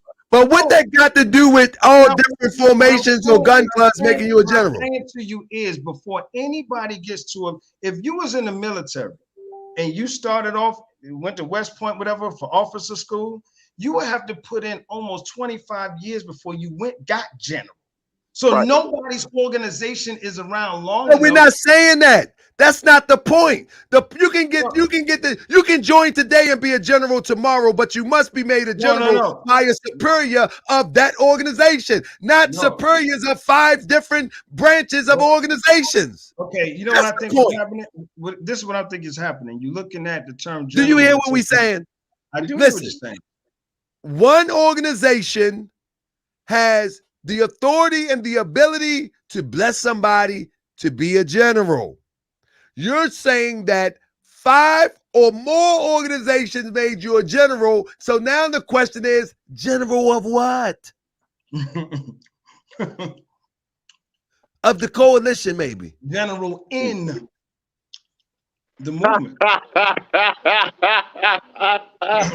I know what you're saying. It's bad, bro. You're looking, you know what? This is pretty bad. You're looking for a label. You look. No, I'm looking for structure. I'm looking for protocol. I'm looking for rank and file. This doesn't say any of that. This says that if I show up and I be nice to Malik or I be nice to General Taco, hold on. First of all, let me General hold on. First of all, let me tell you something. Number one, Malik ain't had nothing to do with me being a general. Nothing. No, that's I'm talking about Taco Bay. I'm gonna be a general. But what I'm saying is, it wasn't based on that. It's based on the work put in. You ain't did no work. What makes you say that? What work you did? I told you the things that I do, I don't broadcast. Oh man, come on, bro. He's being a fuck nigga right now. Everybody know I've never put nothing online. I don't broadcast anything. My people are in the shadows. We've had that protocol. Brother, no, for real. Now, all seriousness, you shouldn't accept that general title. That ain't the right general title. You should be a general under your lead, under your formation, or under your gun club. I can understand that if your people accept you for that. But I'm not. But no, you said they made you a general. You said the other generals made you a general. If they made you a general, if you was already a general, why would they make you one? And first of all, and again, we're talking about the coalition. Say for instance, General Talib. We're talking about the coalition that we formed. You're the general of the coalition. Not of the coalition, but I'm a general within it. I am. It's not making sense. It's not making sense. Who's above you? There is no above me. But if you're a general in a coalition, where's the rank and file? Well, the rank and file, what it is somebody above you have to make you a general, and then you have people below you. But that's right. There was already generals there. No different than people would say General Talib, General Lamoon, General. But these are brothers, are generals. They're representing their own organization. Like say General Talib, he is the head of his gun club, and he says, "I'm going to be the general." And his people say, "We accept you as a general." That's good enough. But you're saying that 5 different groups, gun clubs, came together and made you a general of what? It doesn't make sense. I need you to denounce that right now. I need you to denounce it right now. Right now. Right now. You're too intelligent to accept that. Okay, hold on. No, you're a businessman. Let me tell you what I'm doing. I'm just you need to tell General Taco, thank you, but no thank you, brother. what I'm doing is this looking foolish now. What I'm doing is honestly, I'm just being vague about some things that we're doing that I'm not displaying. That's understandable. But let's get General Taco. Shout out to General Taco. I think that was a great gesture. But call him now and tell him that you can't accept it any longer. The shit. All right. Look, General Tahaka Bay said, "I can't accept this. I must return it." Did they give you a star? Did they give you a star? It's bigger than what I'm saying. No, I'm asking. Did they give you a star? When you became a general, what did they give you? A star, 2 stars? How that work? This is a serious question. I want to know how many stars you got. I did get. Or did they give you one of them leaf things? With them leaf? Who is that? The one that wear the leaf? A colonel. It's a major. Yeah. Which one is it? Colonel or Major? Colonel, Major. Which one is it? The leaf. The Falcon is the. But you're a general though. Cut it out. No, the major's the leaf. Come on, man. Desert Eagle. I need to let you go, man. I need to let you. Because you're getting tired, man. You're getting tired. You're getting tired. Y'all done got him all worked up. Y'all done got my brother Desert Eagle worked up. I'm gonna just say this and just understand. All right. Like I said, man. When it comes to the coalition and stuff like that, and asking questions about that, I was answering without answering, but there's a lot of things that's going on I'm just not going to speak about. So that's why the answers just seem a little bit vague and choppy, whatever. Because you gave good answers, man. I'm not divulging that information, but here's what I will say. Here's what I will say. Again, all right. Again, the work that I put into this is not about me. I never, ever have, never since the first day of INFACT, never have anything ever. And so as far as all of that, where was Desert Eagle at, this, that, and the other? One of the things I told GMJ, I do not want to be out in the front. Everybody was racing for pictures and videos and this, that, and the other. I stayed away from that. I became a chapter. They say you was the water boy. That's what Talib said. I didn't say it. Talib Okay, said see, I was about to say something real disrespectful, but I'm oh, chill. for real. I'm just, brother, you heard it. You was watching the show. Hold on. Listen. All right, okay, here's the thing. If you want to go back and look at certain things, like for example, in Lafayette, he mentioned Lafayette. If you look at Lafayette, the one who was leading the formation right behind GMJ, that's me. All the people that you see in the front there, that's all Atlanta. When we went to Lafayette, Atlanta, all in the front. Me, AJ, Locks and Loaded, outside, 5-star, all of us was in the front in Lafayette. I said right behind GMJ. Oh, all the way behind. You talking about in the formation, not in the actual security formation with Grandmaster J. You talking about in formation. I never wanted that. Oh, okay. You hear that, right? He was in formation. Right? He was in formation. He won't in the direct leadership. You was closer to his balls. So the fuck what? You want to prize for that, bitch ass nigga? Wow. Like, man, you a sucker, man. Like, damn, you made a whole 3 videos crying about Grandmaster J. Fix it, Jay. Fix it. Yeah, fix it, because you fucked it up. What? Nobody cared about what you had to say until you came on Tahaka Bay show. That's why you did it. I made him famous. He owed me money. Nobody cared. Nobody cared. Nobody knew who he was. Nobody cared about you, does it? Tahaka, I wasn't trying to be seen like you thirsty. Because you didn't matter. You didn't matter. Now you matter. Now you feel like you matter. Nigga, you jerking your dick to gun smoke and shit, nigga. Hey, bro. I've been around longer than you, brother. I stood on my own 2 feet. You had to come on Tahaka Bay show to make your name known. I didn't have to come on. Why don't you tell them how I got on this show? Talking about Grandmaster J. No. Tahaka, when you got that video about me. When you got that video about me, Talib texted me, and he was like, look, I'm going to give you his number. He said, but don't tell him that I gave it to you. He says, Talib already told me about that. That what's the name gave him my number. He already hit that. But no, I'm saying how I got your number. Right. Because when that video got in I'm like, how the fuck this man get this? Who gave him this? And Talib was like, I know a way that you can do it. And remember, because it was late at night. I was washing my car. 1 o'clock in the morning. I was like, I was washing my caddy. I was washing my Cadillac, my beautiful car. You sure? I said, you sure? He was like, yeah. And so I was like, yo, that's how I reached out to you. Like, yo, hey man, you got this video about me. So it ain't like I tried. I didn't even know Tahaka Bay existed. I asked you if you wanted me to send it to him. You said yeah. Send what to him? Come on, man. Don't fucking lie on me like that, bro. Tahaka Bay got my fucking video from somebody else. I ain't never sent no fucking video to Tahaka. Don't do that shit, bro. He got it from my motherfucking son. Don't lie on me like that. He got it from where? Tahaka, where you get the video from? I don't know. I told him the same thing. I don't know where the video came from. Real talk. Right. I don't know. I just don't end up in my inbox. The same way I really don't know. How did he get Miss Rose's to take? Right. So I don't know. Yes, you do. You sent it to him. You told me you won't reveal the source. You sent it to him. Come on, man. Cut the shit, man. Look, you got how many numbers, man? How many numbers you got? Come on, man. See, you sitting there skinning and grinning, man, but you know your fronts is already fucked up. I'm gonna fuck them shits up worse. All right. Hey, don't worry about it. I got the money, man. But my lady love it though. Yeah, whatever. Where you at? Who you got in the house with you? Nigga, shit, I'm good. I keep that quiet. I keep that quiet. I don't put that out there. So lonely. Ain't nobody lonely. Ain't nobody lonely. Does it good. We know you ain't lonely because you got Malik scratching your balls for you.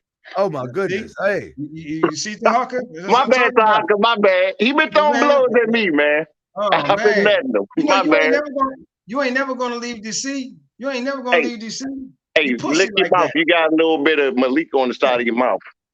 Okay, yeah. You pussy like that. Pussy like that. Yeah, pussy like that. Keep laughing. All right. You know you ain't never gonna leave DC. You ain't. Brother, I travel all the time, man. Okay, right. Okay.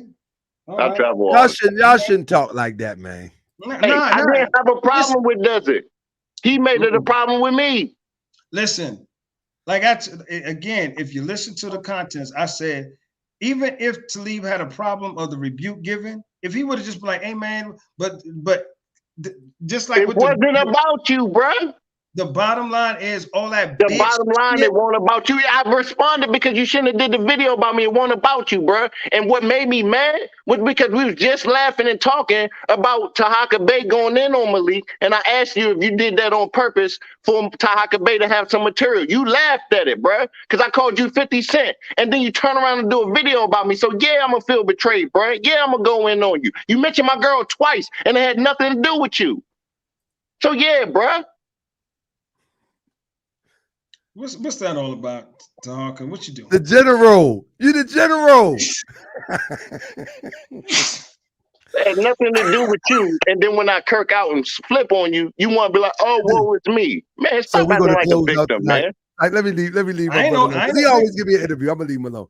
But shout out to the general. Hey, not the general. Hey, the general. masculine energy, brother. Stop being feminine. Masculine energy only, bro. I don't know, Desert Eagle. You hunched over a little bit. Talib might take that. He might. Why you hunched over like that? Man, why am I hunched over like that? You hunched over like that. Talib might. He from DC. You know they box in DC. Nigga, my boxing game is nasty. Not like no DC. Come on, man. Look, man, it ain't where you're from, it's where you're at. You ready to Yes, me. Let's do it. No, not like DC, man. They grow up with them hands, man. All day. They grow up with them hands, man. I know what I'm talking about, man. Right. Listen, bro. Listen. You know what I'm saying? Somebody said, Desert Evil, give Malik all his money back and tell him you're not going to be the fall guy. Don't be compromised by a fraud. Because that's what you're looking like. You're looking like a fall guy. You're looking like you're taking a beating. Ain't nobody taking no beating. Look, I stand on my square, man. Look, shout out to Black Sire. Now listen. Here's the thing, man. Listen. Real talk. Whether or not it was a good idea, bad idea, you know. It was a bad idea. It was a bad idea. About the video or this, that, and the other. I still stand on my square on the tenets of it, rebuking the principles. Now, here's the deal about that. You could have called me, bro. I totally understand. Why you ain't called me? Why you ain't called me? A lot of different perspectives. Why you ain't called me? If we ain't have a problem, why you ain't called me? We won't even beefing, bro. Why you ain't called me? Well, honestly, the reason why I didn't call you because I guess the atmosphere, everybody was like, "Nah, we gotta shut I'm talking about you, bro. I ain't talking about everybody else. I'm talking about me and your relationship, brother. Did we have a problem? No, because even you. All right, right. No. So why would you make a problem between us if we ain't have one? Oh, I don't think I made a problem. For everybody else. You knew me longer than everybody else, bruh. You knew me before everybody else. That's what makes it so upsetting to me. That's what makes me talk to you the way I do, because we've been cool before you met all the rest of these people. And you turned on me for no reason. We had no problems, bruh. You could have called me. Why are you hunched over like that? Everybody side before your friend. You talk about how we went up to Ohio. You sat and ate dinner and broke bread with me and my wife. Broke bread with us, bro. We let you use our weapons. I made sure that you were safe in Ohio. Hold on. Yeah. I'm not being funny. I'm not being funny. I'm not being funny. I'm not being funny. I'm not being funny, bro. My wife let you hold her shotgun while we was there. True or false? That is absolutely true. Okay, so we didn't have no problems, bro.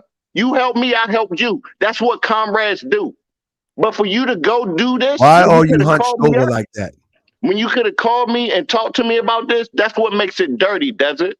We ain't have no problems. So for you to choose Malik, Babu, Moon, Nick, and whoever else is in this so-called coalition before me makes it look messed up, bro. You gotta see that as a so-called righteous man, you have to understand how messed up this look on our friendship, bro. Why are you hunched over like that? Tahaka, hush right quick.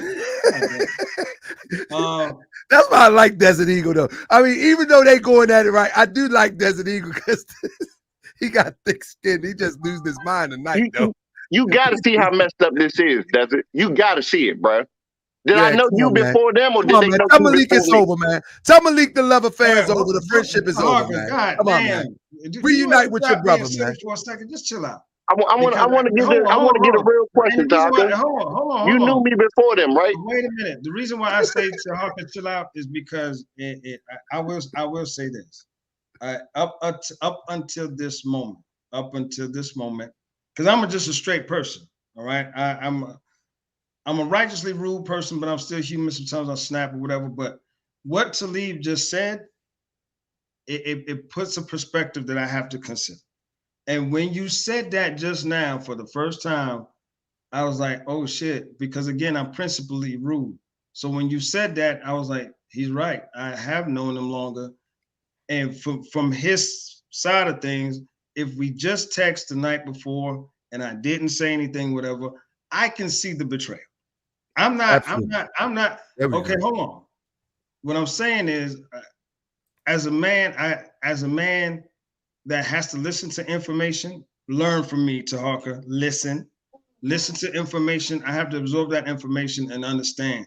Bro, and you got my woman over here crying right now, bro, because she hurt by this too, just as much as me, bro. That shit is fucked up, bro. On some real shit. Wait a second. After listening to that, I can understand why it would seem like, damn, where's this coming from? It's like left field, because it's like almost like I deserve a call. Now the problem is, and I definitely understand that and respect that and can see the fault in myself in that. I guess the problem for me is a lot of times, because I guess you could say I'm a boss, I'm a this. A lot of times my mind is only about the static value of the principle. And sometimes I miss the human component. Now, I will say this, the tenets of which I stated the stuff that I did, I definitely meant it, because the principles of the actions and the information that I knew about the things that you said and or done, I did speak about those things. It doesn't make it any better that while I did it, I kept on saying, come on, Talib, I love you, man. You're my brother, man. Damn, man, you're my... But at the same time, if you're in that mindset of like, damn, why is he doing this? He could have called me and we was just speaking, 48 hours ago. I definitely see that. But at the same time, it's like, honestly, the principal things in which I heard, in conjunction with the understanding that I thought we all had about things that we would not do and the actions that we would take. Hold on, wait a minute. The actions that we would take. Now, understand what you're saying, that I wasn't part of the coalition, but just like I'm understanding what you're saying about, man, you should have came to me, the same way I'm understanding, like, bro, how many times you do this? I'm out, I'm in, I'm out, I'm in, I'm out, I'm in. So let me ask you a question. Hold on. But no, I want to, you on Tahaka Bay show right now, doing the very thing that you just criticized me for. Shouldn't you be exiled just like me? Because you're on here right now. I'm glad you brought that up, but you know what I did? Oh, they gave you permission. They gave you permission. Oh, okay. All right. I said, hey, listen, there's some things being said about me. And I mean, I asked everybody, like, how would y'all feel about it? Two were like, no, you shouldn't. But I was like, look, man, I hear some things about me that I'm sorry. I can't let it. So here's the two problems with this. You try to criticize me about coming on Tahaka Bay show, and you're right here, right now. That's hypocrite. That's being a hypocrite, number one. Number two, hold on. Number two, I only got two things right now that's pissing me off, and I'm trying to get three things that I'm trying to get out of you. Number one, you're being a hypocrite because you criticizing me. You was just about to say that I came on Tahaka Bay show when we agreed not to be on here, and you're on here right now. That's number one. Number two, you spoke on the behalf of Malik, because literally everything you say, go back and watch the video, pertain to the interview I did with Tahaka Bay on this show. That's number two. Number three, you have yet to apologize to my woman that's sitting here crying, which is fueling my fucking anger. Okay, Talib, you hold your cigarette like an old head, man. You got long fingers and a long cigarette, Newport 100, bro. Like you, let me tell you. Those are the three things, does it? And I need you to address that. I need you to address that, because you know this shit is fucked up, because you was just smiling in my face, bro. Eating dinner with us and everything. And you know I won't broke, bro. I just said I couldn't go. And you said that you would help me. You volunteered to help us come up there. I would have been fine with sitting it out because I'd already made my rotation up there. And if we want to be honest, we talked about who might need some financial help getting up there. And I said to you, we got enough to get up there. We just might need a little bit more just for cushion because we got bills and everything coming up because it's around the first of the month. Bro, just be transparent. I'm not no broke ass nigga and I'm not hurting like that. Also, you talk I want my money, Desert Eagle, because nobody would know you wasn't for me. Also, you spoke about me when I was having a very stressful, depressed moment. I don't mind saying that out loud.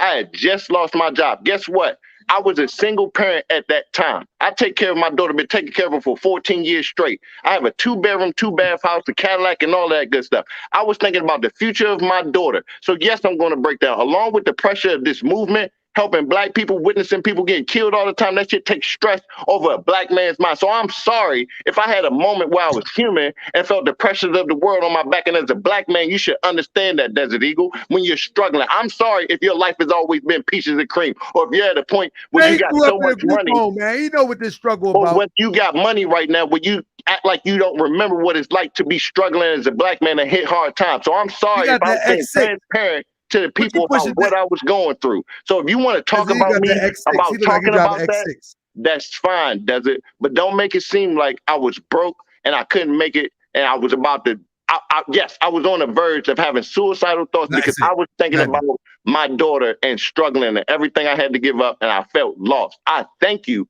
for being there along with other people who came to support me. I appreciate that. But don't put me on blast like that's something wrong for me as a black man to cry out for help. And that's what's wrong with the black community, because anytime a man cries out for help, we want to laugh at him and clown him like everybody else. And how's that fair if you're supposed to be pro-black if you laughing at a black man struggling? Make that shit make fucking sense. Desert Eagle, do you drive an X6? Black S6, Panda. You got an X6? I'm a truck man. What you got? I got. X6 is a truck. Meaning a Dodge Ram. I got a couple Dodge Rams. Black S6. You look like you in a Black S6. Panda. No, but can you feel on the serious note? Can you feel where General Talib is coming from, bro? I just said you met him before everybody, and I mean that don't mean nothing in the big scheme of things, but it does mean something in consideration how this thing went. Because you can meet somebody first and y'all just don't even hit it off, or y'all hit it off and y'all become associated and you come cooler with somebody else. That's understandable. But this went way left, bro. All right. Okay. So I listened to all of that, right? So here's what I got to say. Number one, and no matter, like I said, no amount of conversation is going to change the perspectives. Some at least you quit. Hey man, talk. Just tell them you quit. All right, you're good. Quit right now. Damn. All right, man, go ahead. I'm quitting. Go ahead. So look, all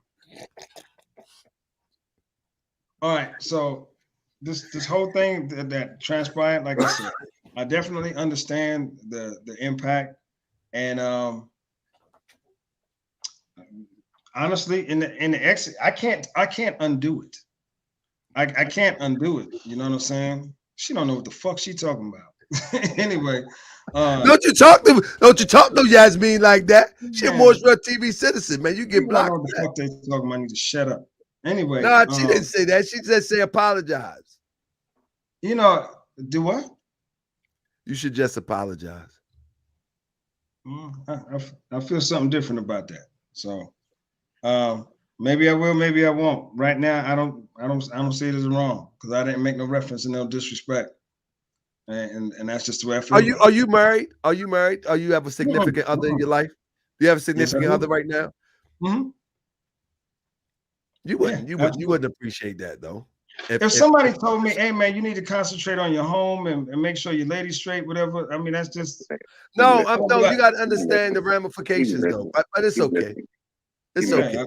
I'm not that fucking sensitive, so I don't care. All right. So but the thing that I do understand, I do understand. Hey, my girl can hear what you're saying. So you just talked about her in the same breath because this is about her. I'm asking you to apologize, and you don't feel like what you said pertaining to her, bringing her into this But you know, conversation after you smiled in her face. You let me worried say about this. she is sensitive. Hey, She's a woman, brother. So you gonna consider my woman's feelings, bro? And that's all I'm asking you to do is apologize to my fucking woman, and you can't even fucking do that, bro. and then the thing is about an apology. Apology is not what you think that you did. An apology is about if you offended somebody. Like I say all the time, if I offended you, my bad. If I'm wrong, I apologize. And I will make a public apology if you can show me where I'm wrong. You know what I'm saying? So if she feels wronged, that is not enough. You love your people, right? You don't want your people hurting. You don't want your people feeling some type of way. You love your people. Isn't that what it's all about? All right, talk enough. I will say this. No, for real. Listen to what I'm saying. How can you say you be about your people when you hurting your people? Tahaka, listen. What Talib pointed out was right. And I just sat here and thinking about it. Like you said, we broke bread together. And the disposition that I got from Lola, you know, and if she feels hurt by what I said, absolutely. I owe an apology. So Lola, thank you. I don't know why it took me so long. Maybe just the hard exterior. Maybe I'm just upset about all of this shit and it got in the way. But I definitely owe you an apology because the person that I met, if you sitting there crying over my actions, then you don't deserve that. You were absolutely a collateral effect of what's going on between me and Talib, and you don't deserve that. So I definitely apologize. And I salute you for that, ex-general. So I shut up. See, you couldn't help it. Hey brother, why don't you come on tomorrow? I like how this ended. No, listen. Tell the generals you quit them. You coming over here with talking, but you my co-host. Listen, here's the thing. One of the reasons why I appreciate all of this that just happened just now, because it shows me still some of the things that I got to work on and I got to develop in. And even though I may have my command structure and people and I'm a boss and all kind of stuff like that, this right here shows me that I'm not as disciplined, as self-mastered as sometimes I believe I am. And this right here, you know, it rocked me. And I'm gonna tell you the thing that really rocked me the most is understanding that where we are right now. You know, you attack my sister Yasmin too for no reason. I said she don't know what the hell she's talking about. I didn't disrespect her. I said she don't know what she's talking about. She made a reference to me, and I said she don't know what the hell she's talking about. But that's Yasmin. Okay, but it's me. Shit. You can't just be like saying stuff about me, and I say you don't know what you're talking about, and I gotta apologize to you. All right, we're gonna have a meeting on this. Me and the generals at Morse World TV. Me and the generals at Morse World TV is having a meeting about this. For real. No. So I mean, just because somebody make a comment about you and you don't agree, that now Yasmin got thick skin. She don't want your apology anyway. Now. Okay. Now. Well, anyway, listen. Again, this was still fruitful to me. I know some people are going to look at it and chop it up. Listen, some people are going to chop it up and do whatever the fuck. I don't care.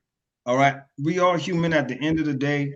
And I made some severe missteps during this, and I'm going to have to deal with that.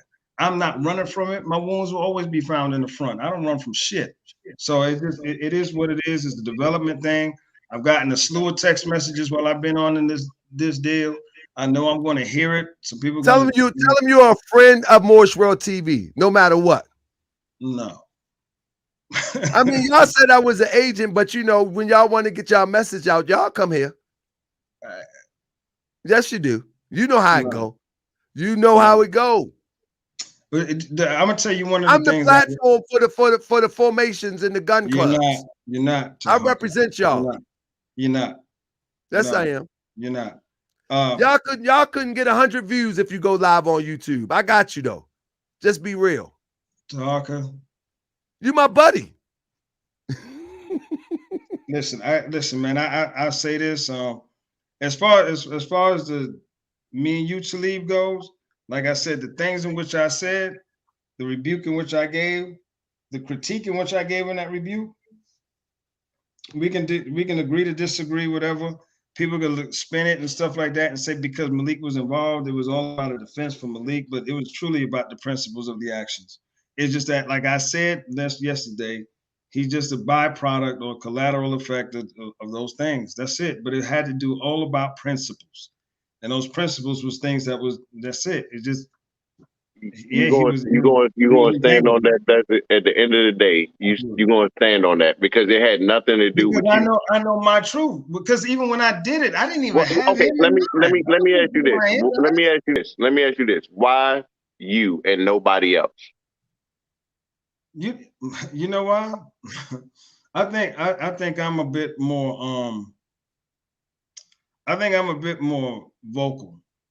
I think I'm a bit more vocal. I think I'm a bit more right now. I'm gonna tell you, as far as I guess you would say my does it make you question why they can speak for themselves? When we stand in front of 300 soldiers and all this other stuff, they can holler out "fuck white." I mean, say all this stuff about white supremacists and all that. They real bold in front of everybody else. Why couldn't these so-called strong leaders address me themselves? They know my number. They know my Facebook. Why didn't you turn around and tell them, no, that's my brother. I'm not going to speak against him. You should do it yourself. If you feel this way about him, do it yourself. Why would you, as my brother, that we ain't have no problems, feel the need to speak for somebody else? It's looking bad, Desert Eagle. You ain't have no beef? None. We had no beef. We had no beef, Desert, at all. Think about that for a second. Me and you had no beef. You started beefing with me on the behalf of other people. We had no problems, bro. No, hold on. Before you speak, process that, please, for a second. Just process it. I did, because it's the second time you brought that argument up. Okay. Here's the thing with that. I'm not going to sit here and say they alone. It's not like, because when I hear it like that, it's like they had a problem and I'm addressing it for them. That's what you did. That's what you literally did. That's literally what you did. No. That's not. What I'm saying is we discussed it. But you spoke. Right, I did. So you addressed it for them. And the whole topic was about Malik. It wasn't an array of topics. Because again, some of the things because I was involved. But the subject matter was about Malik, though. We're not listening. No, I'm not gonna let you escape. The whole subject matter was about Malik. What I'm trying to explain is, based on his question to me directly. All right, the interview, the parts that I personally was like, damn, that's fucked up, was the things that I knew that I was personally engaged with that didn't go that way. And I was like, damn, why is he doing that? That's not how that went. That's not you was so you was in what is that, North Carolina, South Carolina? You was there? No, see, I wasn't in Carolina. Now, hold on. The additional information he said tonight about all of the major black and this, that, and what happened, that wasn't the way he initially told it at that time. He play that video back, Taka, because I know it's on your page. You can play the video back. I did. What is that? Hold on. The initial interview about Gastonia. I said it exactly like that. He told it about the chick. He didn't say anything else about no other players involved in that. So when he came on your show and he was like, New Black Panthers Party set us up, I'm like, that ain't what you told us. You told us it was all about this chick, whatever. It came from the New Black Panther Party. Hold on. About the chick. Oh, you talking about Lydia. You talking about Lydia. What I said about Lydia was, y'all brought it to me, Ghazi, and we was all talking about it. And I said, yo, stay away from this chick because she's dangerous. That's what I said to you. Why would I go into and I told you the story about what happened of why I don't mess with this broad. The bottom line is everything that you said about the entire experience and this, that, and the other with Lydia, at the time you told us, when you came on here, you told it's like she was completely so what did I say about? So I said Lydia what? Why was I down there for Lydia? when I told you Everything about that you just said tonight, you just said she set y'all up. She everything I said tonight was lied what I about the told you. information. She was Everything I always said getting tonight was arrested what all I the time. told you. That's it. Listen, Everything I told you about Who Lydia. sent who sent you on the mission? Lydia or who The you new go with? Black Panther Party. right now. The new Black Panther Party sent me There on a you go. mission. There you go. But what I'm saying That was is, his when point, he told Desert us, Eagle. that's not what he said. What did I say No. to you there?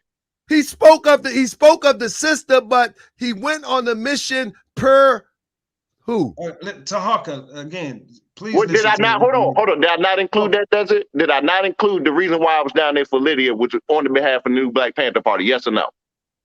No, at the time, no, because at the time when we got the video and everything back, and we was all talking about, man, they would have set us up and we would have looked stupid trying to go down there.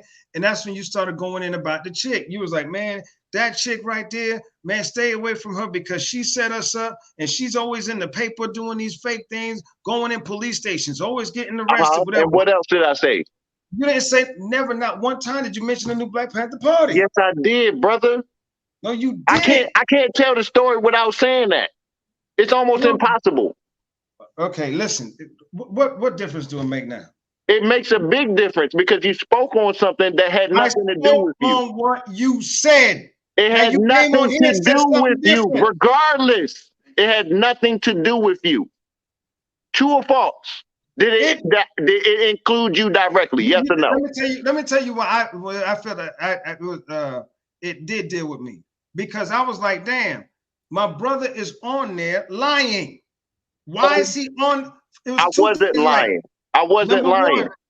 Listen. You don't even know about the situation wholeheartedly. So you don't even, how you gonna say I'm lying? And the thing is, Desert Eagle, you only know what you was told. You wasn't That's there. what I'm saying. So why you gonna say it's a lie then? So why you gonna say it's a lie? Because so say I didn't include the new Black Panther Party. How are you gonna say it's a lie? Because if you tell the exact same story, but then change the players, one would be like, wait a minute. I didn't have time to tell you everything, but the truth of what I said about her was true, right? Was it true or false? I don't know. That was your experience. Okay, but now you say you don't know. Come on, Desert Eagle. You can't say you don't. I don't know. You don't know. So how you gonna speak on something you don't know? I spoke on Lydia directly to you about her. I just didn't go into full detail, but that doesn't make what I said about her not true. Said to us. Desert Eagle, man, I got to wrap this up. It's 2:55. Yeah, we got it's work going on too long. Desert Eagle, you're gonna be in trouble when you get home. Malik is going to put you on punishment. You're gonna be in trouble when you get home. I can't do no more. I appreciate you, Tahaka. I appreciate you. This shows everything that I needed to show. I'm glad it went like this. I hope we can double back tomorrow. But somebody gonna be in trouble when they get home. Ain't nobody gonna be in no fucking trouble. You know who the fuck I am? Crazy man, I'm my own man. Nah, he's not. No, he's not. The Power Coalition got a hold of him. He ain't moving without this thing. Hold on. Hey, make no mistake about it, man. I love and respect my brothers, and I know I let them down tonight. I know I'm gonna get it, but hey, man, it is what it is, man. Fuck it. Malik is upset right now. Malik will call you. Y'all gonna talk to 5 in the morning. So let me ask you a question. If I'm getting reprimanded for coming on here, are they gonna do the same thing to you? Malik is gonna talk to them to 5 in the morning. Who gonna speak against you? He gonna bring that legal pad out, smack you right up the head. Again, I already reached out to everybody. Like, hey man, how y'all feel about this? There's some shit being said to me, and I understand. Hey man, I want to go on there. That's why you can go on there and talk shit about me, but I can't come on here and talk shit about me. Let me explain the difference. No. You can come on here and talk shit about me, but I can't come on here and talk shit about Malik. Make it make sense. I didn't come over here to talk shit about you. I came over here to clear my motherfucking name of them lies being said. It's me and you, bruh. It ain't about nobody else but me and you. You came on here to talk shit about me and talk shit to me. And talk shit about you. Okay, well, you came on here. Regardless, bruh. Regardless, you came on the show. You know why? But why can't? Well, how come I couldn't? How come you get to break the rules, bruh? What makes you special? Do you want the answer to the question? Yeah, what makes you special? How come you can do it and I can't? Do you want the answer to the question? I'm gonna wait till you finish asking the same question. I want to make sure I get it out clear because I want you to understand it because I don't want you to dance around it because you're a good talker. What makes you so special where you can come on here and get no repercussions and nobody's gonna ban you and exile you But when I come on here, it's a problem and everybody's upset about it. So I hope at the end of the day, they go at you the same way. But guess what? They use you as a poster boy to come on here and take the fall for them. Nobody's going to come on here and talk shit about you because they let you take the fall. Are you done? Yeah, I'm done. So what makes you, but I'm sorry. The question was, what makes you special? How come you can do it and I can't? Okay, number one, nothing makes me special. What I did, though, is show the respect. And I asked, I said, listen, I hear some things about my name. I want to go on there and clear it. I went down the line, called, text, all of that. The difference is you came on here, you reached out to Tahaka to do a show. I didn't do that. So how you get on here? Tahaka initially called me. Right, but how you get on here? Hold on, Tahaka called me, and then I told them I hear some stuff about me. I want to clear my name. Oh yeah, tonight. Yeah, I did. How do y'all feel about it? But you came on. Regardless, you still came on. The difference is I didn't come on here for him to interview me for a show. I came on here to defend the shit that was being said about me. But it wasn't originally about you. You wouldn't mad at you. I don't care what respectfully and asked, hey man, you might not recover from this. In allegiance to our agreement, how do y'all feel? Because there's some fucked up shit being said about my name, and I want to go in. That's what I did. Bruh. So what you saying is, my brothers and cause. So I wasn't. So why did I join Big Shirley, man? Why did I have to get permission though? Who did I have to get permission from? All right, we're not gonna. No, answer that question. Who was I supposed to ask permission for? It wasn't. Who was supposed to? Who? It's about the principle, man. That's what I'm saying. Who was I supposed to ask? Talib, come on, man. You didn't have the conversations with us about staying the fuck off with Tahaka's show. Come but on, if I said fuck this, so you don't take me serious is what you're saying. When I said I was done, you didn't take me serious. Oh man, see, this is what I'm saying. When I came on here, that shit 60 fucking times. No, bro. When I came on here, that should have told you that I was done. When I came on here, that should have told you I was done. Dude, Talib, you have a track record of doing all kind of fucked up shit. You know what? I do what I want to do because I'm tired of fucking fake shit, and I don't play by the rules and just go with the fucking flow and listen and do whatever everybody else tell me to do. I don't have to ask fucking permission because y'all niggas didn't make me who the fuck I am. Y'all didn't make me. Y'all didn't make me who I am. Nobody on that. Y'all didn't make. They didn't make me a general. So maybe you got to listen to them, but I don't. It ain't about listening, man. Hold on, man. Yeah, it is. Yeah, it is. I don't have to listen. You know why they don't like me? Because I don't listen. I don't listen to what they tell me because I'm a grown man and they didn't make me, so they can't control me. That's why I do what the fuck I want to do. Maybe you just full of shit. On that note, man, damn, you full of shit. We're gonna try to do this again tomorrow. I ain't doing shit else. You coming back tomorrow? I'm gonna end like this, Tahaka. I do what the fuck I want to do, unless my members tell me otherwise, and can't nobody control me outside of them, my girl, my child, and the fucking universe. So I don't give a fuck about anybody else out here who think they can control me. They can kiss my fucking ass. It ain't never about control, man. It's about loyalty to a cause, man. I don't give a fuck about loyalty because you showed me no loyalty when you did that fucking video. So fuck loyalty. I showed you loyalty when I No, you didn't. No, you didn't. No, you didn't. No, you didn't. You confessed in this video. You didn't show me loyalty, bro. Because you didn't call me and I didn't do nothing wrong to you. You chose them. You accepted or not. You chose them. How many times did you sit down and have dinner with them? How many times did you sit down and have dinner with them? It all depends on who you're talking about. How many of them family members did you sit down with? Family members, none. But you sat down with mine, right?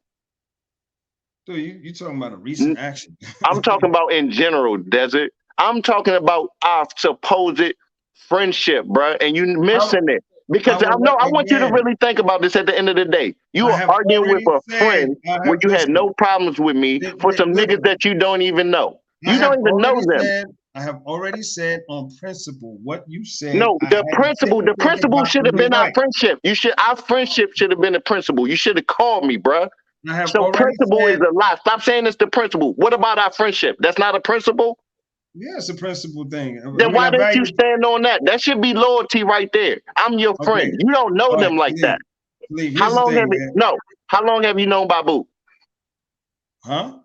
How long have you known Babu? I ain't known Babu long. How long have you known? How long have you known Malik? The point is made, Talib. No, the point isn't made because I don't think you're getting it. You know me long any of them, and you chose to side with them on a so-called principle that had nothing to do with you, with something that I was no longer a part of. Okay. Okay. I'm done. I'm done off that. Thank you. So let me say this, and then we can conclude. Please do. You're absolutely right. As far as tenure, friendships, and stuff like that, brotherhoods, whatever. Yes, I've known you longer. I didn't choose them over you. You did. I saw you in that moment as my brother making some missteps, and I continuously said throughout what I figured was a rebuke of pulling your coattails as a brother and saying, bruh, why did you do this? Bruh, you know I love you. Hey, Talib, man, you're my friend. Here's the problem. In the coalition, as we agreed, because again, as we agreed, when we have actions like this, we will address them on the platform in which they were done. So I don't know nothing about that because I didn't make that agreement, did I? Did I make that agreement? It ain't you specifically. Did I make that agreement? Yes or no? Yes or no? Did I make that agreement? Did I make that agreement? Yes or no? Did you? What do you mean make that agreement? What you just said. Did I make that agreement? Did I agree to it? Yeah, because we all said we ain't going on to Hawker Bay show no more. No, you said that you would address it on the platform. I don't know nothing about that. When was that made? When did we make that? When did y'all make that? I'm not gonna go into all of that. Come on, man. Come on, bro. Come on, bro. I'm not gonna go into all of that. That's because I don't know nothing about it. You made this with them. I don't know nothing about that. You could have called me, bro. Is my point. You can't hold me accountable for shit I don't know. You're a spiritual man, right? Is God gonna hold you accountable for things that you don't know? That's right. If you don't give his life to the Lord, you're a spiritual man. Is God gonna hold you accountable for things you don't know? If he doesn't give his life to the Lord and he don't know, yes, because ignorance is not an excuse in the eyes of the Lord. You already know that. Bro. What scripture is that? What scripture is that? I don't know about heart. Why you quoting the scripture if you don't know it, bro? Stop, man. Stop. I went to theology school. Cut it out. There's no scripture in the Bible that says that whatsoever. It says God once winked at with ignorance. Woo. So ignorance is no longer an excuse. And what's the rest of it? That's one verse. What's the second verse that followed the one before it? I don't know it like that. No, because you're a spiritual man. It takes two or more to be in agreement. So when you say a scripture, you have to say two or more. Am I correct? Right or no? Scripture doesn't require you to have. It does require you to have more than one scripture. We're not talking church. We're not talking church. No, we're talking church because you're a spiritual man. So I'm trying to hold you accountable by what you live by and stand by. My point comes to this. I don't live. My point comes to this. My point comes to this. Does it?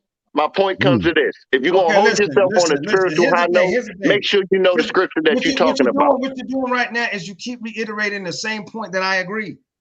All right, I get You're it. not agreeing. You're not agreeing. You're not agreeing. You just keep putting butt at the end. According to you, you keep putting butt at the end. In a position where I put you in preference that before I did what I did, you should have been contacted. That's the gist of what you're saying. No, the whole world is the whole gist of it is you shouldn't have addressed it. You should have let the people I address it. It had nothing to do with you. I wasn't a part of that agreement, and you know it, and you shouldn't have said nothing to me. Again, as you see, the way I addressed it was about you being a general in the movement and but you're not a general to address me, bro. Who the fuck are you? So tomorrow we'll continue this tomorrow. Listen.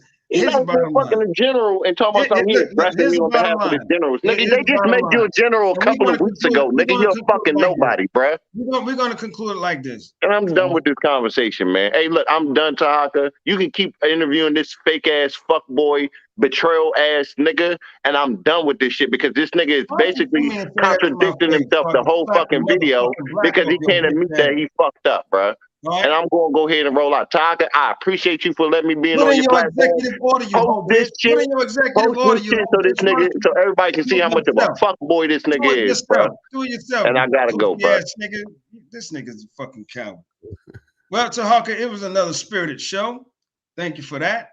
And listen, like I said, this show taught me a lot about myself. I'm not pleased in a lot of actions that I did, but you know what? I'm Did sorry. great. You did great. It's good for No, you. no, no, Chief. no, no, You no, did no, no, great. no. Here's the one thing about me, man. I'm here, man. I don't have to hide whatever this, that, and the other. And I'm gonna be very honest with you. This has definitely shown me some things about myself, and I'm not all I'm disappointed, but at the same time, it's growing. It's growing. So it You're is doing what it great. is. You're doing great. You're doing Nah, great. to be honest with you, man, I just he did too much. He did too much. He likes to talk a lot because the truth Remember, of the you matter talk a is, lot too. You even shut the host down. what I mean by that is, what I mean, you can't, the truth of the matter is, to Hawker, on your platform, a decent conversation is not one that's going to happen. No, It's because just you not. want to, because I'm gonna tell you why. This is why. When you talk, you don't hear yourself though, but you over talk. You kept cutting Talik off for real. Because he kept saying the same thing over. But that's and why over. decent conversation doesn't happen, because no one, unless we had a time thing, and nobody is going to really respect the other person's voice. But that's why we can't have a decent conversation. You kept cutting him off. No, when people was telling me to mute your mic. Listen, I didn't do it though. Hold on. The bottom line is, listen, I reached out to all my people, because once I heard all them lies about Infact and the number of my people and all of this and sending out videos, whatever, that's the thing that made me want to get on. I didn't give and still don't give two shits about that, his opinions of the video, except for, I gotta say, he did make a point, and it struck me when he pointed out me and his relationship. That's now, when he pointed, I do got to get ready to go though, bro. But I want to say this. I want to say this. This Malik right here from C-SPAN in the 90s, you will never see again. When we look at, hold up. Now I want to finish. This for the people too. This for the people Malik too. a lot of credit, that a lot of power too, but listen to me. Man, it's not so much about listen man, to me. Jesus when Christ. we seen this Malik, we thought that this thing was real. When we seen this Malik, we thought there was a real revolution going on. What is it about Malik I that want to drives finish. y'all so? I don't get it. I just told you he threatened me. He threatened me and my family. So I'm gonna expose him until he retire. But anyway, I still want to make my point. Go ahead. With this Malik, everybody thought that this was real. Everybody thought he was a real revolutionary. Everybody thought that this guy that was on C-SPAN, on MSNBC, he was talking truth to power, representing our people. But as we can see, everything that he touched, including you, ends up in confusion. You're a part of confusion now. No, you're a part of confusion now. Oh, God. It happened tonight.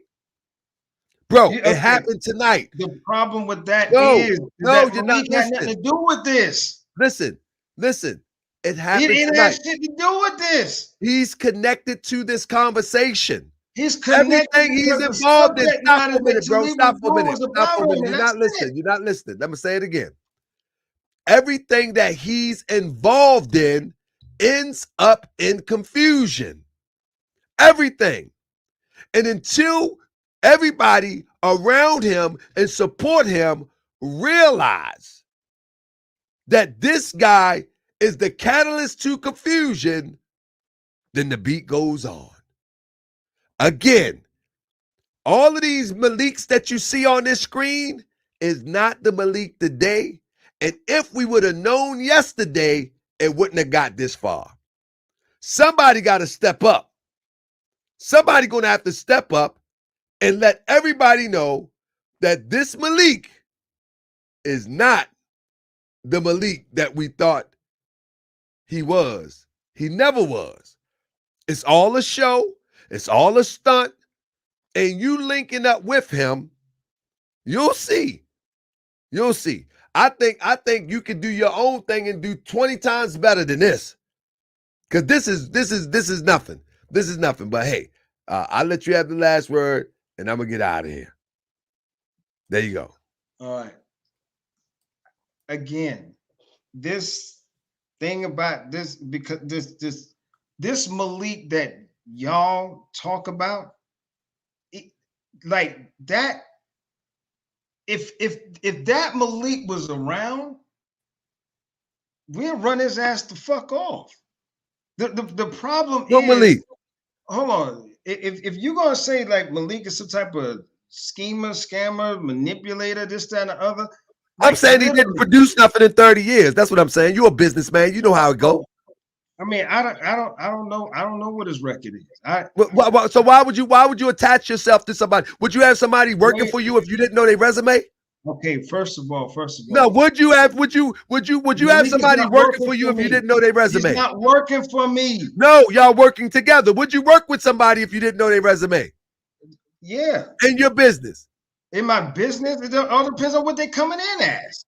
But I would definitely. But what they coming in as, I'm telling you that he doesn't have you. You are freedom fighting. You on the front line, potentially get shot by police, potentially get maced by police, and you tell me it don't matter?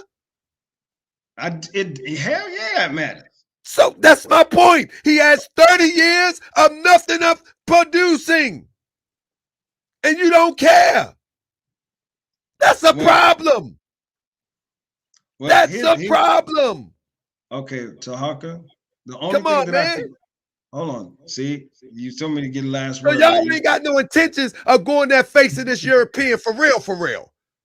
Because if you know your life was on the line, you wouldn't have your life in a man's hand that has been fronting for over 30 years. There's no way you would do that. If you knew your life was on the line, see, when you go to the Army, you go to basic training, right?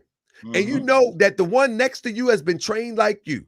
When you go to basic training, then you advance to what you need to go. You know that it's on the line, but you know that the training of the guy next to you is maybe superior, maybe a little bit lower, but it ain't too much far away. And you go with that with confidence because you was there.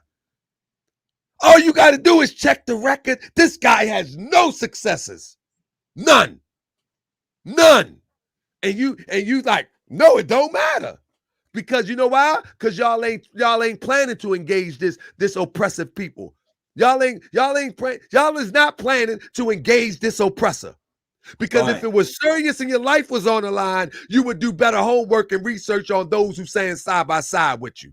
And you know it and I know it. Y'all don't have no intention of fighting this European. Y'all don't have no intention to fight nobody in our hoods that's killing our babies. Y'all have no intentions, because if your life was going to be at jeopardy, you would do more homework on who you rocking with.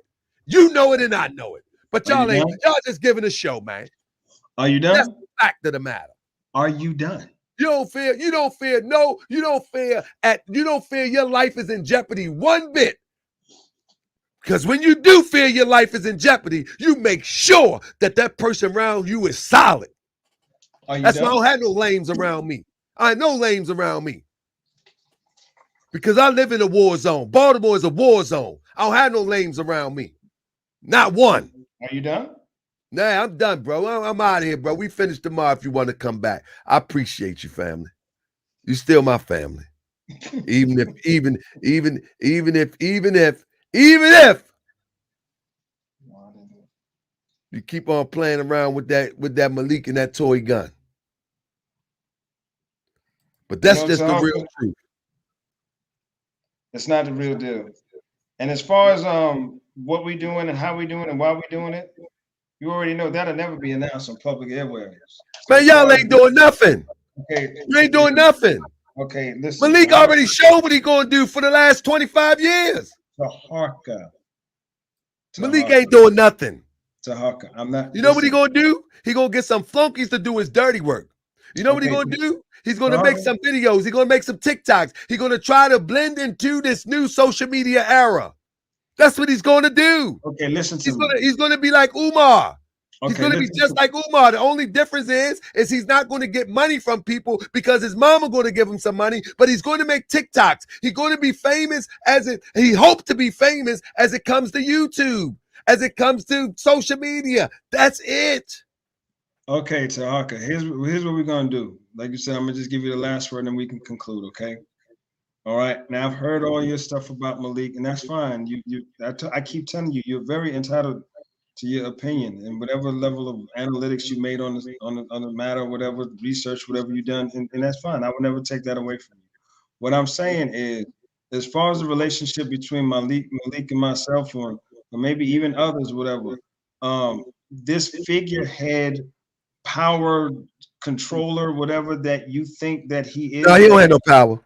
But when I'm again, just listen. That's not what the level of engagement that I have or anybody else has with Malik. But as far as what we're doing together, whatever, it's not what you think. And I'm not going to go into detail. And maybe some of those things that you're pointing out may be concerns of yours for a direction that you think. I don't have no concerns. Hold on, wait a minute. Hold on. Let me just say, for a direction that you think we're going in. And I'm not going to say what direction that we're going in, but we're definitely moving. But I will tell you that everything is well. As far as the levels of critiques, each one of us, whatever, I'm sure every general, whether you believe they're real generals or not, regardless of whatever, in respect to the titles of where my brothers are, I trust these brothers to the point where they've shown me that they make the necessary intelligent analytics. And they're not in. Malik is not intelligent. See, there you go. Hold on. See again? I said brothers, and immediately you go straight. No, because I can't speak to the other brothers. I only can speak to Malik. I told you I'm staying on Malik. Okay. I already told you that. Only thing I'm gonna say is, bottom line is, everything is well. The thing that I don't like, I don't like that this situation that was, I guess you could say, one that was supposed to be one of rebuke for a brother, just for him to see the error of his ways. It turned out to this big fiasco and shit like that or whatever. It got Bro, if you wanted to see the error of his ways, you would have called his phone. You don't go to social media for someone to see the error of their ways. Social media is just that. It's media, it's hype, it's everything, brother. It's a show. The problem is, Taharka, is the way that we all saw the action. The way that we all saw the action based on the system of agreements that we have, the action in itself was in violation to the codes that we have. Man, go ahead with that, man. I gotta go. That's it. You don't have to believe it. I gotta go. You want to believe something else? Go then. We're gonna pick up tomorrow. I'm calling you tomorrow. You'll be here tomorrow at 9 o'clock. 9:30. 9:30 sharp. 9:30 sharp. 9:30 sharp. Now, tell Malik he can come on too. Cut it out. Peace, my brother. Peace. On the real talk, though, listen, family, I have no beef with Desert Eagle. You know what I'm saying? I have no beef with Desert Eagle. I think Desert Eagle, a lot of times Desert Eagle heart is in the right place, but I think in dressing Talib, I think it was wrong. I told him off camera too. I texted him when I seen it. I said, nah, this ain't good. You know what I'm saying? But again, I want y'all to know that as I said before, this is not the Malik. When we seen this back in the day, we didn't suspect anything. Y'all understand what I'm saying? I'm about to get out of here. But we didn't expect anything when we seen this Malik. Nobody expected anything. But when you look at Malik in this corner over here, hold up one second. When you look at Malik in this corner over here as a young man on C-SPAN, and we 25 years later, and nothing has been produced in the way of liberation, in the way of education, in the way of something that's sustainable to go into the next generation. You got to question, is this real? And anybody who don't, they're just blind followers. That's it. They're just blind followers. There's nowhere in the world on any job or in any organization a person hold a title of a certain station and don't produce nothing in 20 years and they still hanging around and people still got hope. We putting something together. We working on something. You know what I call them in the Moorish Science Temple of America? They about to be Moors. They're about to do Moors, I mean to say. Moors and the Moorish Science Temple. The reason why many of y'all haven't heard of the Moors and the Moorish Science Temple of America before my loud mouth, because all of these Moors are always about to do something. I'm about to open a business. I'm about to open a temple. I'm about to do that. They're about the Moors. They're not Baltimore's, they're about the Moors. You know what I mean? And it's the same thing. You know, that's what remind me of Desert Eagle when he said that we got something planned. We going to do that. Man, you know how many times I heard that with the Moors? I heard that with Moorish Americans so many times. Everybody about to do something. Everybody. But 5 years later, they still about to do it. About the Moors. I mean, and now Desert Eagle then fell into the track of what they're about to do. But with that being said, family, I appreciate y'all. We've been here on 5 hours. I ain't done that since Inky. I'm tired, but this was a good show. I'm going to break this down in 2 parts. This is too much. Woo! Thank y'all for sticking with me. Thank you for y'all sticking around with me. I'm tired now. Good goodness gracious. I don't think I might make it back here tomorrow. I need some rest. Thank you for Elwin for not taking me personal. I mean, when I responded to him, appreciate him. I mean, appreciate him. Thanks each and every one of y'all. Rasul, Ali, this was something. Yasmin, listen, someone lesser than a king, apology is unacceptable anyway. You know what I mean? That's right. A peasant that has the spirit of the king, apologies are accepted. But a less than a king person can never disrespect you. It is what it is. But I'm about to get up out of here. Peace and love. I be that more you gon' remember. I'ma be that more you gon' remember. I be that more you gon' remember. To Harker Bay front line till the law call my number. I be that more you gon' remember.